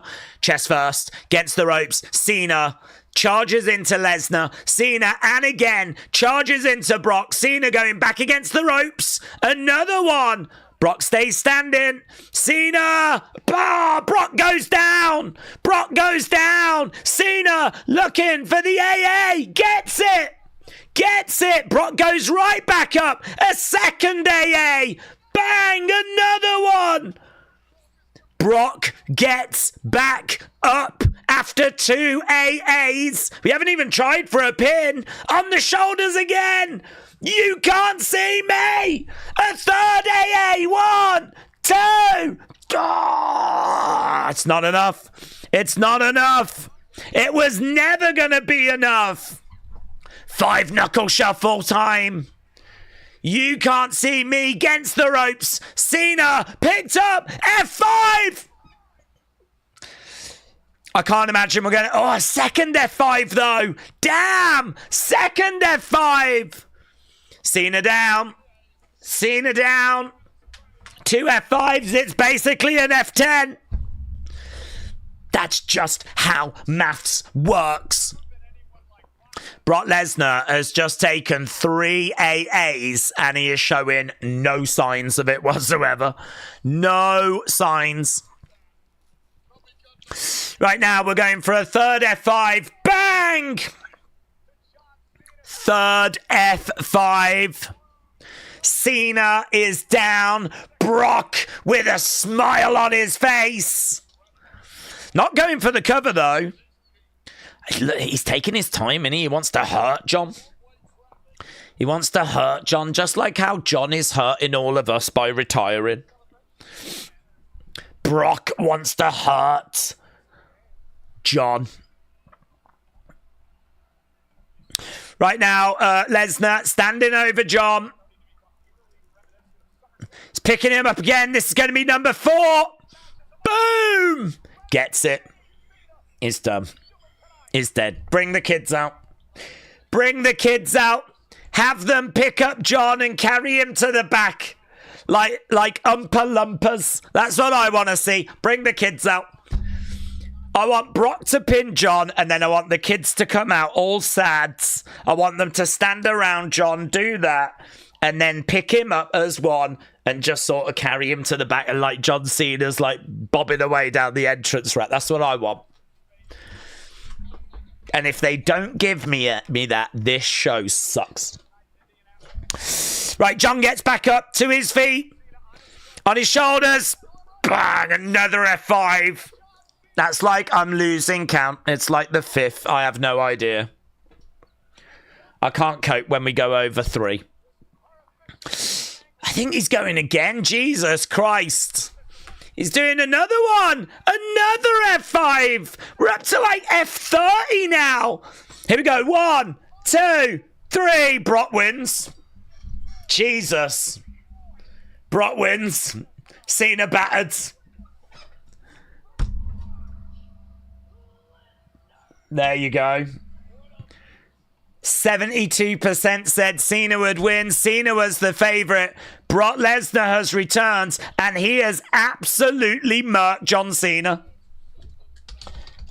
F5 after F5. Bring the kids out! Bring the kids out! This is what we wanted! Bring the kids out! Carry John to the back! Listen, so far they're doing what we've asked for. John Cena's retirement tour has hit a bump. Well, there we go. Brock has won. Brock is victorious.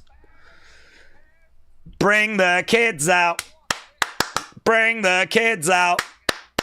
Bring the kids out. Brock's on the outside. He's going round. Is he going to mess up the commentary team again? Is he going to mess up Pat? Do it. Do it. Go on, Brock. Go on, Brock. Go on, Brock. Go on, Brock. Go on, Brock. That would get him heat, wouldn't it, in Indianapolis? That would get him heat. Do it. Do it, Brock. And if you botch and actually hurt him, it's fine. Oh, God, he's not. He's getting back in the ring. He's going after the ref. Oh, God. Well, that's not Pat, is it? There we go. Referee down. He gets scooped up, thrown out the ring. Is someone going to come and make the save? Who can? Oh, God. Who should we bring back? Do we bring back Matt Cardona? Who do we bring back now to save John Cena? Paige. There's a kid crying. There's a kid crying. Well, get in there, kid. Help out your hero. It's time to stand up and be counted, kid. Mate, someone's going to have to save John here. Who's going to save John? Cody can't. He's got a match later. Oh, Brock's actually walking away. He's took the gloves off. Referee is down. Brock's taken the gloves off. He's leaving John Cena laying in the ring. I'll tell you what, I think John's got off light there. I think John's got off pretty light. That kid's crying as well. Oh, but he saw himself, so it's okay. There was a kid in tears there, but he saw himself and he was like, oh! It is true. Your hero might be absolutely destroyed, but as long as you see yourself on TV, it's okay. Everything's all right with the world. How quickly we forget, eh? How quickly we as fans forget. I can't believe it. I'm devastated. This is the worst thing that's ever... Oh my God, I'm on TV! Mom, I'm on TV! I'm on TV!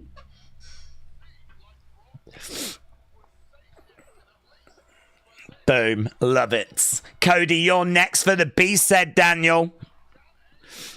The ref got murked as well. Boom! You deserve it. You deserve it. There we go.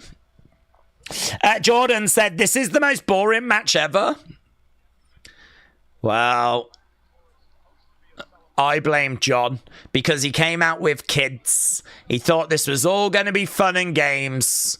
He thought it was going to be a big, lovely celebration. And he ended up getting flipping murked. So there we go. John Cena loses at Wrestle Palooza.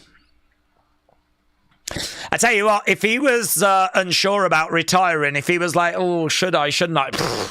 Right, no doubt now, is there? I don't think Brock's going away anytime soon, so you might as well retire. You might as well do it tonight. You've let all those kids down. John Cena has got a mark on his back. He turns around. He looks at the crowds.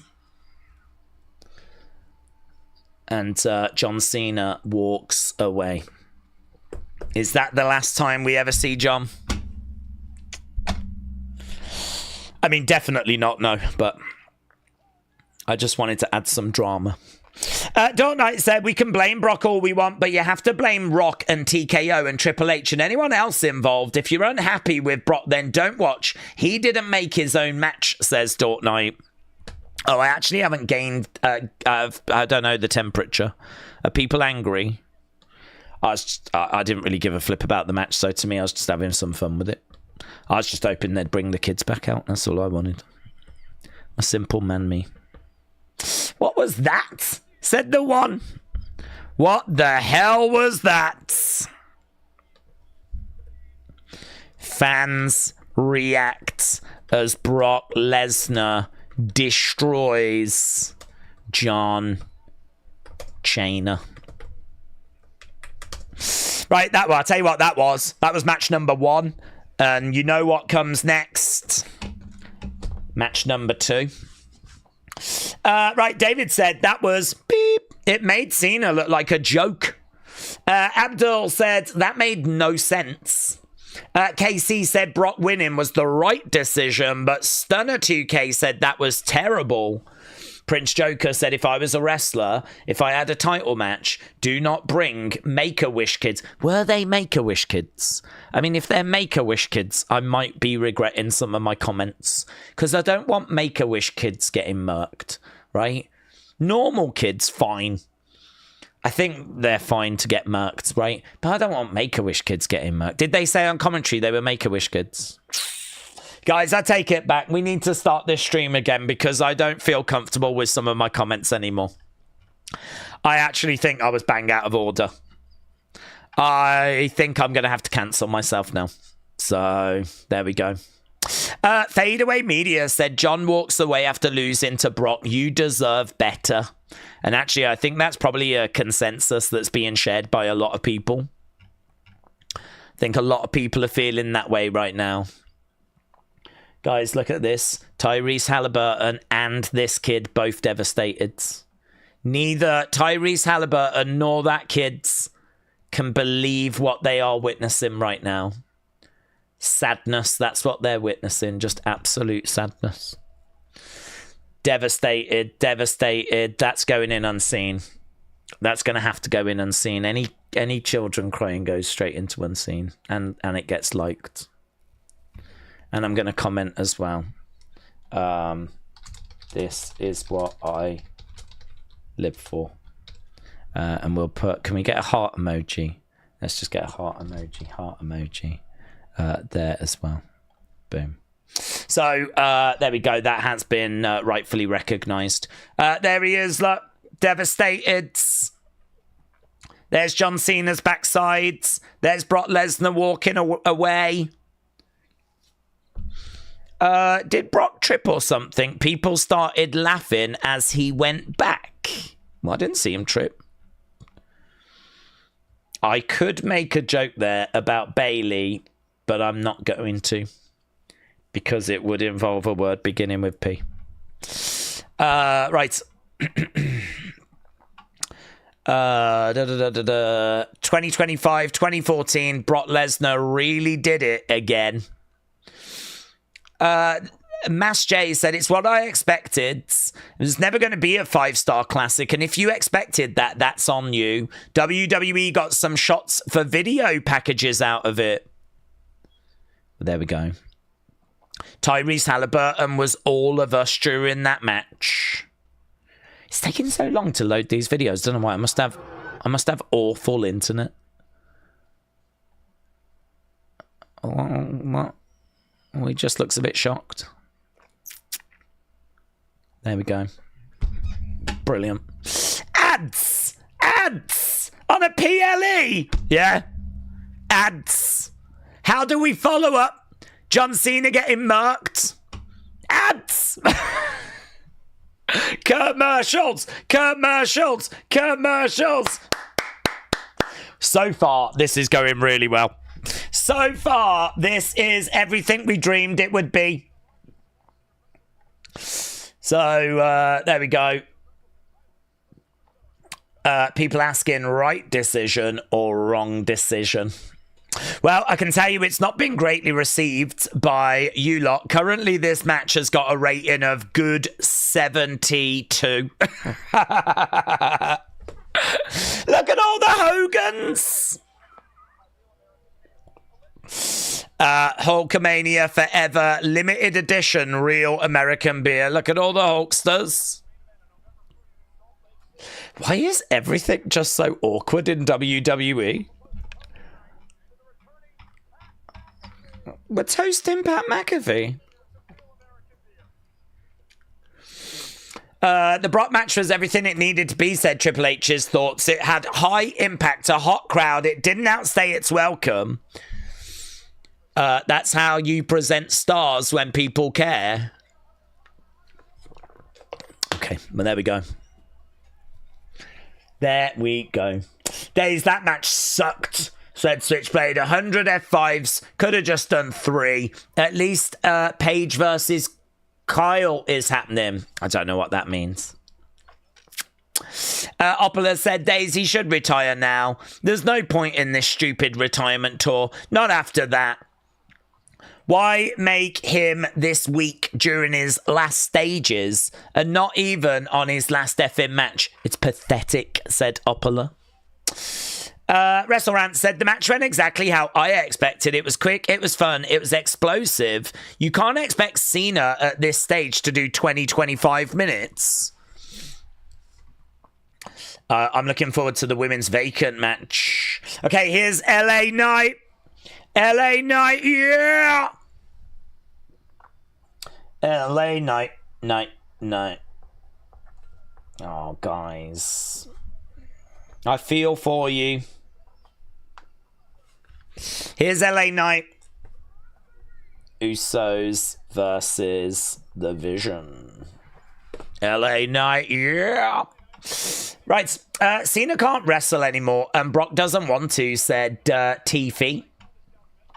That's exactly what Brock did to Taker, said Big J. Okay, let's end this. Oh, can I see the... I think they're there, you know. They are there. Guys, I can see the EMF things on the ring. Oh my God, I'm feeling so much better. Oh, I can't even remember what's just happened. Yeah, there it is. Like, woo! Tat, tat, tat, tat, tat, tat, tat, tat, tat. We should get a tat chant. Waste of money. Waste of money. Waste of money. Waste of money. Ah. There we go. They just showed it. I'm feeling so good. And do you know what? I was sat here during that first match thinking, oh my God, my EMF is so heavy. It's gone. It's just gone. It's actually like coming through the screen and removing my EMF problems. So good. It's a shame it's only this match. actually, that is going to have those absolutely useless pieces of metal on the ring posts. But Stephen said, I guess with the ads, this really is going 4 hours. That's true, actually. That's true. Yeah, guys, you are right. This is going to go 4 hours because we're going to have loads of commercials. Are you happy now? Is that what you wanted? Is that what you was hoping for? There's Jimmy with his big dripping one on the front of his gear. Jeremy said, I don't understand why Brock needs putting over. Well, you got to put over the up-and-comers, haven't you, buds? You know, we're trying to build stars for the future, so got to put over these youngsters. Okay, we've got the Usos in the crowds. Are you ready to party? Triple H has commented, he said, pure, unstoppable dominance. The beast is back.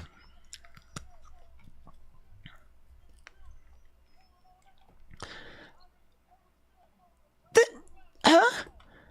Don't pull out all the cell phones. We're trying to reduce the EMF, you idiot. We're gonna. Well, this ain't the match to pull out all the cell phones. We're trying to reduce the EMF. Oh my God. Well, those 4 bits of blooming metal on the ring posts aren't going to cope now, are they? Oh, this isn't fair. If anyone's mentioning, like measuring the levels of EMF, they're about to go crazy.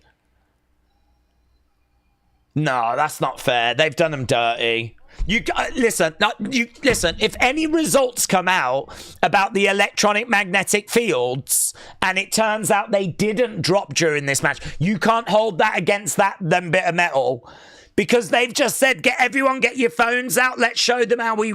That's not fair. If I'm Aries, I'm livid right now. I'm absolutely livid. Because I bet they were going to publish some results that showed that the electronic magnetic field had dropped by about 50-odd%. Now it's probably gone up. It's probably gone up by 1,000%. Oh, gee, I'm livid. I'm more angry about this than I am Brock winning. I am livid. Especially because I just bought shares in them as well. I'm a shareholder for Aries now. I'd literally just invested. And then you go and pull a stunt like this.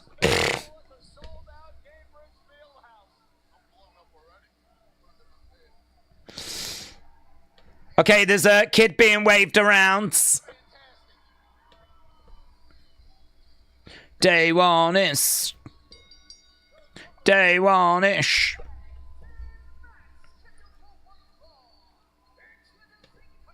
Okay, Usos making their way down to the ring. Edit said, do you pay for the TV license? We got a TV license. What, are you working for him? What's going on? Mate, you can check. Yeah, I ain't got nothing to hide. But yes, I am in the UK, so you'd have to pay for a TV license. Okay, Usos have made the way down. So, worst colour ever. Yeah, the colour's not great for their gear, is it? That's a good shout, that is. It is the worst colour. Randor, I agree.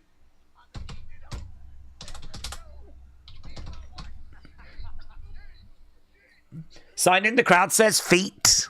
I'm not sure why. Right. EMF registering at an F5 level, said Lorenzo. That's high. That is high.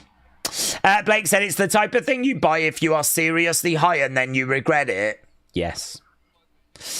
Can the community try and stop whinging? If I'm saying that, then you know you're whinging, said Dort Knight. Metal Mama said, come on, Daze, yeet with your hands up. I'm too angry, Metal Mama. I'm livid. We're here trying to reduce the EMF output, and I just don't think the Usos are taking this seriously at all. Yeah, I got to agree. Honestly, they look like they're going hunting. Do you know what I mean? It's browns and greens, and do you know what I mean? We're in camo colours. But not even cool camo. It's like just thrown together camo.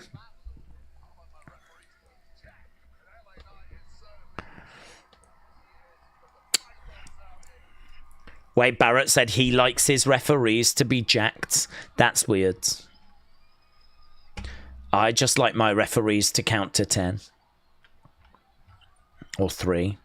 They do need to get to 10 sometimes. Oh my god. Yeah, guys, I take it all back.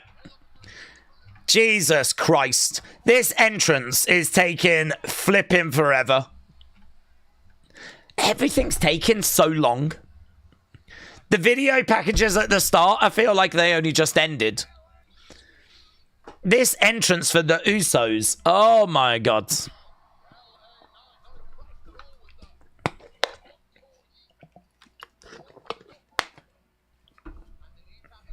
I tell you what, thank God we don't have 6 matches on there. Thank God we don't have Nia against Tiffany.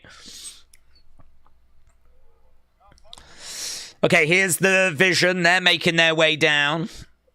Love that for them. Daze, they need to take it serious, the Usos, said Richard. Richard, you're right. They do. Right. Who not as long as The Undertaker, said Tracy. Oh, I don't know, honestly. In a venue like this, I think The Undertaker would have been in the ring by now. I think they're longer than The Undertaker. Undertaker was long in stadiums because he walks so slow, but I don't think that even The Undertaker's entrance would be longer than what we've just seen from the Usos.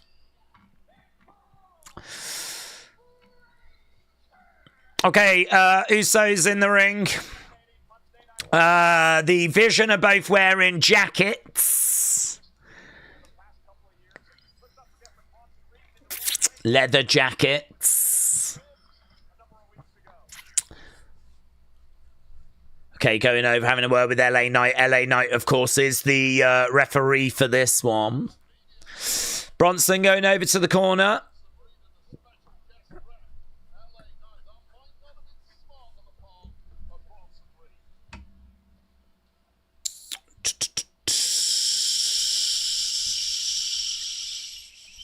Super chat came in. What was that?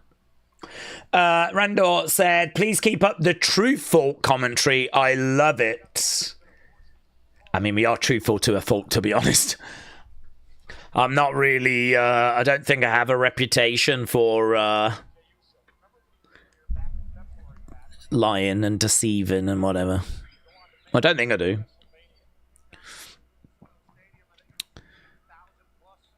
Right, we are about to get underway. We've got Bronson. Looks like Jay's going to start things off. Jared said, I've sent you a tweet. You've sent me I think a lot of people have sent tweets. What does it say? I think Days has seen better days. It was all right. I'm not bothered about that first match. I said I was not massively engaged with it, so I know people are upset about it. I understand that. It doesn't bother me. I'm not bothered. Okay, here we go. We're underway. Jay in there with Bronson. The one said, this is it. The Vision is even matching. It's official. They're about to start winning. Okay, so we have got Jay going into the corner, and obviously we don't know if Jay is going to turn. Kick coming in there by Jay. I'd imagine this match is going to get a bit of time. I hope this match bangs. I hope this match is going to be good. Super kick coming in. Usos both go down. Bronson waiting. Took ages to follow up on that, didn't they? Bronson goes back to the corner. Double team, Usos getting back into that rhythm. Against the ropes. Back elbow there by Bronson. Big Bronson reads. Take a 1990 said, this is another useless match. Congrats, Days. Man United won, Summer. Yes. I don't know if a man can get sent off in the first 5 minutes of every match. If they could, it does actually turn out to help a lot. So, if we have 11 and they have 10 for a long time, it turns out, I didn't know this, but it turns out we can actually win those matches. So, Right, Daze, you're just going with the flow. You're never bothered. Are you secretly being paid by WWE? God, I wish. If I was secretly being paid by WWE, I don't think I would be doing the amount of work that I'm doing. We do unscenes, we do talking point video. I flipping do all these streams. We've been going since 2016. There's nearly 7,000 videos on the channel. Trust me, if I was being paid secretly, you wouldn't get that level of work out of me. And I'm pretty sure WWE wouldn't appreciate me going off on these flipping EMF things. Right now we got Jay up. He comes down to the outsides. Paul Heyman watching on as all these bodies are down. Right. Connor said, Daze, we've got this match now. Then we've got Stephanie Io. Then we've got Punk AJ. Then it's the main event. Let's go. Shots coming in. As Jimmy's in the ring with Bronson. We got Bron going into the ring post. John Cena has got 5 dates left. Chop coming in there by Jimmy. Over the other side. Top rope being pulled down. Jimmy spills to the outside. Bron Breakker pulling down that ring rope. Edward said, I've got a question. Where's Jacob? He's not been on TV in a while. Yeah, I'd imagine that he would be back soon. I'm not aware of any injury or anything. I just think it's a case that he's just not fitting into creative right now. But, you know, certainly as we get closer to Survivor Series. Bron Breakker collides. That was kind of cool. Bron Breakker running around, hurling himself in the air. And colliding mid-air. Look at this. Boom! That was quite good, actually. Fair play. So, Bron Breakker in control. Back in the ring goes Jimmy. So, Bron Breakker and Jimmy. Jay on the outsides. If you are just joining us, this is match number 2. Match number 2. Oh, man. I didn't even write down those scores, you know. I didn't even write down those scores. I'll have to go back after.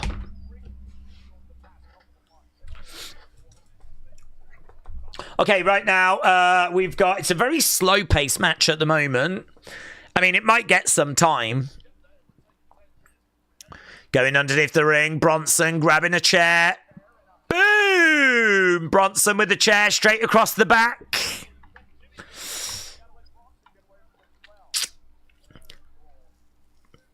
LA Knight is just having a word there with Bronson. Because obviously, chairs being thrown in the ring. Why doesn't he just kick them back out? Crowd are chanting, we want tables, but this is not an anything goes match. Bronson's now going for a table, but LA Knight is watching. He's like, what are you doing? Crowd are booing. So, Big Jim used the chair earlier in the match, so I think they're just sort of letting a few things go on the outside. But I don't understand why this chair's being allowed in the ring and being... What's happening? What's going on? What is this? Michael Cole said LA Knight doesn't really like anyone in this matchup, so he doesn't really care. Well, that's great, isn't it? Well, that's great. So we've put an official in that... Oh, hello, yeah, a little bit of lag, We're back. Little dip out. We're all right. Don't panic, just a little dip. We're back.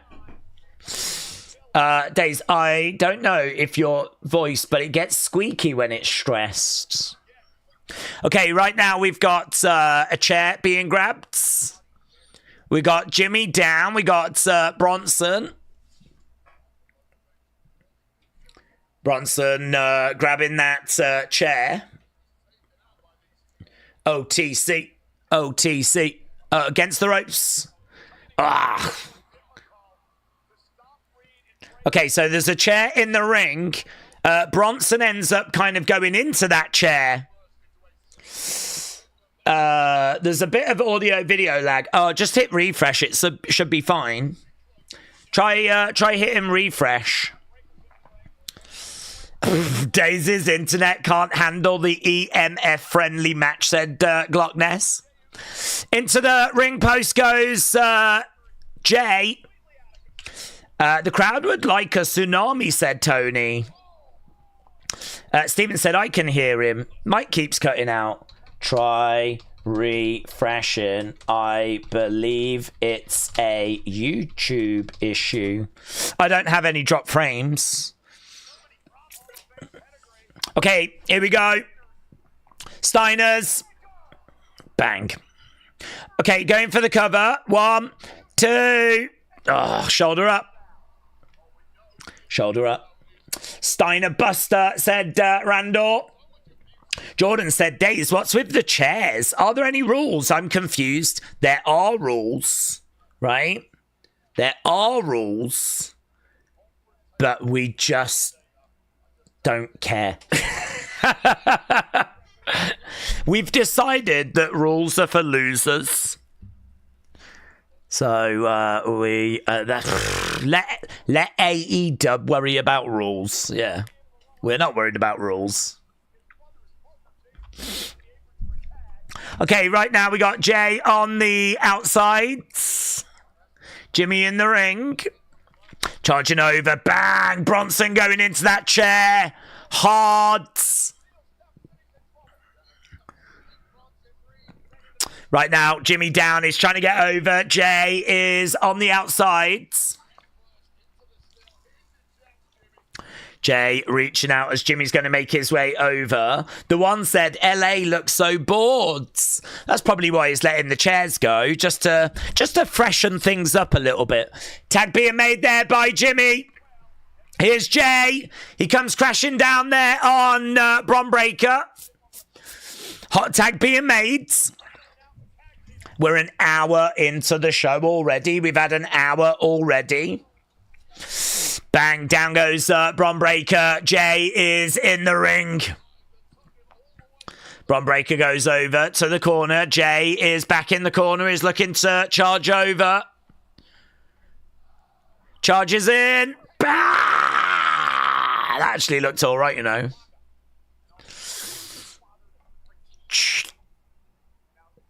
Goes up to the outside. Bang.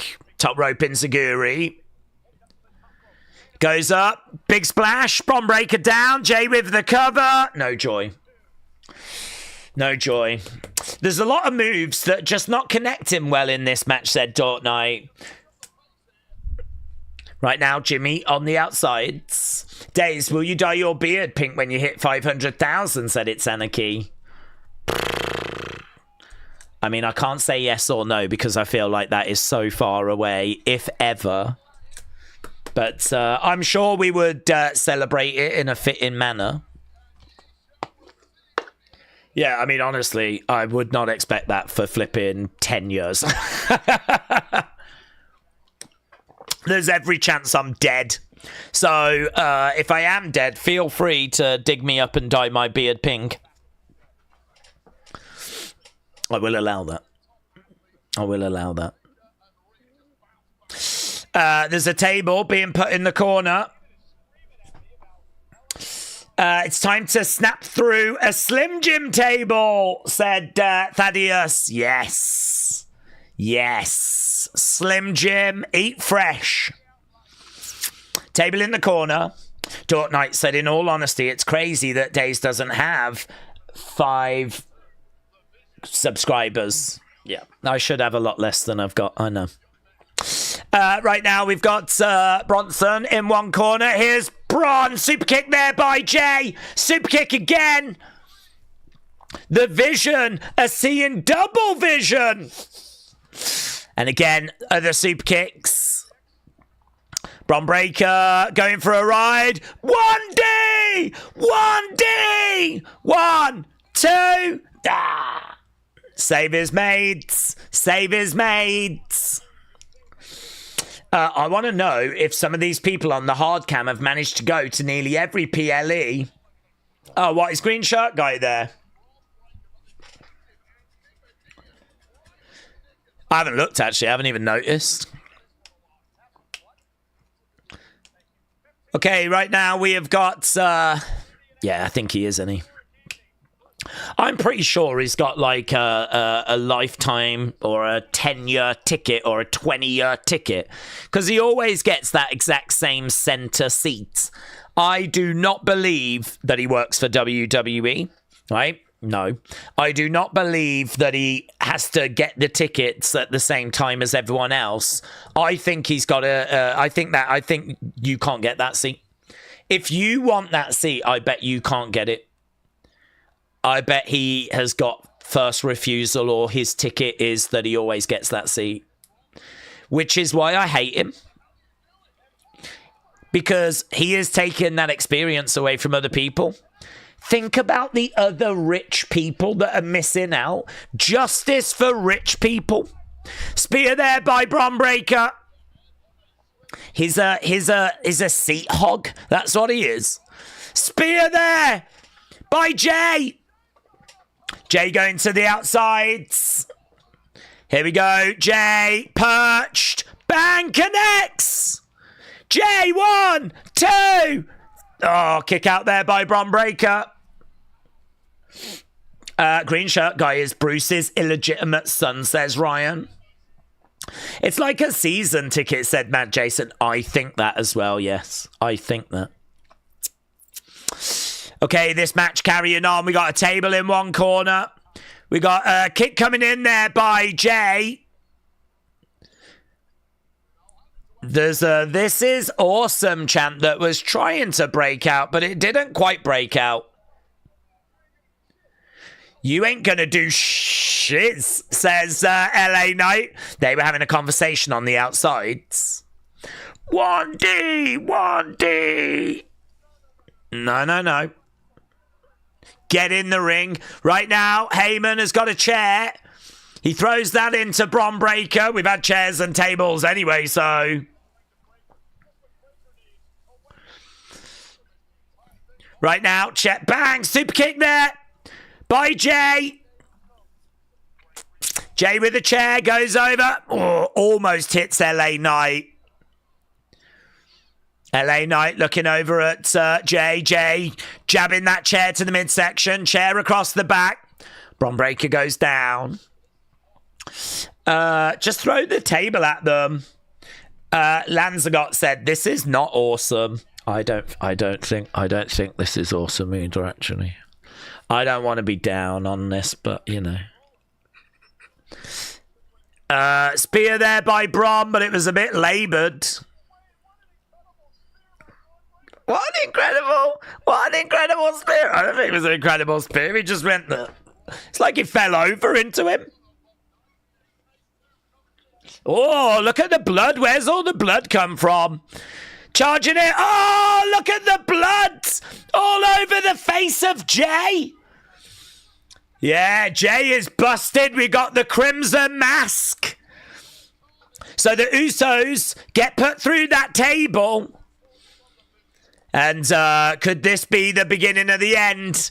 We've got Bronson Reed Tsunami! 1, 2, 3. We get a 3 count as the table just flopped over onto Jimmy in the corner. There's Bronson. Show me the blood, you cowards. Show me the blood. I think we've probably got some doctors checking on Jay because he is busted open, mate. And so bad, actually, they're not showing him. Right now, LA Knight is walking away. Heyman is in the ring. Heyman saying to Braun, "Come here." Jimmy's actually checking on Jay. Yeah, do you know what? I think there might be a little bit of concern here. They've got the doctors round. Heyman said to Braun, "Come here. We're going to celebrate." They're going to check on him in the back come here. Like, he looked a bit serious there. There's no laughing and joking or anything. I hope Jay's okay. I wanted to see it because I hadn't really seen how bad it was. Yeah, oh, you can see there. I mean, the match obviously continued. We even did the finish, look. And you can see the blood all over Jay's face. Hopefully, I mean, God, we even tsunami'd him to finish things off, so hopefully it's not too bad. But that might require some stitches. There's the Vision. They're not really celebrating. Heyman's not really... It's all a bit flat, isn't it? It's like the energy has just sort of gone. Jay's still down. That's why the doctors are still checking on him. And, yeah. I mean, there's every chance that's going to require stitches. Thoughts very much with Jay. Wishing him a very speedy recovery there. And hopefully that's not going to be a concussion and keep him out for too long, you know? Oh, he did get busted open. He got busted open radio with... Okay, we got Stephanie now. Daze, who's the best special guest referee? Is it Sid or Ken Shamrock? I think it's Ken Shamrock. I think it's Ken Shamrock. Or it might be Bianca Belair. The bots in the crowd that wasted their money are chanting, "This is awesome," said I am. Yeah, that match, in my opinion, was flat. I think it was just a load of nonsense, really. There was a lot of things that happened that I just did not give a flip about. Fair play, though, with Jay getting busted open at the end. There's a couple of spots at the end. There was a little thing on the outside from Braun. It wasn't a complete write-off, but...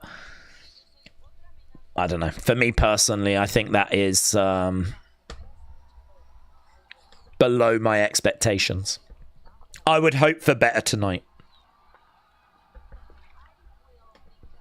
Do you know what? I don't think we're going to have to wait long. Honestly, I think if we want a great match, I think we could be on the verge of it right now. EO has been the MVP for WWE this year. She is... Another commercial break, let's go. She is amazing in ring.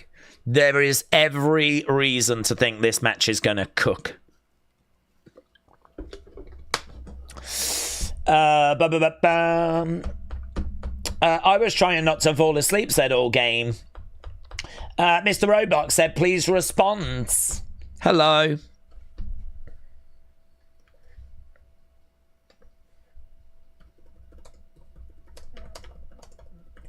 There we go. Right, we are at commercial break, which sucks. Is this a new thing? Is this a thing now? I mean, thankfully, it's not during the matches. Could you imagine? Could you imagine? Could you flipping imagine if we were going to commercial break during matches? Could you imagine? So thankfully, it's not that, but... Right, I don't think it was supposed to end, said the one. Oh, what, you just think they wrapped it up? Maybe. To be honest, it had been going a little while, so I'm not down on it. I'm not down on it finishing that way. Okay, the match was great. I don't know what half of you was watching, said Geordie. I just felt like I was watching a match that just did not grab me. I was just watching some people... It just felt like it was moves. I just felt like I saw some moves. I think as well it's a bit annoying when you've got a tag match and then they just start using chairs and tables and you're like, hang on, this isn't part of this match. And all of a sudden, like, the rules kind of go out the window and then you're like, is LA Knight going to allow it for one team and then not with another? And is he going to, like, what's he doing? Is he just going to let everything go? I mean, it would be nice if, like, that was part of the match, you know, and it had been announced in advance. So, I don't know, it just sort of felt a little bit plodding to me. Just didn't grab me. I didn't feel connected with it. Daze, who do you have for the main events? Well, I'm thinking Cody. I am said so trash. Tim said, remember watching a pay-per-view without commercials? Tibux said it was fun. So Tibux enjoyed it. The women always show up, says the one. I'm here, said the crowd seemed out of it. Well, look, I don't think that last match delivered. It didn't do it for me, but it did it for some of you, and that's fine. So on we move. Match number 3. I am genuinely excited for this. I think this match should be really, really good. As we said, EO is an MVP of 2025. And I do expect this match to be dramatic. Obviously, we know a championship's on the line as well. I'm here said there's so many ads. Jay should go back to singles. Jimmy has lost a few steps, said Zoom Station.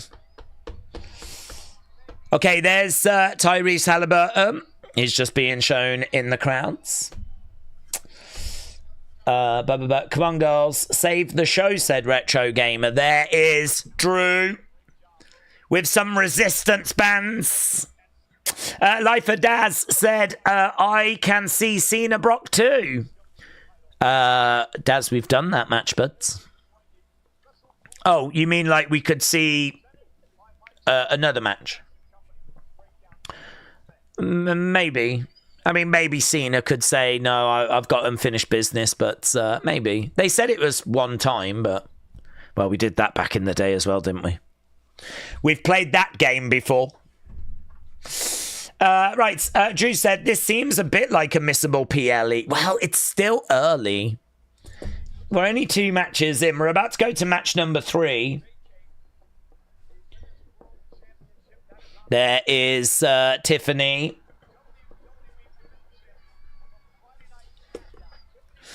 There's Tiffany. Daze, tweet the ESPN president. Tell him $29.99 is a bit too much for a dumpster fire.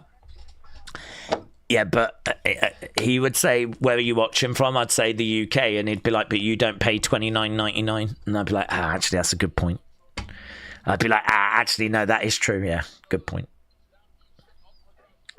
1, 2, 3, 4. Okay. Here we go. Stephanie is making her way out. It's time for Stephanie.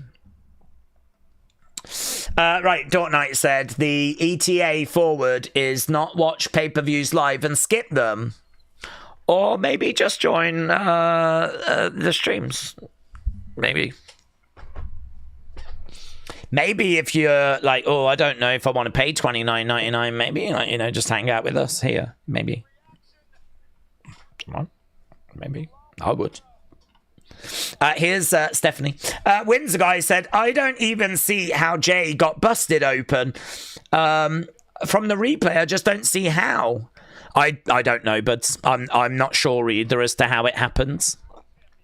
But then, you know, there was spears and, you know, they could have clashed heads quite easily. There was chairs and tables. But I couldn't tell you. I couldn't pinpoint, like, when it happened.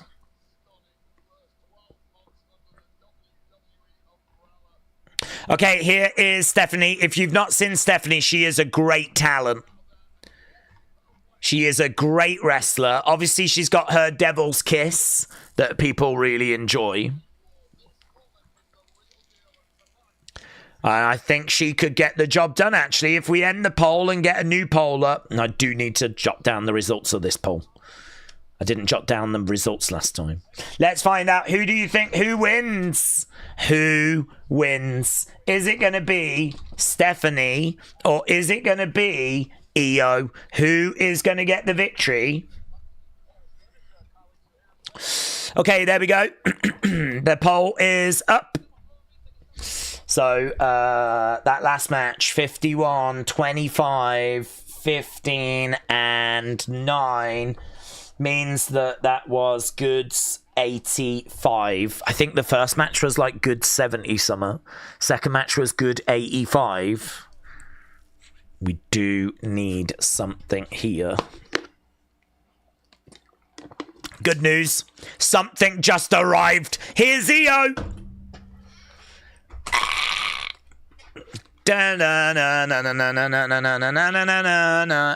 Is Asuka going to get involved? Because we know that Asuka has been causing some problems for Io.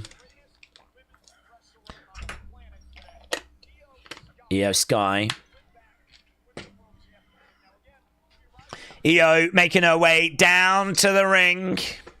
There's a fan in the crowd, a kid in the crowd that went like that to Io, and Io went like that back to him as well. Yeah, very good. She loves it. She was saying that, like, she says, when I watch it back and I'm doing that and everyone behind me is doing it, it's brilliant. I love it.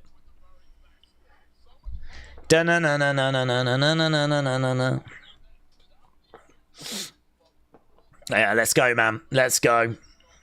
People getting their thoughts in as to which way they think this is going to go. Big Mig said, I've just tagged you in a video clip where Jay got busted open. Okay. Does it show the moment, does it? Let's have a little look. So, chair to the back of Braun. But what was it?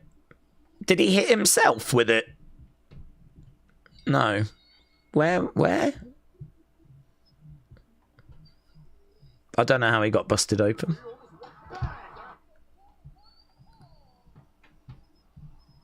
I don't know where he got busted open.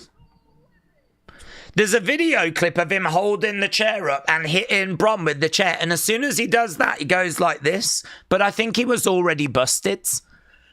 I mean, he just picks the chair up and hits Bron with the chair. I don't think the chair catches him.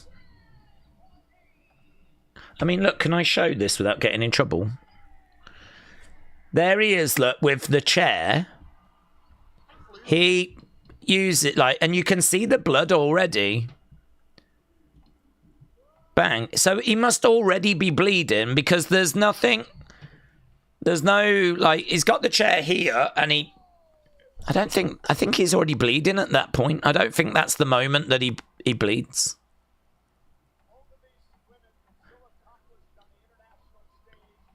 I mean, there looks like there's a distance between his hand and his head as well. I don't think he catches himself or anything. I think he's already bleeding by that point. I think he's already bleeding.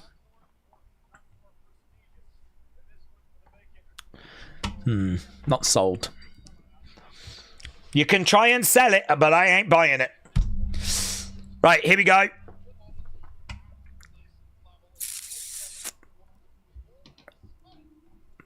Okay, these two locking up, middle of the ring. Io, Stephanie round the back there of Io, dumping Io down. That was so smooth. Mate, she just picked her up, slammed her down, and as she went down, she grabbed their head. It was so smooth. It was like butter. It was so smooth. Bang. Oh my God. Love it. This is going to be good. This is going to be good. Michael Cole has just confirmed that the Crown Jewel Championship will be defended in Australia. That means champion versus champion. A clip I've got. Takeover by Io. Stephanie keeping her grounded.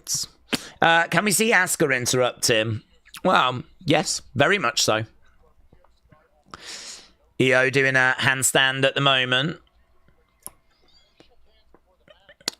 Jumping over, grabbing her head.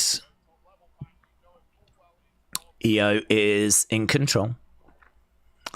Right now, Stephanie getting back up to her feet. Shot coming into the midsection there by Stephanie. Over the other sides. Going up round the houses. Lovely. Roll through. No. Reverse by Io. Io goes up. Nice. Stephanie down. Really quick. Lovely reversals. Crucifix. 2. Oh, I tell you what. Stephanie in big trouble there. Io getting a crucifix pin on. Both women just taking a moment to smile over at each other. Right now, shot coming in, swing and a miss.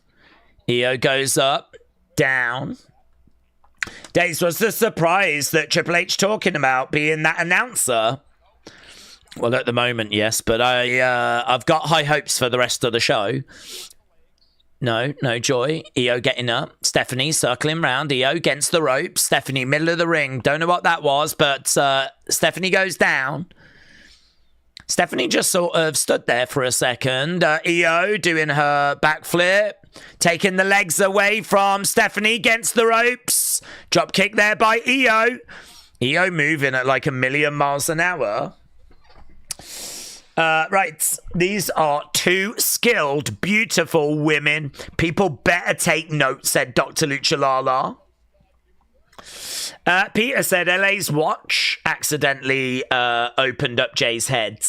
LA's hand goes up. Right now, we have got Stephanie being slammed down. What do we think of Brock and John starting the show, said Mike. Fine. If you're not going to close the show, open the show. The old rule is that you open the show. It's the next best place. You know, hot start. I mean, you can imagine, actually, a lot of those fans that don't normally watch WWE tuning into this show, and the first thing that greets them is John Cena against Brock Lesnar. I mean, what you want to do is you want to draw them in, don't you? I mean, if you started with something people didn't really care about, they might just change the channel. So you start with something that people care about, and then hopefully they're in. And they're like, okay, that was good. What else have they got? And hopefully, you know, that gets the ball rolling. So, no, I'm not down on it at all. Hopefully they've got something interesting planned for the main event, of course. Stephanie in the corner. Big boot coming in. Stephanie goes up. She grabs the arm of Io. Draping armbar there by Stephanie. Draping armbar. She goes to the outside. Io grabbing hold of her arm. Selling at the moment. Very good. Very smooth. Io down. Steven said apparently it was mentioned that Io will win the championship over Stephanie. Then at Survivor Series, Stephanie will beat Io, said Steven. Well, let's find out. Running leg drop. Going over to kick out there by Io. Kick out by Io. Match taking its time at the moment. Mike said, I wonder who's going to win this. Well, we've got a poll going at the moment. We got over 500 votes. 73% of you have said it's going to be Stephanie. 27% of you think it's going to be Io. Ockleniz said, has anyone figured out how to log in with Verizon? Can anyone give Ockleniz a helping hand? Oh, suplex there by Stephanie. Really good. Really good. Chin lock being applied by Stephanie right now. My PS4 controller doesn't have batteries and notifications keep popping up, said Willow. That's annoying. Both women on their feet, middle of the ring. Good battle going on. Championship on the line. Hader said, I was surprised they put the Cena match first. If the event ended with that match, it would have been amazing. But I must admit, it is good seeing a great match early on. Yeah, they've done that before. I mean, Brock Seth opened up a Mania. So it's one of those where if you're not going to be the main event that closes the show, then the next best place is to open the show. That's kind of like the old rule. Roll through there by Io. She's got a knee in the back. And it does make sense. It really does, because, like, you want to get people invested. You want to get people, like, really into the show. So, you know, bringing out the big guns, bringing out some big names is a great way to do that. Certainly when you're making your first appearance on ESPN. So, will Cody Drew have... My God, what a backbreaker. Oh, what a backbreaker by EO. That looks so good. Great looking backbreaker there by EO. Stephanie down. EO down.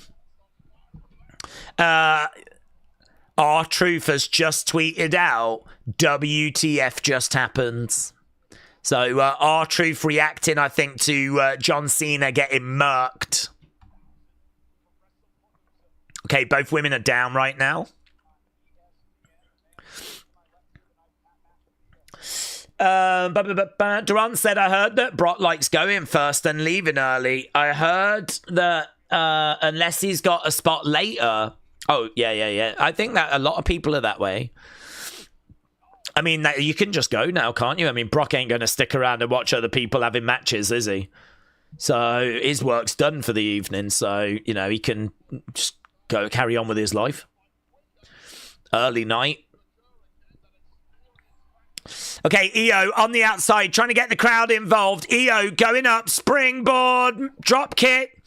Stephanie goes down. Kip up there by EO. EO emoting away. We've got the people emoting in the background.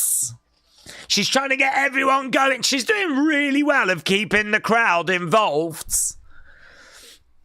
EO going against the ropes. Suicide dive lands. She does a good suicide dive, EO. I think when you're doing a suicide dive, like, you've really got to commit. And she really committed there. It looked really, really good. So, Stephanie down. EO on the outside as well.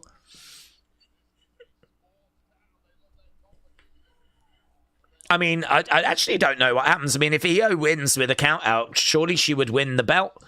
Because...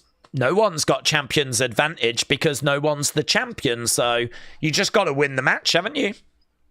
Win the match. But that is not how EO wants to get the job done. Kick coming in there by EO. Stephanie on the outside. EO, middle of the ring, charging in, flipping over, sunset flip. Going for that power bomb, but no joy. Stephanie holding on. Stephanie going up, driving a knee right into the chest of EO. EO slumps down. This match continuing. EO on the outside. Stephanie springboard crossbody. That looked good. That looked good. Springboard crossbody. Stephanie getting back into this match right now. Back in the ring goes EO. Stephanie looking to get back in after her. Crowd are chanting, this is awesome. Springboard crossbody again. That this is awesome chant was a little bit more full-throated.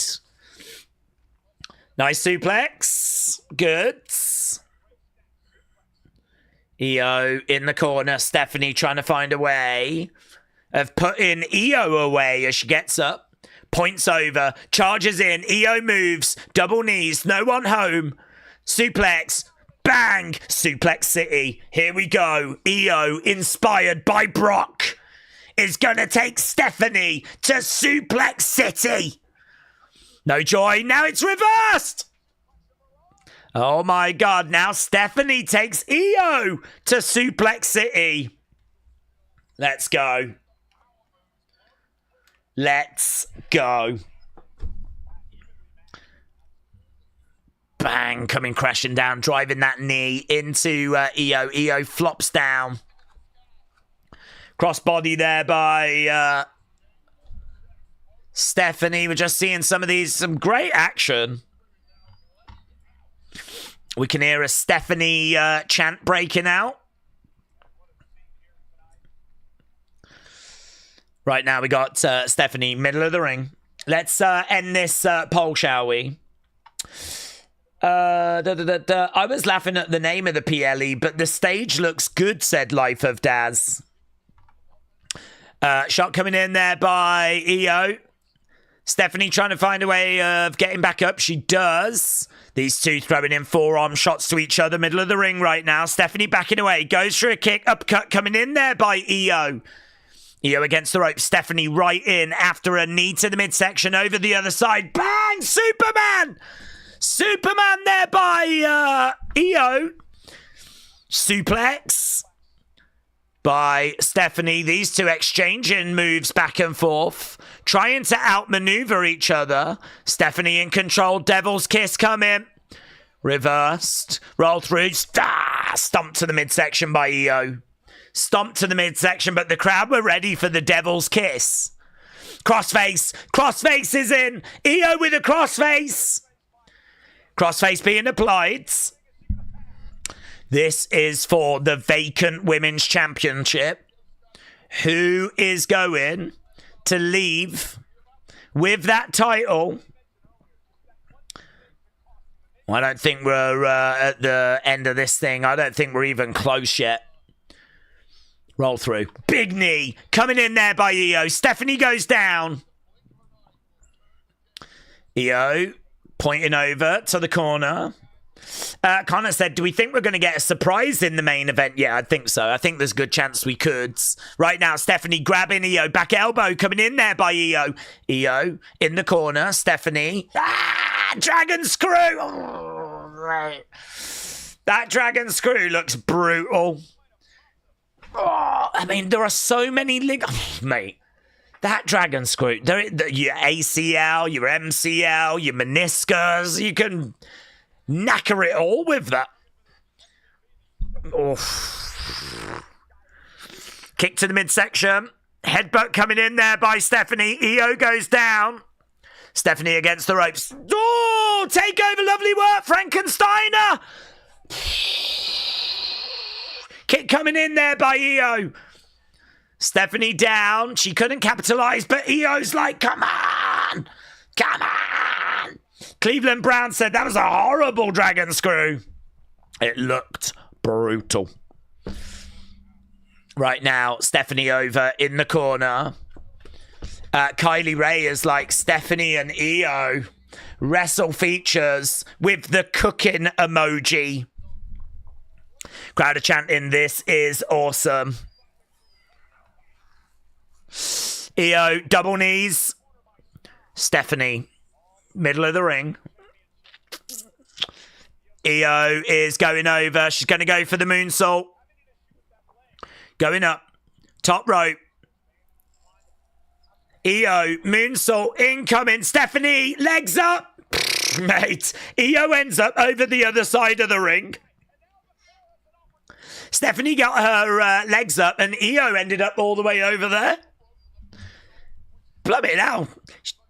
Stephanie, kick coming in there. EO against the ropes. Right now, she's going to dragon screw again. Oh, stop doing that. Stop doing it. It looks horrific. Here we go. Devil's Kiss. Devil's Kiss. Oh, enjoy this.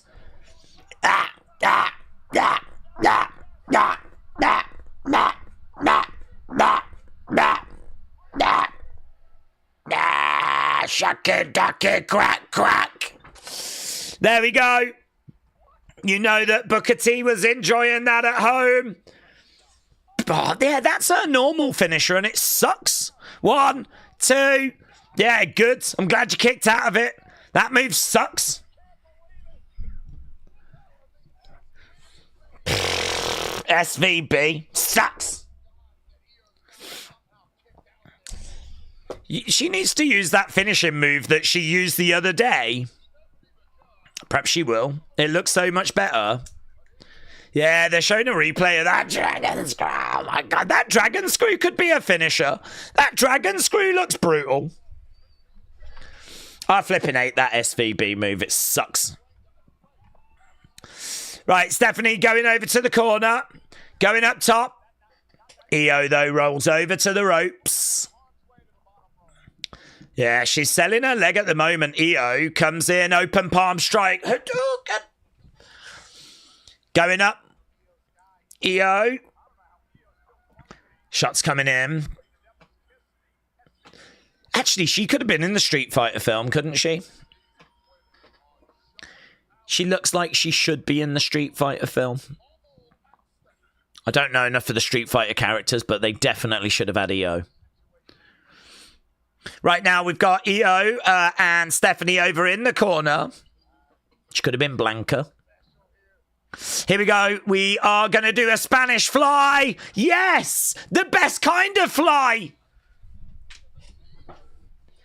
She's selling that knee. She's selling that knee.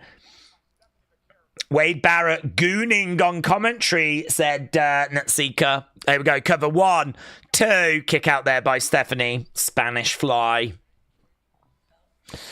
Okay, Io down. Stephanie down. Tony said, I bet Booker T is glued to his screen somewhere. Right. That is a crazy peach, says Neil. To be honest, it is hard to ignore. Io charging in. Double knees there by Io. LS Dub said Io's sensibilities are top tier. What's she doing? Oh my God, she's stripping. She's taking clothes off. I've never seen her do that. Oh my God, look at this. We've got naked Io knees. Oh my God, Mr. Darcy. I can't believe it. Look at this. Oh my God, this is filth. I shouldn't be allowed to watch this. Oh my God, I need to ask, like, parental permission. Look, this is like the most naked we've ever seen, Io. Oh my God, I don't feel comfortable with this. Oh, I'm all uncomfortable. Oh my God! Gee, she just moonsaulted. Oh, she just moonsaulted. She had no knee pads on. Oh my God, those poor knees. Those poor virgin knees that we've never seen before. Here's Stephanie. Stephanie. Oh, lands it. 1, 2, 3. Stephanie. Was Stephanie's shoulders down? Stephanie got the pin, but was her shoulders down? Stephanie has won it. They're giving her the belt. You show me that replay. Look at Io's naked knees. I can't believe it. I'm still in shock. Io just started taking clothing off during the match. But Stephanie has got the pin. But I don't know, man. I need to see that replay. The streets are saying that Stephanie might have had her shoulders down as well. That's what the streets are saying, and I'm the streets. I'm the streets. Although we might see the replay and it might actually be fine. I'm not sure. Here we go. Oh, no, not this one. This is the Spanish fly. That was sick. That was sick. Show me the finish. Show me the pin. Oh, look, there's Io's naked knees. Right? Love that. Here we go. Here we go. No. She missed with that. Then Stephanie went up. Yeah. Here we go. Bang. Connects. 1. Oh, my God. Show me the replay of the pin. There we go. Stephanie with the spinning peach. Mate. We need to get some serious adjudication here. Io, don't just accept the result. Go to the Court of Appeal, Io. Go to the Court of Appeal. I can't cope with all this nudity as well. I'm absolutely shocked. I have never seen Io's knees before. This is literally the first time. Ugh. And she's struggling. She is struggling. There we go. Stephanie has won that Women's World Championship as the pyro goes off. But questions need to be asked. Referee's discretion is final. Well, we can still ask the question.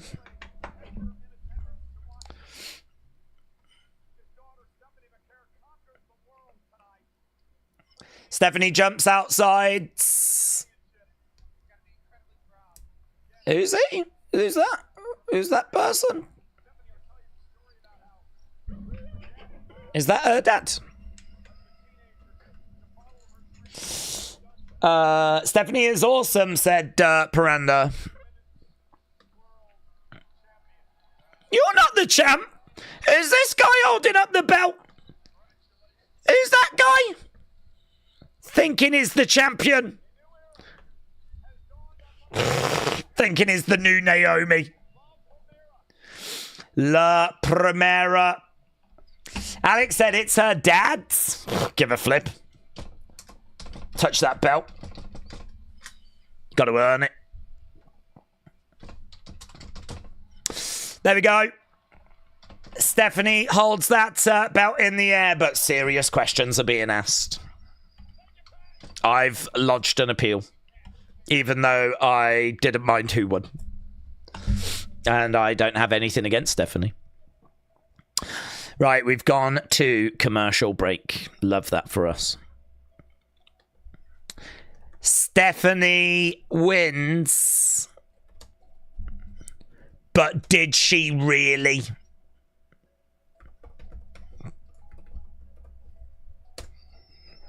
There we go. Right.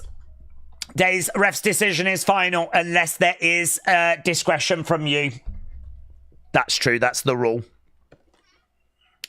If I lodge a complaint, they will look into it. Right. 2 matches to go. Will we see a return, said Word of Wrestling. No Asuka, was there? No Asuka. Jennifer said no surprises yet.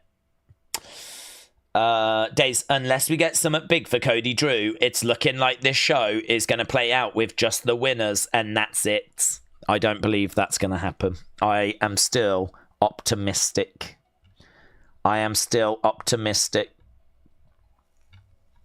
Guys, I can't believe EO got naked. I'm still not over it.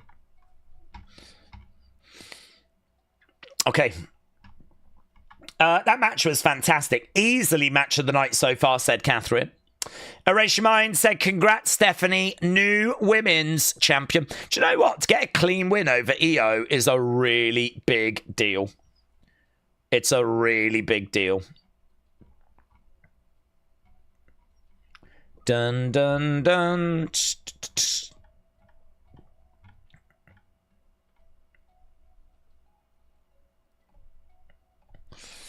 Okay, we are at commercial break. We do have a new women's champion. EO did congratulate Stephanie after the match. There was no issues.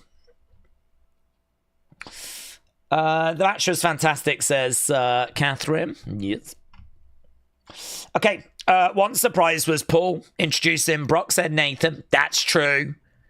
That's true. We got that, didn't we? Yeah? Oh, you haters out there. Yeah. We had Paul Heyman introduce Brock. What you saying now? And I didn't expect Brock to win, so that was a surprise. So I think technically we've had... And we got EO's knees. That's right. That's 3 surprises. Do you know what? Haters will hate. Haters will just hate. But when you sit down and you think about it, that is 3 massive surprises. Yeah. And we got to see Stephanie's dad. I didn't know her dad was there. Did you? I didn't. 4 surprises. 4 massive surprises. Let's go. We're back. We're back. It's been a difficult 2025. But we are back, baby. Come on. Suno said next is going to be AJ Punk and Becky Seth. Oh my God. Let's go. Kalani said naked knees. That is not PG. I know, mate. I'm going to get a picture of EO with her naked knees and I'm going to see if I can meet her and get her to sign it. And then that will be my dream wrestling item. That'll be my #1 dream item. Brock Lesnar dismantled and buried John Cena to bits. The Miz is doing Old Spice. Yeah, I feel like this is an old advert, you know. I'm pretty sure I have seen that before. Right, I've seen people are saying that AJ Styles is in the city, so he could be joining AEW, said BDB. I think their show's finished, but I don't think he has. Nino said Y2J, Randy punts Cody, Brock wins. Joke. Brock winning is a joke. Got you. So, I don't know. Nino, do you think Jericho, because I'm not sure that he's free. I don't know that he's available. I got doubts. Daze, you should have been the special enforcer to have got up close. Well, listen, Stephanie might not be champion now if I was. Just saying. Yeah. Because I think I could actually do the job. Unlike LA Knight, right? Unlike LA Knight that just lets chairs and tables get involved in matches where they don't belong. Or unlike a referee that can't see when someone's got their shoulders down. I think, you know, I think that match would still be going, honestly. I'd be saying to EO right now, be like, EO, do you want to take anything else off? Or hello, EO. I'm the referee. I noticed that you just took off your knee pads. Is there anything else you'd like to take off? And she'd kill me. She'd literally kill me.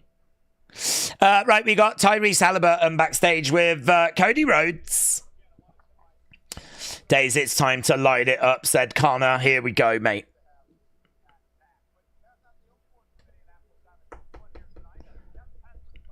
Guys, Patrick Salty is in the crowds. Love that guy. Salty.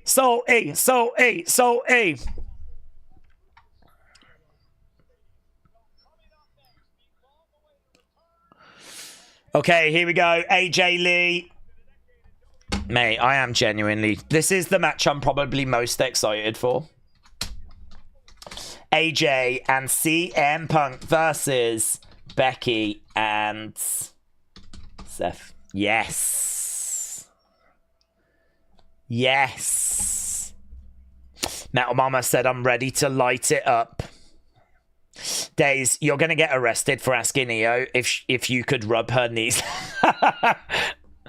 Can I just rub your knees just once? I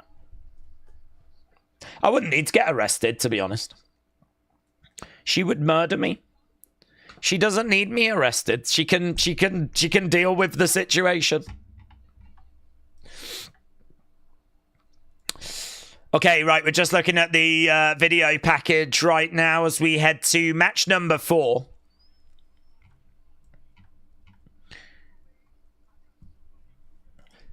I would never put my hands on a lady, but thankfully I know someone that will. Right. Daze. James is closet. Daze got 2 thighs was a trip. Fortnite, are you all right? Are you using ChatGPT to type out your messages now? Sports Talk said thoughts on a mixed tag belts. I think there's a lot of belts already, to be honest. I mean, if you got rid of one of the men's, then yeah. You could do mixed, you could do men's, you could do women's. But I wouldn't keep 2 men's as well as women's as well as mixed. So, there's a lot of belts in there. Apparently, the Judgment Day have only defended their titles once since winning them. So, yeah, get rid of them. Replace them with mixed, that's fine. A belt was put on Roxanne. A belt was put on Julia. It was just inevitable that a belt would be on Stephanie, said Leanne. David said, what reaction, if it happened, do we think would make it to a highlights package? What reaction, if it even happened? I don't even know what you mean, David. When it comes to WWE using reactions, they just use what they want. They never get in touch with you or anything. And I've said before, I don't give a flip about that. I really don't. The reason I put up little reaction clips is so that people know we exist and hopefully come and join us for the streams and share their thoughts and theories. And that's the only reason I put it up. So, don't know. Don't care. None of them. All Game said, Daze, as a reviewer official, I have checked the footage. In that women's match, Stephanie's shoulder was up when she hooked the leg. It's a legal pin. Stephanie is our champion. Well, I would like to refer it again, please. Because I'm actually not satisfied with that. Yeah. Wow, look at this entrance. Look at this entrance. Mate, this reminds me so much of Shawn Michaels at WrestleMania 25 when he kind of came down from the heavens on a platform. We're doing that, but with Becky and Seth. They're both coming down wearing the same kind of gear. I think they have got something just to make sure they don't fall over, like some sort of support round the back look. But there's Becky, there's Seth. Yeah, you can just see like this little thing that just kind of... the kind of thing you would have for an action figure to keep it standing. They had that to keep them standing. So there's Seth, there's Becky, both in purple, both wearing their championship belts. And the music just switched seamlessly into Seth's music, which is pretty... into Becky's music, sorry, which is pretty good. So, there we go. It's good. It's a pretty fun entrance, that. I wonder what AJ and Punk are going to do in response. Probably just come out normal. No, no, no, no, no, no, no. Right. It's a fun entrance, that, and it is a fun entrance.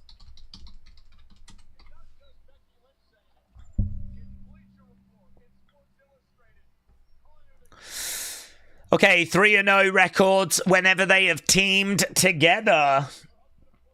Let's end that poll. I think undeniably the best match of the show so far. Nino said Seth's Kirby Ann. Seth Kirby Ann. What's that mean? What's that mean?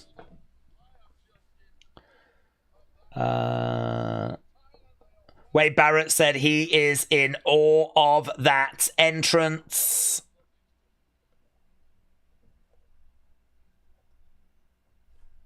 That is great. 81. You lot really enjoyed that match. Very good. Very good. Can this match continue the good vibes?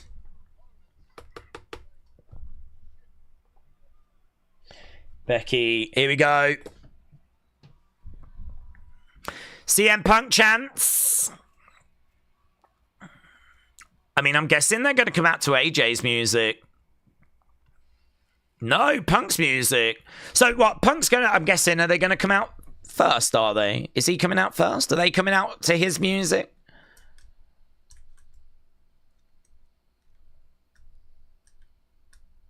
It's really interesting, this, because CM Punk said the other day, we just had to listen to both of your musics because you guys can't get on the same page. So now if they bring these two out individually...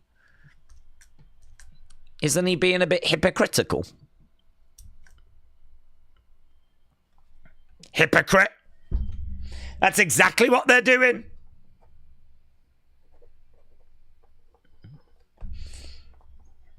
Okay, CM Punk comes out. What a hypocrite. Right. Daze, you've got 916 likes. Really? God, that's great. Wow, a big thank you, everyone, for that. I really do appreciate that. They've sort of messed the music up a bit there. I don't think we had ended Punk's music. I think they played AJ's and didn't quite end Punk's. Okay, AJ comes out. It sort of sounded like they sort of clashed a little bit there. Okay, AJ making her way down, skipping there, skipping her way down. God, she looks so good. She looks amazing. She looks amazing. What a moment for AJ Lee, says Michael Cole. I thought the same, said Jay. AJ's match, her first match in over 10 years, said Wrestling Fan. Oh, so good, isn't it? So good. That's okay. I think we're still going to eat good for this final 2 matches. But honestly, even if I was in America, I would pay $29.99 just to watch this AJ match. I wonder who's going to win, said Mike. She looks like she went and got some plastic surgery, said Opala. Who? AJ? I don't think she had any. I don't think she did. Maybe they're playing up what Seth said about Punk leaves. Why would they do that? They are legit married. Maybe they are playing up what Seth said. Punk leaves. Oh, no. I don't think they would do that. This is what we wanted. And this going into a singles run, says Word of Wrestling. Oliver says AJ Lee, CM Punk win. It's the only logical return. Well, let's have a look. Come on, CM Punk, AJ, Connor, cheering them on.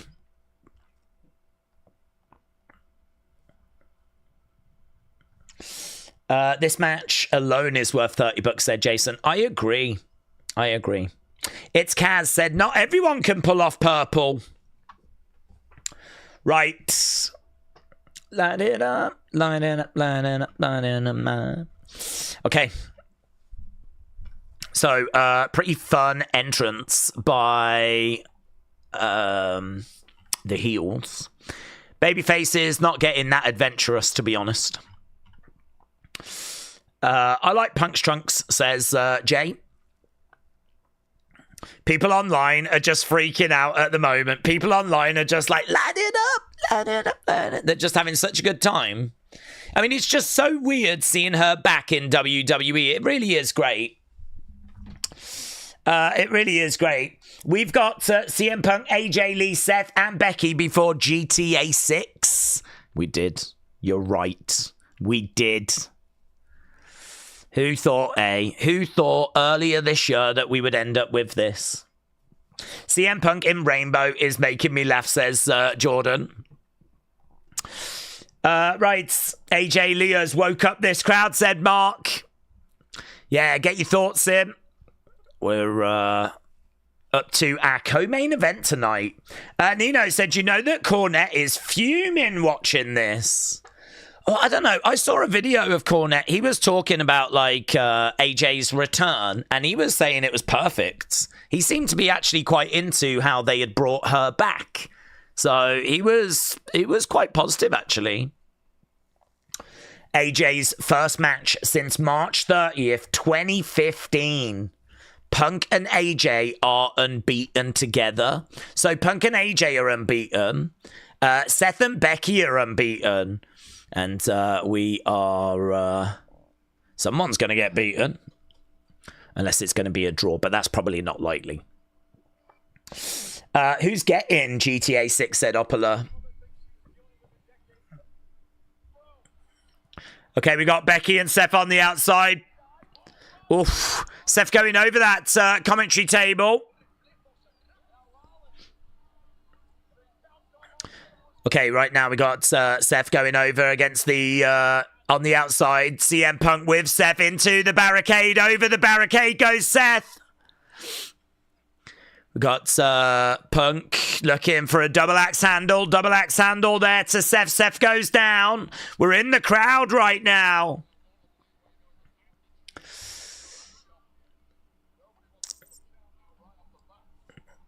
Okay, right now we got CM Punk. Punk wearing an AJ husband jacket when he came out.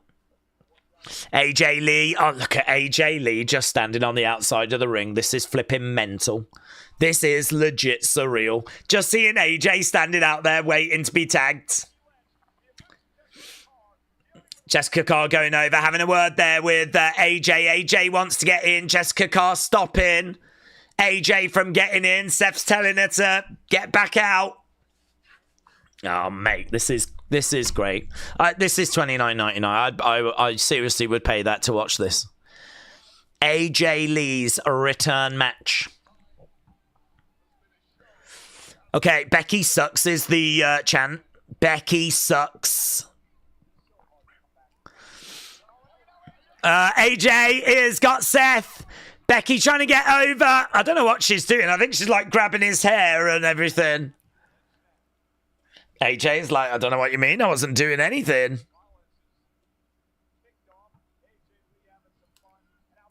Punk. Inverted atomic drop there to Seth. Chop coming in there by Punk. Bang. Seth goes down. Going to the outside. He's going up top. Double axe handle. Yeah, double axe handle. Down goes Seth. Connor said, we've got to get a surprise in the main event, surely. CM Punk going to the outsides. Daze, the mic's cutting out. I think there's a problem with YouTube, but try refreshing. I've not got any drop frames. So as far as I know, there's no like issue this end. CM Punk going to the outside. Don't forget, we're going to be back Monday as well, my friends. We do Raw, we do NXT, we do Smackdown. We're here live Monday, Tuesday, Wednesday, Friday. But of course, we've still got the rest of this show to go as well. Against the ropes goes Punk, kick coming in. Against the ropes. Kick there by Becky. Becky on the outsides. Seth charging over. CM Punk goes down. AJ has not found a way into the match yet. CM Punk goes to the outsides. Oh, into the ring steps goes CM Punk. AJ comes round. She prevents Seth from getting over to Punk. So still on the outsides. Going rounds. The surprise was ESPN trying to charge people 3 different times for the first PLE, said Dirty Hippo. Seth again on the outside with Punk. Punk going over to that commentary table. Let someone know that Daze's mic is cutting out. It's YouTube, but try refreshing. Okay, right now we got Seth. He is on the commentary table with Punk. And you can just see loads of people in yellow wearing those John Cena shirts for this show. I think his merch sold really well here. Double axe handle there by Seth. Becky climbing up, applauding away. So Seth is doing what he should do, taking his time. Becky on the outside, AJ on the outsides. Urging CM Punk to come over and make that tag. Stomp coming in. Chop coming in there by Seth. AJ on the outside, another chop coming in. Big boot coming in there by Seth. Do we like smiling friends, said Daniel. Do I like smiling friends? What's that? I don't have any friends, buds. Not smiling ones, moody ones. I don't have any. I ride alone. I'm like Baron Corbin. WWE aren't interested in me. That's That's what me and Corbin have got in common. Neither of us are wanted by WWE.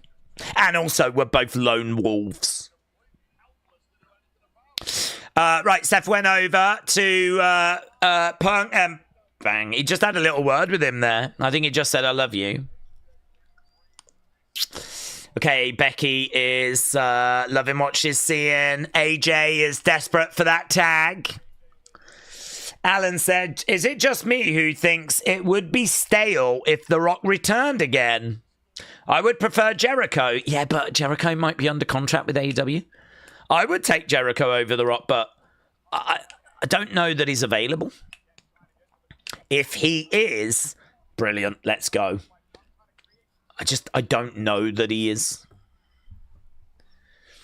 AJ is reaching out to CM Punk, desperately reaching. We're almost going to make the tag. We're very close. No. Denied. Denied. Oh, mate, it's going to be so good when that tag gets made. What if they never make the tag and the match just ends? Punk gets beat. That would be sad, wouldn't it? That would be depressing, wouldn't it? If she doesn't get in and the match just ends.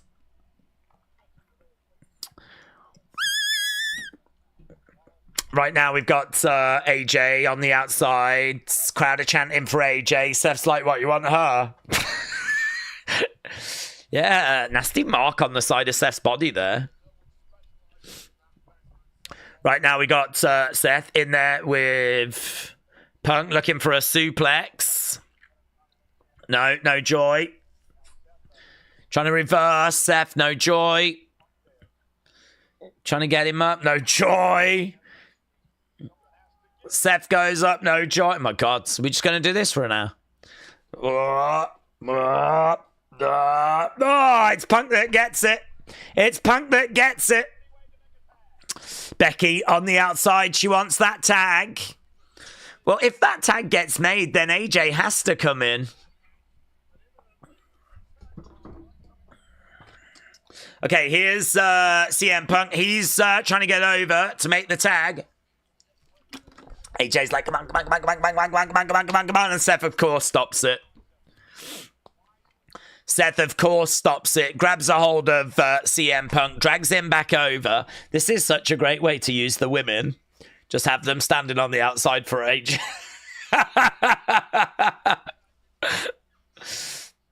This is always what this match was going to be, though.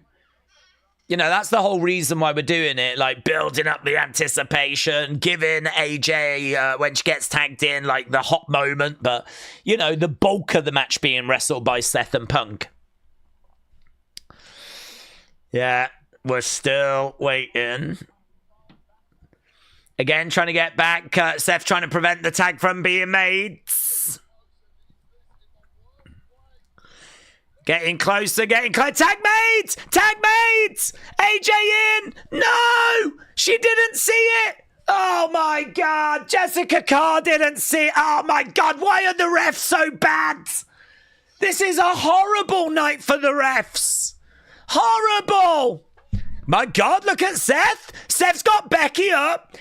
He's going to use his own wife as a weapon! He throws Becky. Ah! Punk moved out the way, but he moved out the way quite slow. Becky just got slammed down, and Seth's, oh, mate, he's going to have some explaining to do. Look, she's on the outside, like, ah! AJ's laughing her head off. I do feel like Punk moved out the way quite slow there. I feel like a better husband would have known that was going to happen. I mean, I don't want to question their relationship, but I'm just saying, you know. Listen, we've already made tags that have not been seen by this referee. Yeah? You've got time now. Boom. Oh, my God. Becky Paul, my God. I really thought that was it then. I really thought the tag was going to get made. Oh. Mate, this isn't even about who wins. This is just about, is AJ ever going to get tagged in? 1, 2. Imagine if she doesn't. Imagine if she doesn't. Imagine if the match just ends now. Yeah, and actually, that's exactly what Wade Barrett's just saying. Is like, imagine you lose the match and you never actually tag your wife in. I mean, to be honest, it could be worse. You could pick your wife up in the air, parade her around, and then just slam her down on the mat. And now Seth's skipping around.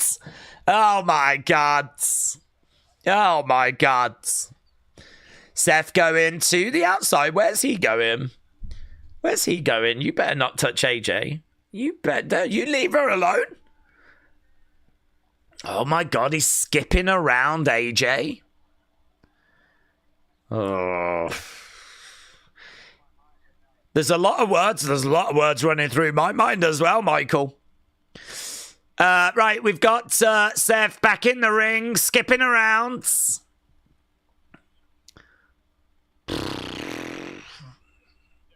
This is ridiculous, but bang on the shoulders! GTS! GTS connects! Mate, that was a good GTS. That was a good GTS. That kind of came out of nowhere then as he was skipping around. Becky's like, wake up, please. She's slapping him. Yeah, the mockery. It went, the GTS connected, said Jay. It did, Jay. You're right. I saw it. Right, now we got AJ back up on the other side. Becky's trying to stop CM Punk from making that tag. Here we go. CM Punk gets up. He looks over at... doing Inzaguri. Inzaguri ahead off. Inzaguri. Here we go. Tag mates. Tag mates. Here comes AJ Lee. Oh, my God. Look at the smile. Look at the smile. Oh, straight into a Thez press. Bang, bang, bang, bang. You've still got it. You've still got it. Right, I've said enough. I've said enough. Put both the world titles on her now. She grabs the hair of Becky, middle of the ring. Bang, Becky goes down. AJ Lee, AJ Lee. Kicks coming in, and again. Kicks coming into the chest there by AJ. Becky getting back up in the corner. AJ charges in. AJ turns around, grabbing Becky, going up, looking to throw down some shots. So there we go, the hot tag made. AJ is in, and this is what people have been waiting for. You can see Punk down on the outside. Becky grabbing AJ though. Powerbomb! Powerbomb! No, reversed! Reversed by AJ! Oh, yes! Mates! Charging over, baseball slides! Come on, AJ! Come on! AJ going up, perched, Becky, crossbody, bang, pin, 1, 2. Mate, that was 3. That was definitely 3.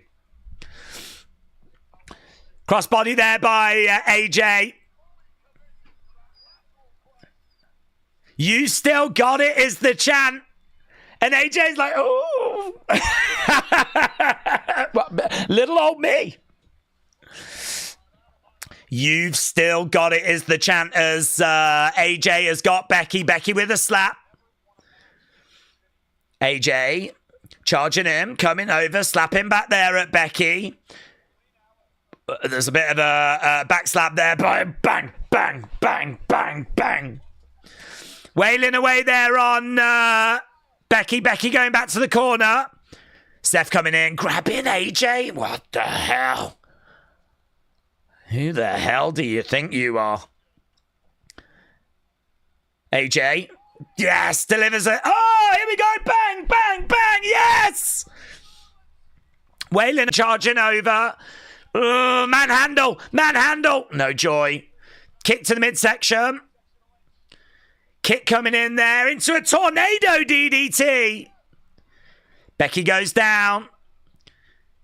Going into a bulldog. Couldn't get it. And wheelbarrow bulldog going over. Oh, into the pin. 1, 2. Oh, mate, I thought that was the finish. So, AJ, Punk in control. AJ, look at that. Oh, lovely. Yeah, that was nice. And straight into the pin as well. No joy. I think that AJ should challenge Becky for the Women's Intercontinental. That was a cool spot, said George. Bang, both of them with bulldogs. Coming in. Ah, lovely. Is that going to leave AJ and Becky? AJ skips around. This might be the beginning of the end. Coming in. Yeah, she's going to put it on it. Ah, I think she tried for it, but couldn't get it. Oh, roll up there by AJ. No. Oh, she's put it on the ground. That's like the Black Widow. No. Still couldn't get it. Duck underneath. Now she'll get it. There it is. Black Widow in. Black Widow is in. Oh, mate. 2025. And we're seeing an AJ Black Widow. Punk's going to go for a sharpshooter. And that'll do it, surely. That'll do it. AJ with that Black Widow. Yeah, and right now they're both in... oh, Becky breaks out. Oh, I thought that was going to be the end. Kick coming in there by Seth. Punk goes down. Mate, plumbing out. How long's AJ got to keep that Black Widow on for? She's going to go Black Widow on Seth. AJ with a Black Widow on Seth. AJ with a Black Widow on Seth. Oh, my God. Becky comes in. Going for the Bexploder. Bexploder to AJ. Punk's up. Kick coming in there by Seth. Pedigree. Double pedigree. Both are going for pedigrees. Bang. AJ, Seth laid out. 1, 2. Kick out there by AJ and Punk. This match continuing. This match going longer than I was expecting. You know, I didn't think that when AJ tagged in that we would still be kind of going this long. I can't believe how long she had that flipping Black Widow on for. Crowd are chanting, this is awesome. Double pedigree there by Seth and Becky. AJ had a horrible kick out there, said Wrestling Fam. Yeah, some of her spots have been a little bit off. It don't matter. She's got a pass with me here. I think ring rust, as we said. Some of those punches and whatever didn't look the best they could have looked, but she's done some good stuff while she's been in there as well. Right now, Seth grabbing a hold of Punk. Becky grabbing a hold of AJ.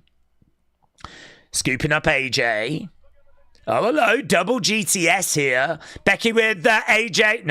No joy. Clothesline. Both of them go to the outsides. AJ lands on her feet. She's going to go for a Bexploder. Bexploder by AJ. Boom. Okay. Where do we go now? AJ getting back up on her feet. She slumps back in the corner. Is she going to go for the curb? Oh my God, Jesus! Did you see how much he just grabbed and hurled AJ down there? Yeah, man. Yeah, he deserved that curb. He deserved that curb. Yeah, bang, bang. He did, plumbing out. He more than deserved that. Slap coming in there by Becky. Oh, she hasn't got much left in the tank, does she? Slaps coming in there by Becky. CM Punk gets up. Yeah, there's just nothing behind those slaps by Becky. No. Where's AJ? Where did AJ go? She rolled out the ring, didn't she? Grabs the leg of Becky. Where are we going here? Where are we going? Where are we going? Where's this going? Becky on 1 foot at the moment. CM Punk has got the sharpshooter. Don't know. It took so long we didn't get anywhere. CM Punk goes to the outside. Is Becky going to do a sharpshooter? Stomp's coming in. Yeah. Becky putting a sharpshooter on. Becky with a sharpshooter on CM Punk.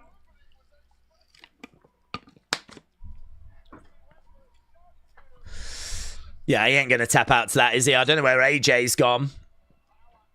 She's kind of out of the equation at the moment. Roll through there by Punk. Punk, I mean, what can he do? He can't do anything.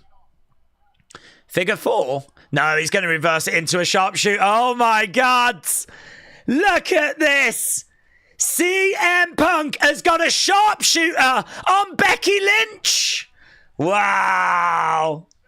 Seth Rollins, though, with a pedigree. He's going to go for the curb. He's going to go for the curb. We haven't seen AJ in a few minutes. Coming in for that curb. Gets it. Where's AJ? We need AJ. AJ's got to make the save. She's coming in. There she is. Bang. Curb there by AJ. Curb by AJ. Manhandle. Oh. Becky 1, 2. Oh, mate. Was that a 3? Was that a 3? Oh, that was close. That was so close. I don't know that we need to show a replay. It was like 1, 2.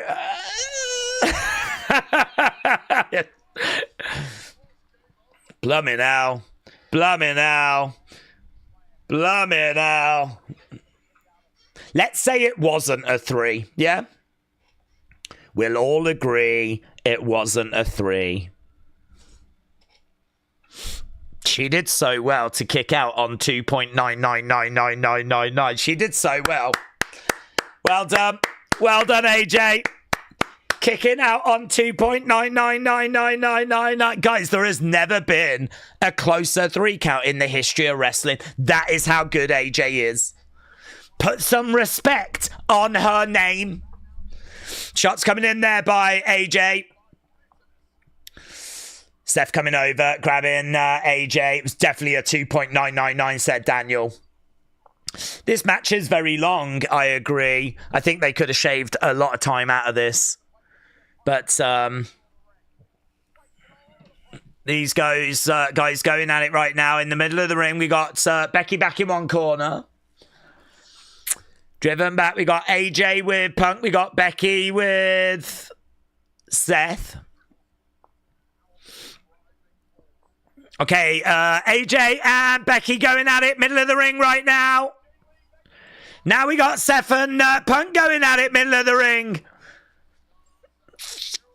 Knees coming into the midsection. Seth goes to the outside. Becky goes to the outside. Well, that's not going to help get a win, is it? Unless we're going to get a count-out win. Seth Rollins goes over the commentary table. Sean Rossap said, AJ Lee, CM Punk, Seth Rollins and Becky Lynch look like they're having the time of their lives. What's AJ going to do? AJ stripping the commentary table. She does look like she's having a lot of fun. AJ Lee stripping the commentary table, sort of like skipping around. So the Spanish announce table has been stripped. The English announce table has been stripped. Right now, Becky going over. They've definitely overbooked this, said Jake. Okay, right now we got AJ with Becky. We got Punk with Seth. Right now, looking for a manhandle by AJ. No, Joy. Are they going to reverse it? Elbows coming in there by Becky. AJ might be about to get put through a table here. Becky with the manhandle. No, reversed.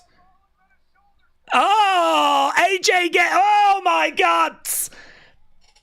AJ Lee got thrown into CM Punk. Punk was about to do a GTS. That table collapses. AJ down. Punk down. Seth down. You could see Punk was checking on AJ. I mean, listen, considering this is her first match back, they've done so much with her in this match. Way more than I was expecting. And it might not end, but it might end. Black Widow. Black Widow. AJ with a Black Widow. Tap, tap, tap, tap, tap, tap, tap, tap, tap, tap, tap. Yes! AJ wins! Punk wins as well, but it's more AJ! Yes! AJ gets the win in the ring with a Black Widow. And Punk sort of wins as well. AJ and AJ's husband pick up the victory. And there's AJ in the ring, smile on her face, winning it with a Black Widow. Ah, you deserve it. You deserve it. I tell you what, that's going to be an interesting match to score. That is going to be an interesting match to score.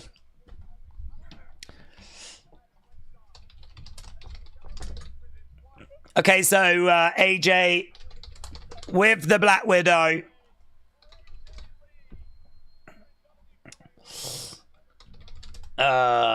Some minor but noticeable ring rust, but that's to be expected, said LS Dub. We actually all agreed before the stream that we're not going to judge AJ Lee too harshly until we get to 2026. So that was actually amazing. And we all loved it. We all loved it. We all gave the match 10 out of 10. I mean, look, there was way more action in there than I was expecting. Way more action. I do think it was overbooked. I do think it went too long. I think you could shave at least 7 minutes out of that thing. Maybe even longer. But AJ Lee gets the win. She's jumping for joy in the ring. There's CM Punk. Becky on the outside, devastated. One thing we can agree on, right? A lot of effort in that match. Everyone put in a lot of effort. Everyone gave a lot. There's AJ in the corner.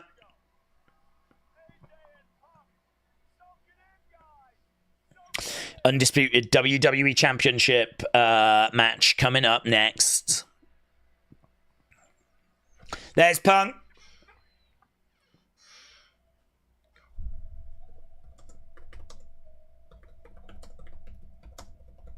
It's right to acknowledge her. She is the reason they won. Right. If this PLE is supposed to be 4 hours, then the main event's going to have to go for the longest at an hour, and we're going to have to get a Rock entrance.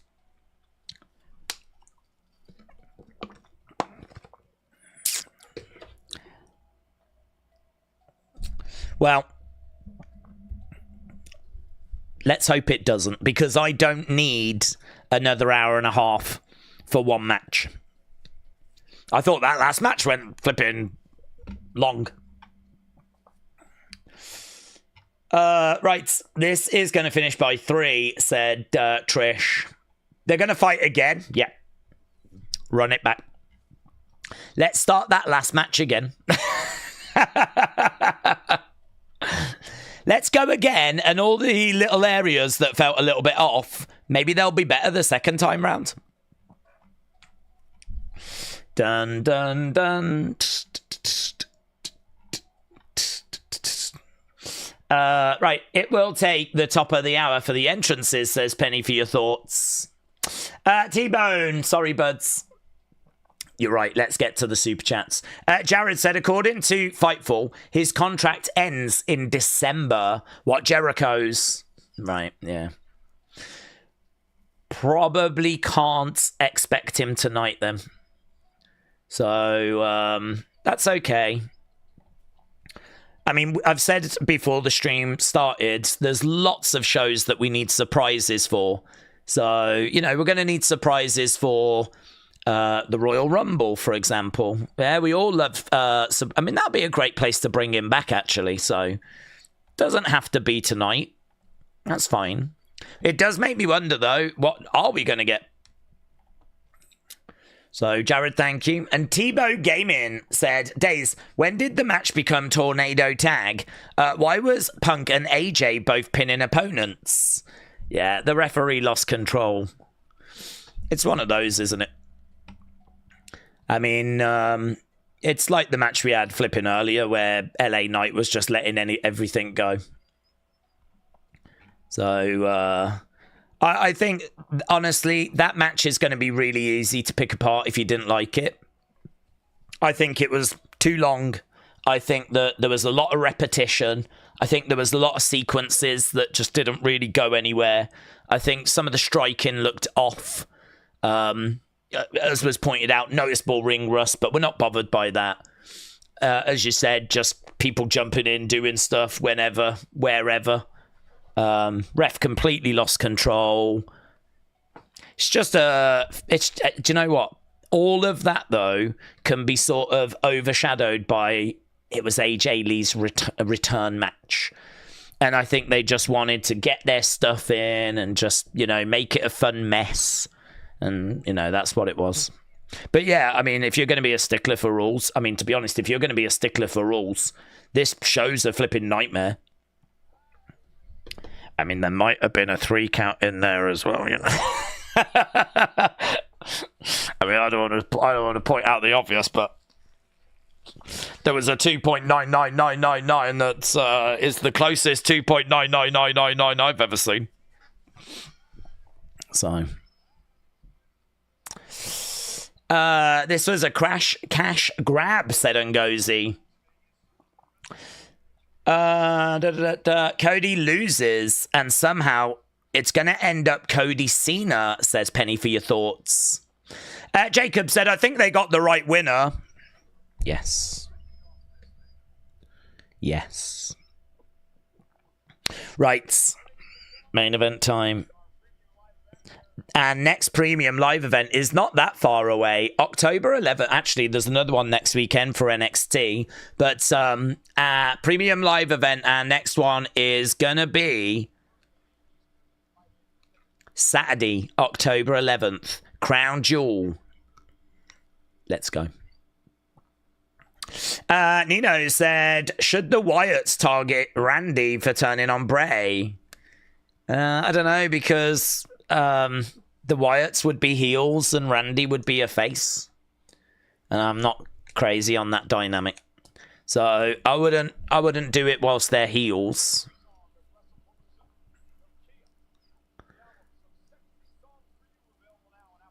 Yeah, I wouldn't do it whilst they were heels. They should go after him eventually, but I'm not sure that now is the right time. Right. Triple H, Punk, AJ Lee are all going to be on the post show. Triple H, Punk, AJ Lee on the post show tonight. Okay, I think, are we just going to go, what? The gong just sounded. American Badass. The Undertaker. Yeah, I mean, he said he wouldn't do Deadman anymore, but looks like we're going to be getting the American Badass. Is he coming out on a bike? Yeah, he is. There he is. So there is the Undertaker. I mean, what's he going to do? Is he just coming down to, like, ride around the ring? Or, like, what we doing here, dead man? What we doing? Is he here to show Stone Cold how to ride around the ring without crashing into the barricades? There's a young fan, very excited to see Undertaker. She looks like she's a big Undertaker fan. Oh, mate. Is he going to sacrifice her again? Is he going to make her his bride again? He's looking over at Steph. Yeah, let's get another one of those Undertaker logos. We'll strap her to it and we'll finish that wedding off. That's what we're going to do. What's he doing? He's coming over to... What's this? What's going on? He's got a microphone. He goes over to Stephanie. She looks a bit confused. She's standing there. She's like, what's happening? Oh my God, if he proposes to her right now, this will be such a great moment. Is that seat open? Undertaker's jumping over the barricades. Undertaker's sat in the crowds.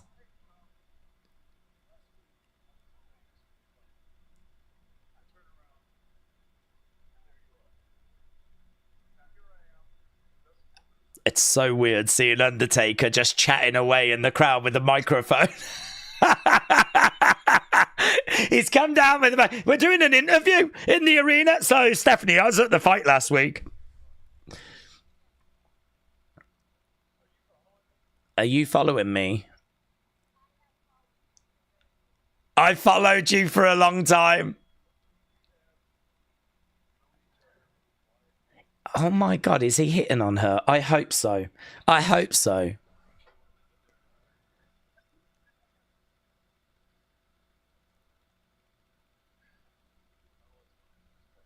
Okay, here we go. Are you ready? Undertaker goes, are you ready?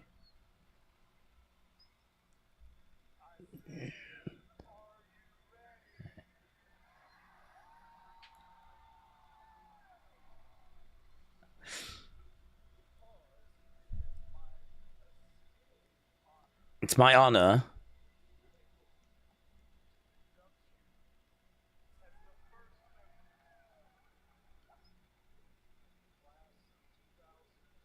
No!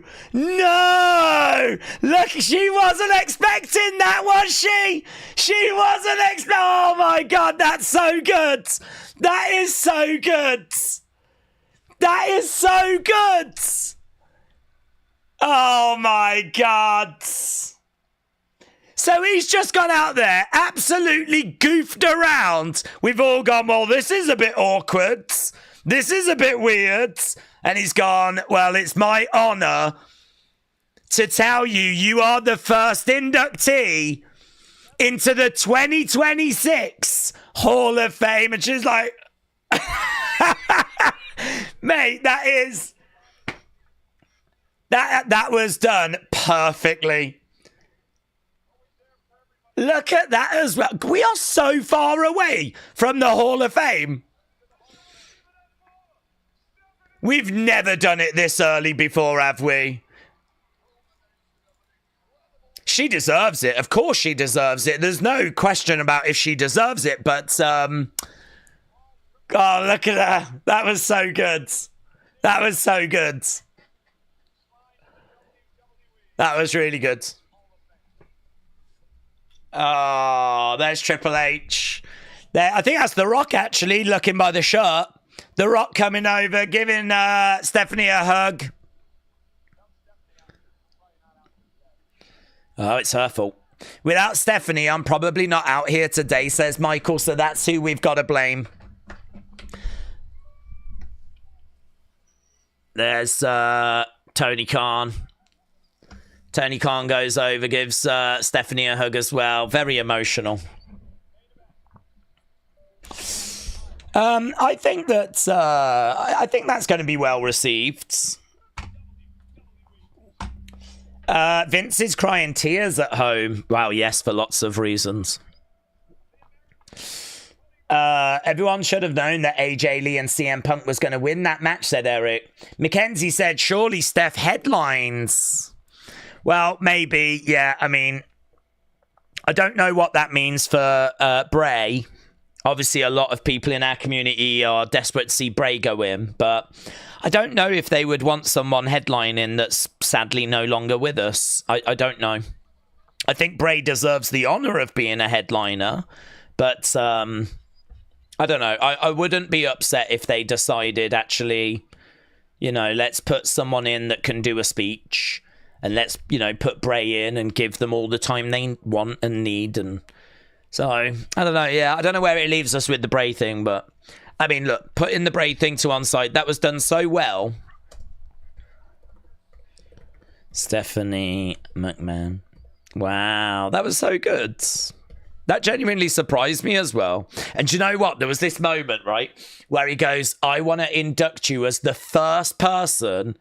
And I did wonder for a second if he was going to say into my friend group or something, like, you know, some sort of weird swerve. I'm really glad that didn't happen, because you could tell she was like, no. If he'd have swerved it and it had been something else, that would have really sucked. But no. Turns out, Hall of Fame. When is Shane going into the Hall of Fame? As soon as he can walk in a straight line. As soon as we're confident that he can walk on stage without doing his quads, then we'll put him in. She was legit surprised.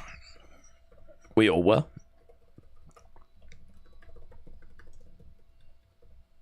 Oh, so good. I would watch that back, you know. I would watch that back. Now that I know where it's going, because it was so flipping cringe. I was sat here just trying to not let the cringe destroy me. And then he just completely flipped it. And you go, oh my God, you absolute genius. We're all sat here uncomfortable going, oh my God, what the hell's this? Blimey now, they're just having a chit chat. It's like two old ladies down the flipping tea shop having biscuits and a cup of tea, and you're like, Jesus Christ. And then for him to drop that bombshell.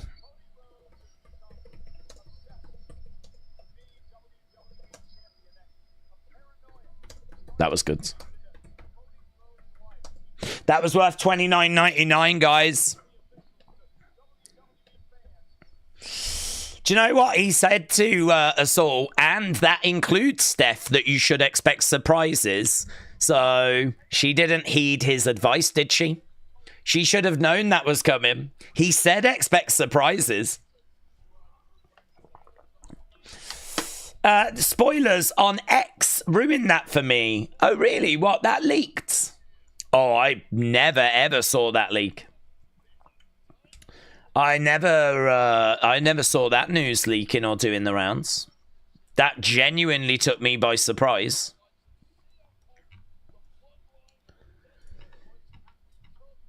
Where was that reported then? Where did that leak? No, what? God, we did so well to not have someone mention that in the chat then if that had leaked in advance. Normally, if the news is out there, someone jumps in the chat and goes, oh, did you know they're going to put stuff in? Okay, match number 4. Big Time said if this match delivers, we could be looking at 7.5. I would be 8.5 if the first match didn't tank so bad and the Usos tag match was just okay at best. Dun, dun, dun. Drew McIntyre versus Cody Rhodes. I hope the LED ramp is going to stay, says Willow. Yeah, they wouldn't take it down during the show. It's definitely going to stay. That was a boring surprise. Oh, you think so? I thought it was really good. I thought it was a surprise. In the words of Cilla Black. Dun, dun, dun. Okay, here's Cody.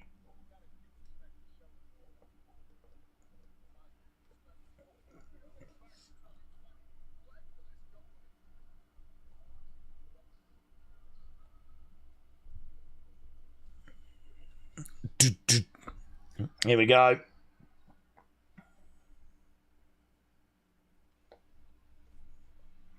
Cody versus Drew.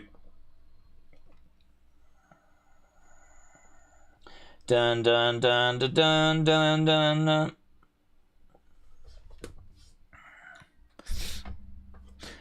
Right. Liam said Stephanie has to be the main star in the Hall of Fame. I can't see there being someone bigger. No, I'd imagine that's your headliner.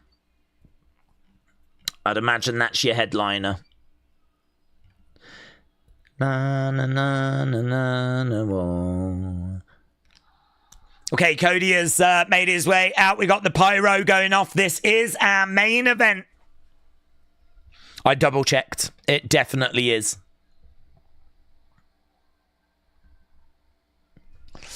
Okay, Cody Rhodes going over to the fans, getting them all fired up. Let's go, Guile. Let's go, Guile. Bum, bum, bum, bum, bum.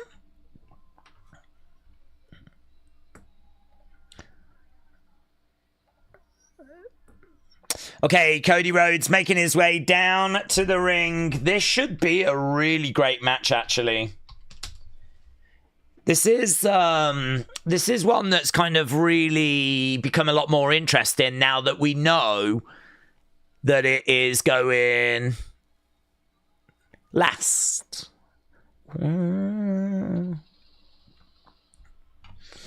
Daze, you should get a candy, said Johnny. I should get a candy. Okay. Street Fighter comes out next year. Yeah, but it's late next year. I think it's still like a good 12 months away. Dun, dun, dun, dun. I wonder if Stephanie knew that Undertaker was going to sit next to her. I wonder if she had any idea that that was happening at all, right? Or if she just had to go with the whole thing.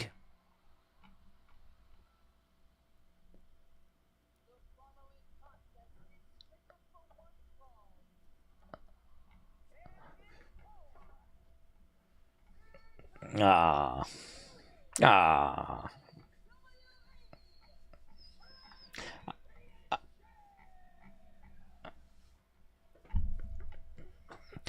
Okay, here we go then. We're getting the intros.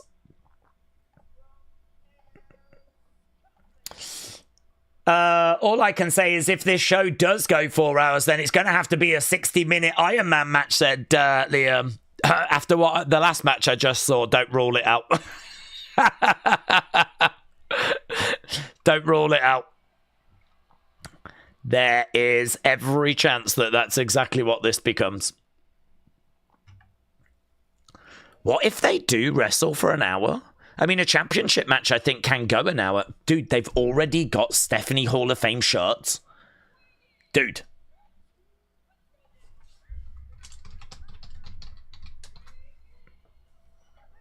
There's Cody. Cody's all fired up.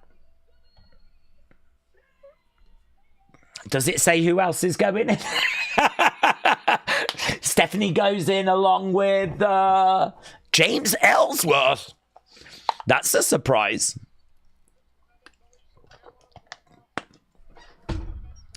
There we go. Stephanie is in the Hall of Fame. Well, not yet, but will be.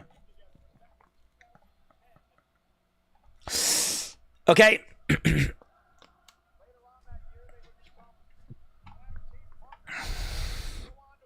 Cody looking out at the fans. This is for the WWE Championship.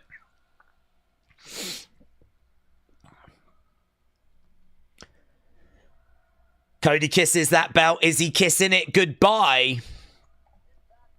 Oh, yeah, we're going to have all the reaction to that now, aren't we? Nikki and Bree said, oh my gosh, Steph, congrats. Love this so much. Okay, let's have a look. Let's see how people are feeling. Who leaves as champion? We asked this earlier, and you lot were...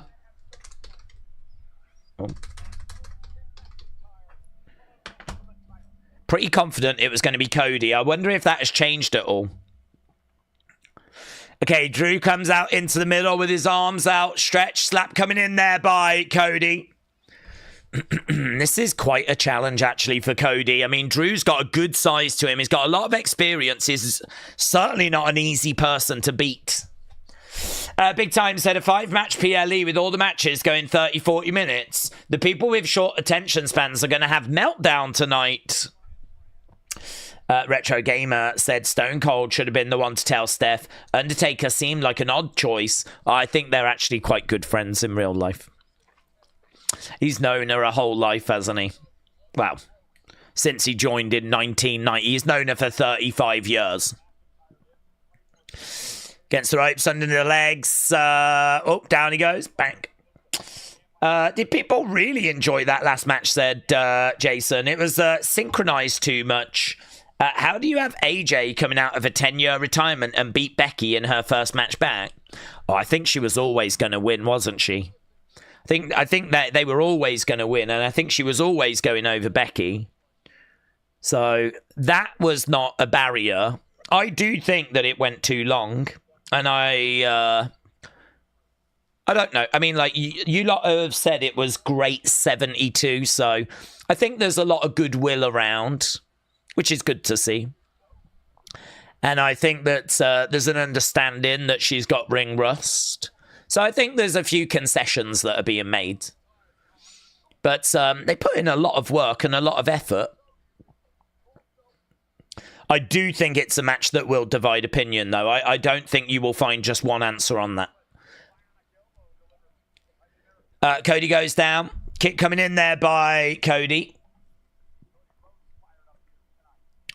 Cody going over. Ooh, tripped a little bit. Cody with a Cody cutter. What was that? What was that? Wade Barrett said, I saw this a couple of times. Summit seems off.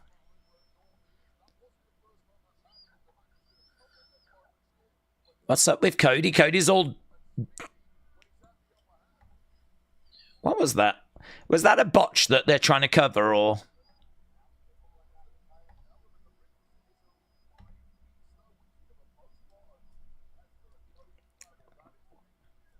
So Wade Barrett said it wouldn't be ring rust because for someone like Cody, you know, 5 weeks is not that big of a deal.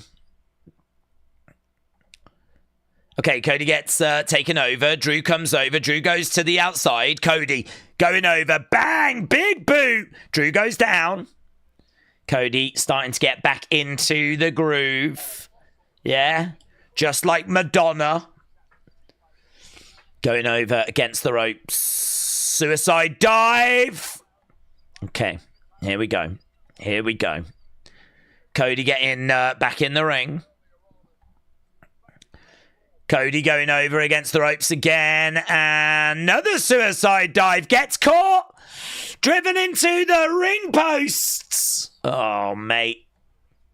Oh, dear. Oh, dear. Drew has got Cody. Hurls Cody. Ah! Over the commentary table. Over the commentary table. Okay. He might have cracked his skull and he might be concussed. Cody does look a little bit rusty, says the Wob. Okay, right now we got Drew. Well, we got a little bit of a talking point here, don't we? Just a little bit of a talking point. Is he rusty?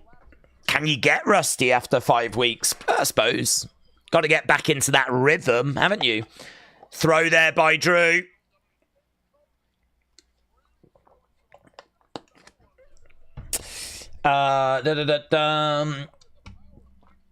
This is a good question for the community and you. Who do we think will go in the Hall of Fame next year? Stephanie. I think Stephanie. Stephanie McMahon. I feel really good about that.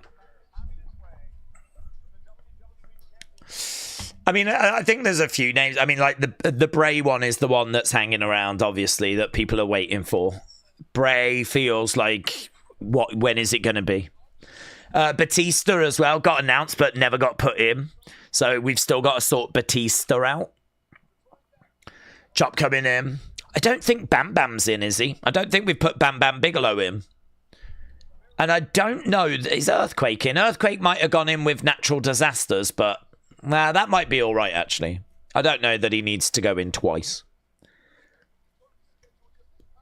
Bang! Do you know who's not in? The Shockmaster. That's who's not in. The greatest botch. The greatest debut. Cody on the outsides. Demolition. Yeah, Demolition. That's true. Bang. Bam Bam should definitely go in, said Tony. Do you know who really should go in? Yeah.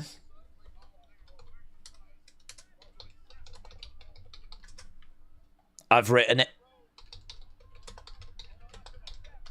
Oh, boom! Alabama Slam onto the steps.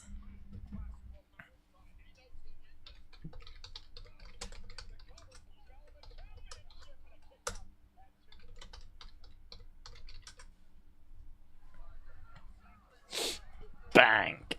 Hardy Boys. Okay, right now we've got bang, shot coming in there by Drew. Drew in control. All over Cody right now. Drew raining down these blows. Daze, what's it say about Drew if he's active and can't beat Cody who's not been there? It doesn't say much. Cody's not been there for 5 weeks. That's all. It's only 5 weeks. It's not like he's been away for 10 years like AJ. I mean, AJ just beat Becky. She's been away for 10 years. I think Cody's 5 weeks is okay.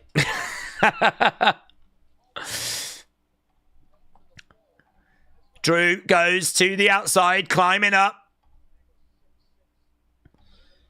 Oh, he goes up, Cody. He's looking for a suplex, superplex. Gets it. Gets it. But if Cody wins, he's sold out, said Swifty.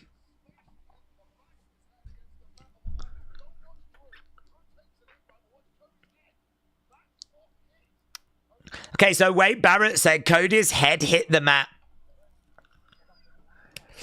Randy Orrock's going to come out, said Connor. Joe Hendry's going to appear, said Leanne. Daze, Nita sent me 50 penis pics. Oh, that's kind. That's a lot, isn't it? I know she is a collector, though, so I think she's got lots more than that. Those are probably just the latest ones that she's got. Shots coming in there by Cody. And Drew, they're both throwing at each other, middle of the ring. Kick coming in there by Drew. Drew going against the ropes. Cody against the ropes. Cody grabbing his head again. Don't know what this is. Is he hearing voices? Is he turning into Uncle Howdy? What's happening? There was just a... Cody getting up. Slow to his feet. Cody cut. Oh, no. Disaster kick there by Cody.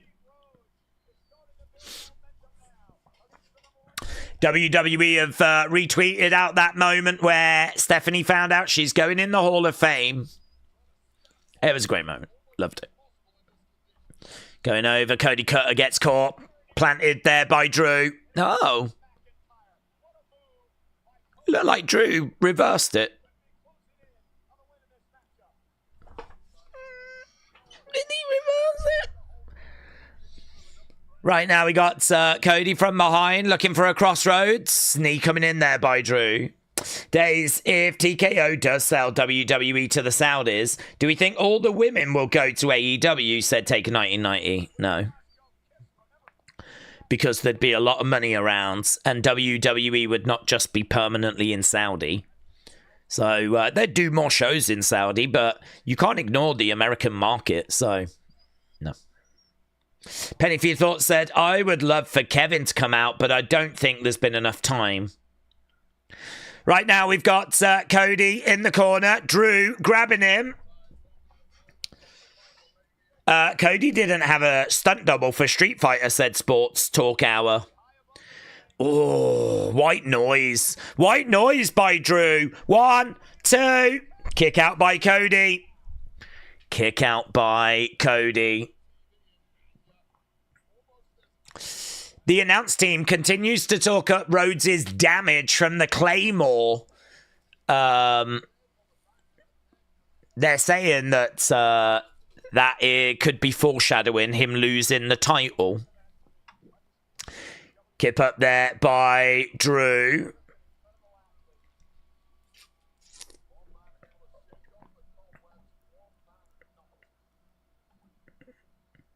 Okay, here we go. Here is the Claymore coming in.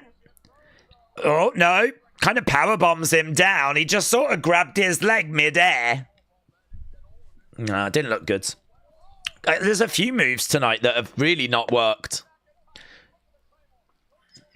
That's clever by Cody. Drew comes in with the Claymore. Cody just takes a few steps back. That's a great counter to the Claymore. Just like walk away. So right now we got the figure 4 is in. Did I miss a surprise? Yes, Justin, you did. And I'm not going to tell you when it is or what it was. Chop coming in there by... Oh, punch coming in there by Drew. Cody goes down. Figure 4 was in. That was never going to put Drew away. That was never going to put him away. Jeremy said if Cody loses, does he go away for a while? Not aware of him going away unless he's got another film lined up. Maybe they're doing Street Fighter 2. Straight into it. Drew over in the corner. He's going to take that turnbuckle pad off. Referee having a word there with Drew. The turnbuckle has been exposed. Drew chucks the turnbuckle pad away. Okay, Drew going over, grabbing Cody. No joy. Round the back. Crossroads. Crossroads. No. Ooh, Cody almost into the ref. 1, 2, 3. That would have been a 3, 2. Kick out by Cody. Coming in for the Claymore. Into the corner. Crossroads. Connects. Kick out surely. 2. Oh, yeah, it does. That was close, though. That was close. Wade Barrett is livid. Meechin says it's overdue. Stephanie deserves it. Crossroads, bang. Could Cody be acting injured for someone to help him? Because it seems a bit off for Cody, said Nathan. Honestly, I'm really interested because this really could go. This really could go either way. And actually, the confidence that you lot had has ebbed away a little bit. It was 70-30. Right now, 60-40. You're not as confident. Drew, wow! Look at that! Big air! Very good. Very good. Drew coming in. Claymore. Wow, Cody down! Here we go. 1, 2. Kick out. Kick out. Kick out, mate. Blimey now. That was a massive Claymore. Huge Claymore. There was absolutely no guarantee that Cody was kicking out of that one, but he did. Drew is sat contemplating life as Cody rolls. Crowd are chanting, this is awesome. The crowd are into it.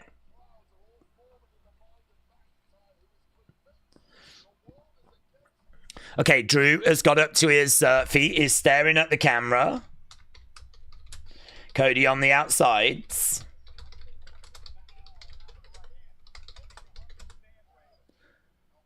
Shot coming in there by Drew. It's all Drew at the moment. Cody goes down.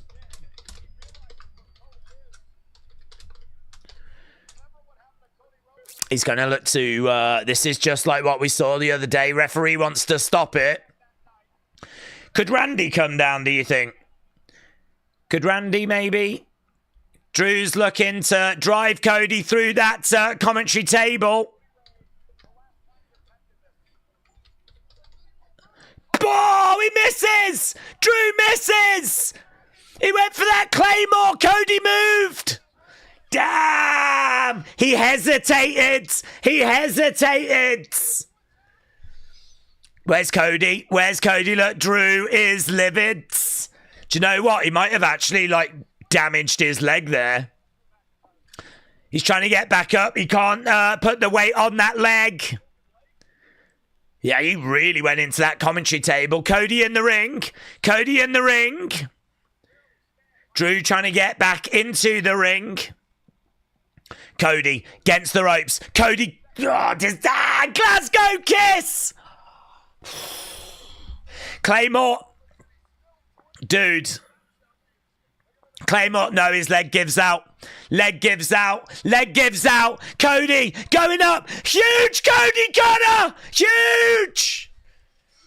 Here we go. Come on, Guile. Come on, Guile. Cody Rhodes. Crossroads connects. 1, 2, 3. Cody retains. Cody wins. Wow. Lots of people thought this is where we were going to get a title change. But Cody Rhodes has done it. The American Nightmare has retained in a very hard-fought contest. Tell you what, people are heading to the exit. I'm not sure that's wise. We don't know that this thing is over. We're still watching. We're still noticing. We're still living our lives. We'll get the scores. That was brutal when he claymored that commentary table. Match scores. WWE once again just showing they are the greatest wrestling promotion in the world.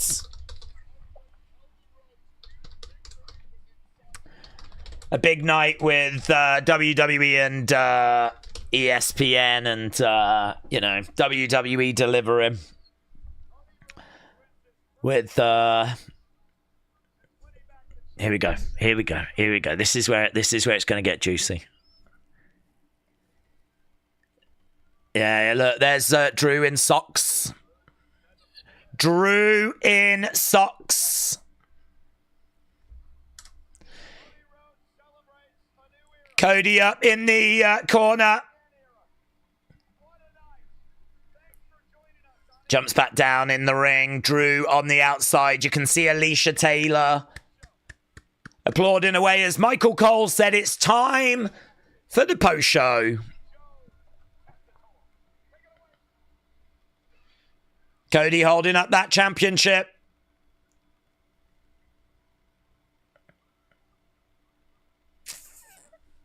And that is the end of the broadcast. We go to Joe. We can't hear Joe. We don't deserve to hear Joe. We don't deserve to hear. I don't deserve to hear Joe. You don't deserve to hear Joe. Muted. Yeah. No sound. Didn't need it.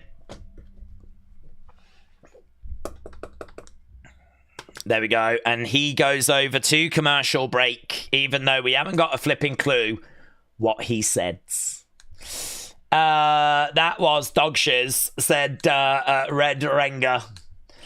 Triple H said there was going to be surprises. Excuse me? I seem to remember someone getting put in the Hall of Fame. I seem to remember someone called EO showing her knees. Oh my God. We've got the, where were the surprises crew now, have we? I'm sorry, did you all know that Stephanie's dad was going to be in the crowds? Because I certainly didn't. I didn't know that. And we gave, do you remember? And he held the belt up like he was the champ. Yeah, that was a surprise, wasn't it? That was a surprise. Mark said, "Please, no more ESPN PLEs." We might have trouble with that, but we got to 1,000 likes. Yes, thank you, my friends. There's another surprise. We don't always get to 1,000 likes on wrestling streams, so God, these surprises, they're coming thick and fast, actually. Tony said, back to normal. Less whiners in here next week, said Tony. Well, listen, I'm going to get your thoughts because we're going to do a reaction video. We're going to do a review video and we will get people's thoughts. I do think there's going to be a few sad, glum fans. I do think people were hoping for something a little bit more than what we got. We did say, though, didn't we? Do you remember when we did 4 hours of talking before the show started? We did say go in with low expectations because this was a B show that had been inflated to like be an A show, but it wasn't really an A show. It's hard to be an A show in front of 12,000 people. So it was a B show, wasn't it? Remember, it was a B show that they tried to make feel like an A show, but I don't think it worked. Tyler said this PLE was better than Mania. Honestly, every Mania, including the good ones. The show was seriously the worst show of the year. If it wasn't for EO Steph, it might have been the worst post-pandemic. Okay. We can turn this round. This is okay. Daze, what about Tony Snowcon was at the snow, says Benny. I don't think about AEW, mate. We're just over here collecting dubs. Yeah. I mean, look, we can see how happy everyone is. One of the good things was Brock, says Silverback. All PLEs are an A show, said Denham. Yes. This is the spirit, right? Some people are being critical of Cena Brock, but they don't understand the purpose. That's right. Yeah. Danny said the show tonight was a 5. I'm guessing out of 5. Ah, mate. Danny. Yes. Dub-dub-E. Dub-dub-E. Dub-dub-E. Dub-dub-E. Let's go. Yeah. EO's knees. Dude, we got nudity. We basically saw a naked woman. Do you know what I mean? We got Stephanie inducted into the Hall of Fame. We basically saw a naked woman. I just think some of you had the bar way too high. Way too high. Aaron said, we're just getting started. Yes, that's right, Aaron. We're just getting started. That's the spirit, Aaron. God, Aaron, you're the best. Aaron, you're the best. You get it, Aaron. You get it. Right. Jamie said, I would find more entertainment in Gandalf's beards. Well, I would imagine that is a very entertaining place because he's about 3,000 years old, so God only knows what's in there. So, I mean, that is a high benchmark, in all fairness. Miss Dell Jr. said, Daze, would you rate the show? I rate it 5 out of 10. Unfortunately, not a good pay-per-view. Mr. Dell Jr., thank you for your feedback, but I didn't watch AEW. So I'm sorry to hear that you didn't enjoy the AEW show. And you give it, 5 out of 10? Right. Okay. Yeah. You know, that's fine. Yeah, I watched Wrestle Palooza. Oh, mate, it was sick. It was sick. It was sick. There was this one bit where Io got her knees out. And honestly, they were gorgeous. As knees go, they were up there with some of the best I've ever seen. So, are we not talking about how AJ Lee had her AJ Lee in ring return? That's true. We got AJ Lee wrestling, didn't we? Do you remember that? That was good. So much went down on this show. We were spoiled. We were so spoiled. We were so spoiled. We ate so good. I actually feel guilty. I feel like I went to an all-you-can-eat buffet and I feel like I took too much. That's how I feel. And I think that's how many of you... Look, someone in the crowd is waving a big dub right now. A big dub. Like that. Yeah, really good. ESPN, ESPN, ESPN. Join in. ESPN, ESPN. And the Usos return. Yes! Yes! That was good, wasn't it? And we got blood. Do you remember Jay busted? Oh, it's brutal, mate. So brutal. Yeah. Yeah, look, we're starting to see the scores go up now. People are starting to reconsider. We're getting a lot of, 6.5s coming in. There was a lot of 5s before, but it's moving up. By the time I end the stream, we'll be at 10. I'm not going anywhere until we get average scores of 10. Big Time said, Daze, people are demanding refunds. Oh, really? AEW fans? Right. That's a shame. I feel sorry for them. They should have watched Wrestle Palooza instead. John, shout out to you, buds.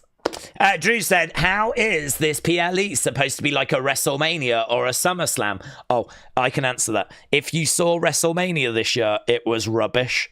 So actually, no lies detected. Yeah? Guys, this is your fault.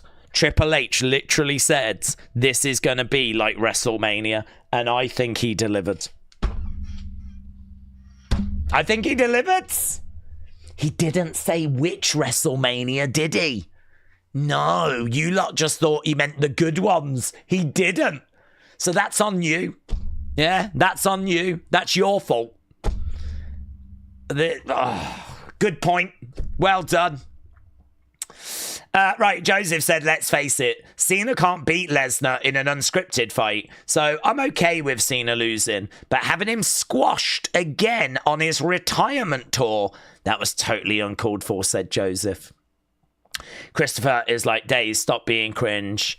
I'm sorry, Christopher, but if loving pro wrestling makes me cringe, then I am guilty as charged. Yeah?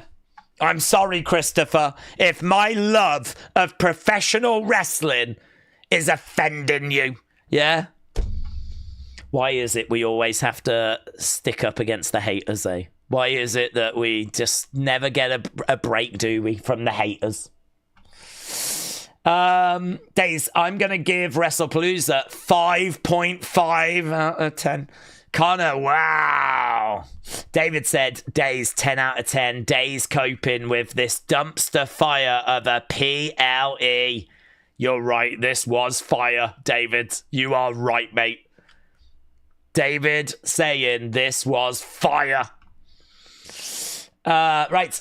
How dare you defend this PLE? Shame on you. Justin, I didn't watch the AEW show. Oh my God, I'm sorry that you didn't enjoy that, but mate, we watched WrestlePalooza and I saw Io Sky's knees. I just don't know what you people want. I really don't know. Me and Triple H work so hard at putting on quality shows for you guys.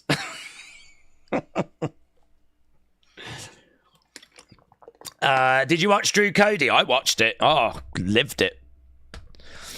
Yes. Nino said Steph in the Hall of Fame before Chyna and Miss Liz. Actually, Chyna's already in, thank you. I'm sorry to correct you there, but Chyna's already in. And actually, what did Miss Elizabeth even do? Yeah. Name one good match that she had. So, yeah. I'm sorry to have to do that. Alan. Nisa Palooza. Alan. Yes. Yeah, now we're starting to get the praise coming in. Lots of people changing their opinions, saying, Daze, I'm really sorry. I get your point of view now. You're right. I was just in a bad headspace. And it's all right. Honestly, I've been there. I think we do come into these things with high expectations because WWE always meets those high expectations. WWE does a great job of seeing where the fans are and going that extra mile. So when they don't necessarily go that extra mile, they just give the fans enough. It can feel a little bit dissatisfying. So listen, I think you're going to hear a lot of grumbles coming out of this show. I think you're going to hear a lot of people saying it sucked and they're going to cancel ESPN. They're just confused. When they just have a moment to sit down and think about it, they will come around and realize that we got The Undertaker, guys. We got The Undertaker. I mean, wow. Wow. He's one of the biggest legends. Wow. We had The Undertaker. We had Triple H open the show.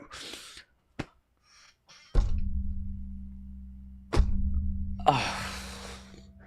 I mean, if you think about it, we had Triple H, we had Stephanie McMahon, we had The Undertaker, we had John Cena, we had Brock Lesnar, we had AJ Lee, we had CM Punk, Cody Rhodes, Michael Cole.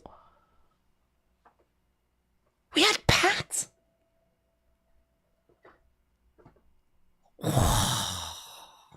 Amazing. So good. So good. This, honestly, I'm going to struggle to be below a 9. Really emotional. I've only just stopped crying. It was so good. No returns.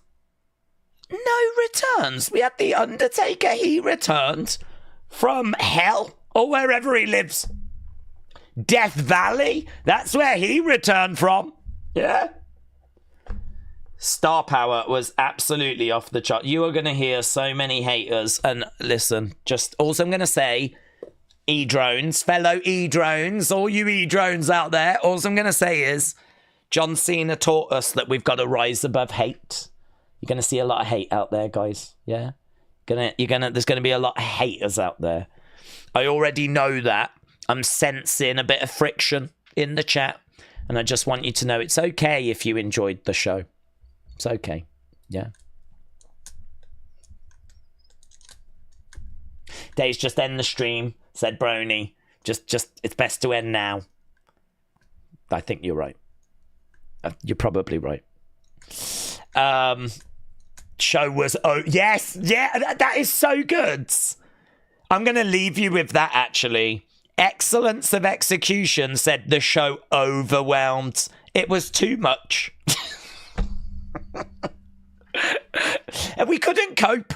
There was like, Io's knees and Stephanie's dad and someone going into a Hall of Fame about 9 months too early. Do you know what I mean? It's like, do you know what I mean? The Usos ring gear looking like poop. Do you know what I mean? Just so much going on. So, yeah. Okay, Sampa, shout out to you, my friends. It overwhelmed us, said Wrestling Fan. Yes, it overwhelmed. Okay, right. Appreciate the support, everyone. Thank you for joining us. I hope you Love that show as much as I did. We are back on Monday.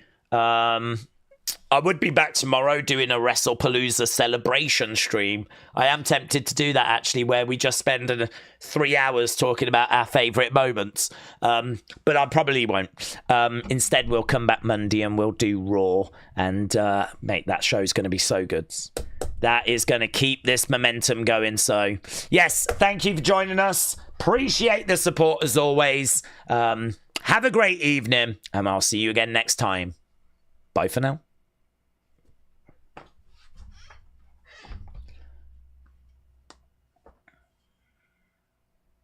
Yes, Triple H, you did it. Yes, you did it. Mate, you knocked it out of the park. It was so good. Yeah, no, yeah. The live chat loved it. The live chat, mate, honestly, I would love to see Tony Khan's face right now. I would love to see his face.